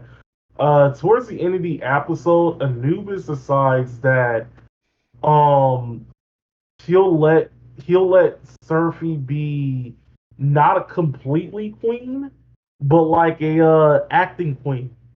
Okay. And if she can stay as acting queen for like a whole year, then she'll let Leo actually, she'll let her marry Leo. However, if she fails as acting queen, she has to be kicked out of the place immediately. So she decides that she's gonna go through it, and that's how the episode ends. Okay. So far, so I know we're on week 12, a lot of animes here have ended. How was this season? Well, the whole anime season as a whole. Yeah. Cause like we got 12, it's like 12, 13, a lot of animes ended. Yeah. Oh, I still have to watch the Marginal Service. That's the anime I forgot to watch.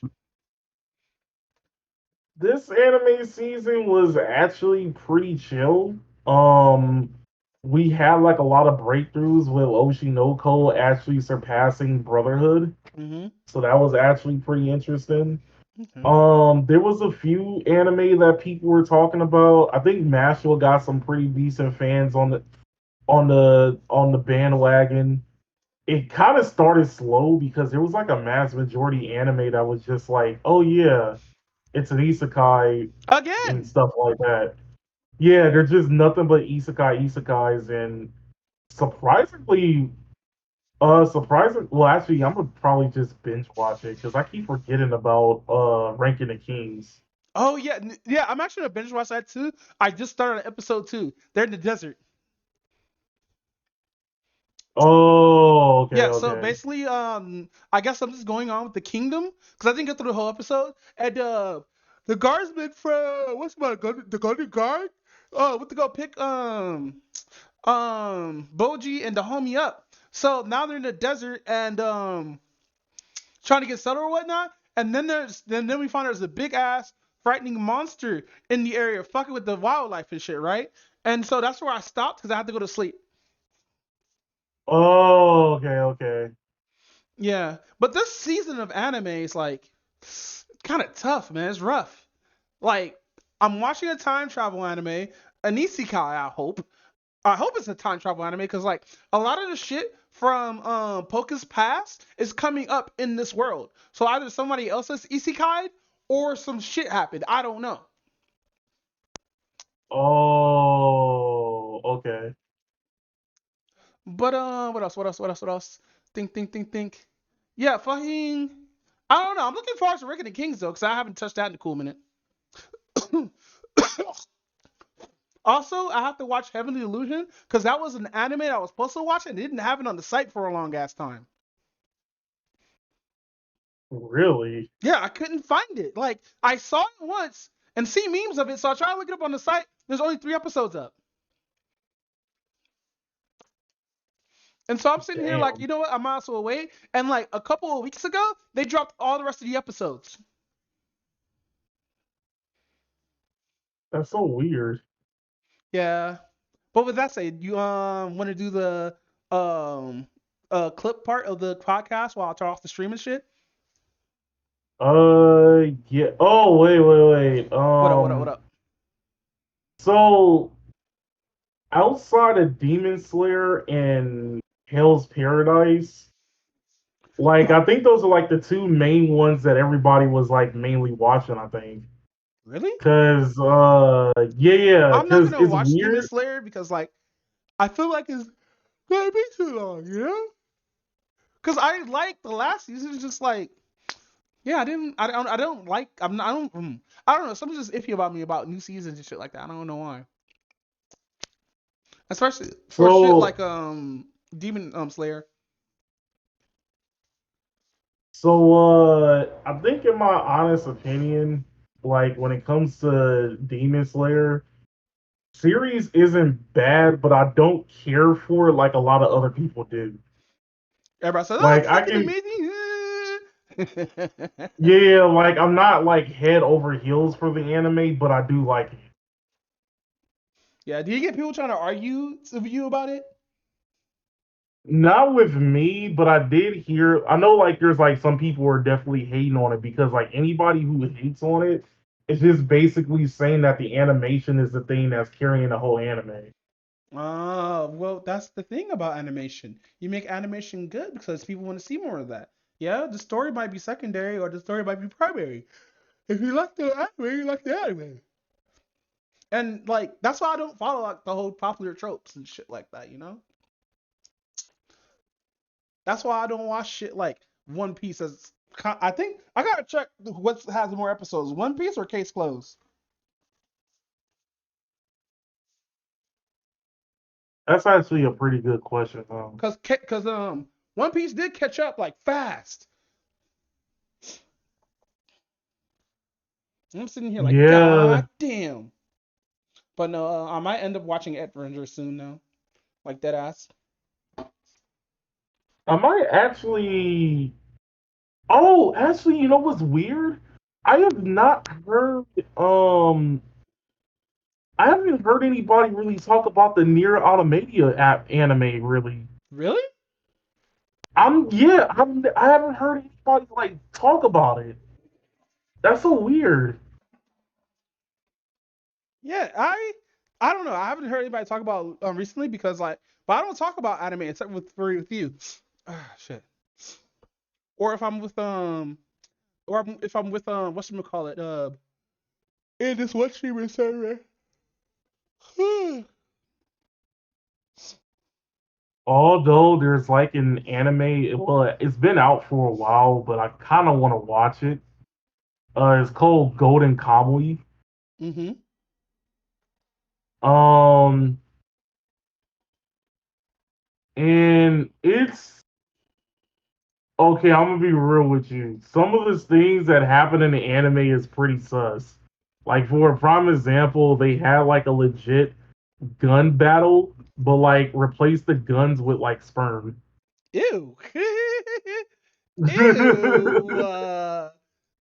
It's the Dave Chappelle joke come to life. Ew. Imagine some dude pull out the burner and they squirt. No, some dude pull out super. I can't make that joke. That's just sick. Yikes. Oh, and then Doctor Stone had a new season, and I haven't heard anybody talk about that either. No, I really haven't heard anybody talk about that. Oh, there was the other anime that came out this season, which is called The Dangers in My Heart. So it looks like another rom-com. Yeah, basically looks like another rom-com, but I'm trying to figure out what's different about this one compared to the other one. But outside of that, I did see a little bit of some of the lineups that's supposed to be in the upcoming season, in summer, because by the time we have like another podcast, I think summer 2023 is already gonna happen. Uh, Second season is Jujutsu Kaisen, which I still need to watch season one of that. Mushoku Tensei is coming back with their second season. Mushoku Tensei, which one's that one again? Jobless Hero. Oh yeah, he's gonna fuck. Oh wait, let me not spoil it. But he about to get in someone's cheeks. Rent a Girlfriend season 3. Not really too familiar with that. Not too familiar with Bungo Stray Dogs. I think that's how you say it. I keep on sleeping on that fucking anime. I don't know why. Then The Devil's a Part-Timer season 2. Not watching that. Yeah, me neither. Oh, second half is Sugar Apple Fairy Tales coming back, so I'm happy for that. Hey, you get to see a girl get treated like shit because she's a woman.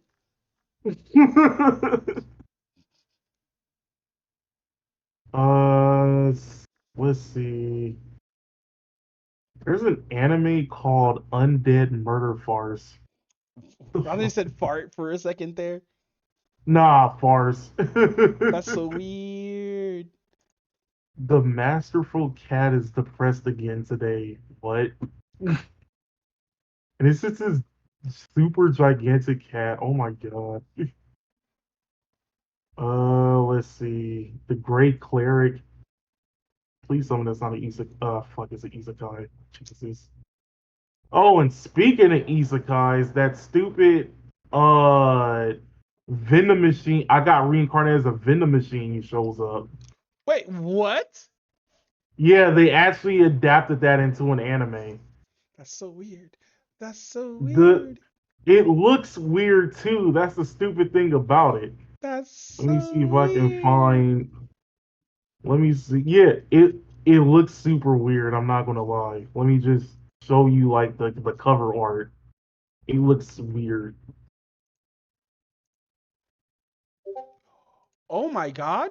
So, Case Closed has exactly have exactly 1,087 episodes, and One Piece has exactly. Where are you, One Piece? I just seen you. Let me make this into sub. One Piece, One Piece, One Piece has exactly fucking 1,066 episodes. What the fuck is going on here? Are they just working their creators to death? I'm not too sure. That's so many fucking. Oh my god, that's too much. I think like Detective Conan kind of makes sense though, because like it's basically like a murder mystery of the week type thing. It doesn't make any sense. You know how many people die every 3 episodes, bro? Bruh. Like they have 1,000 episodes, and every 3 to 2 episodes, they found out who the killer is. Oh yeah, never mind. Yeah, let me retract that then. And they're not even on the plot anymore. Like I said, the liquor game won. Bruh. Over here turned this dude into a literal fucking midget, and now he can't even grow up because he's trapped in the perpetual cycle of people dying. Bruh. Bro, they had so many Christmas episodes, bro. It's not this dude. Everybody should be either be in college because it starts off everybody being Kaito being like a senior in high school, and the chick being like what's before senior?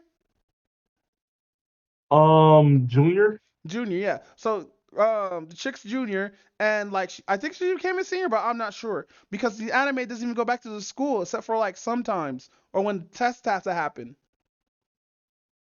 Oh, so they only do school when it's relevant. Got it. Yeah. And like this is why everybody's pissed off, or why I'm pissed off with Case Closed, because they have an OVA when he got his body back, but fucking it was only an OVA and it wasn't canon. It pissed me off. Dude ended up becoming like a high school student again, and fucking went over to Red talking about I'm so and so and so, and he's like, I know what you try to do and stuff like that, but it's not gonna work on me. Thank you for being a good friend and all that. And then she goes off getting married, cucking this fucker. Thank you for being a friend. Do do do do. All right, man, where can you find you at, bro? You can find me Yuki Konata on YouTube and Alicorn Lion on Twitch.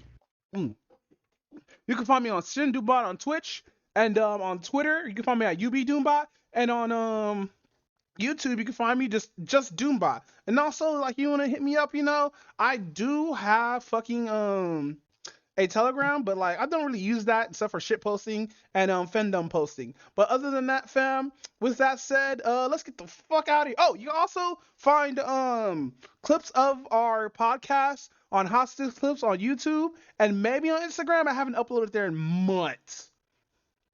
Jesus. Yeah, they're still on episode like 30 something. But with that said, we out of here. Thank you for coming to the podcast yet again, fam. No problem. They have some free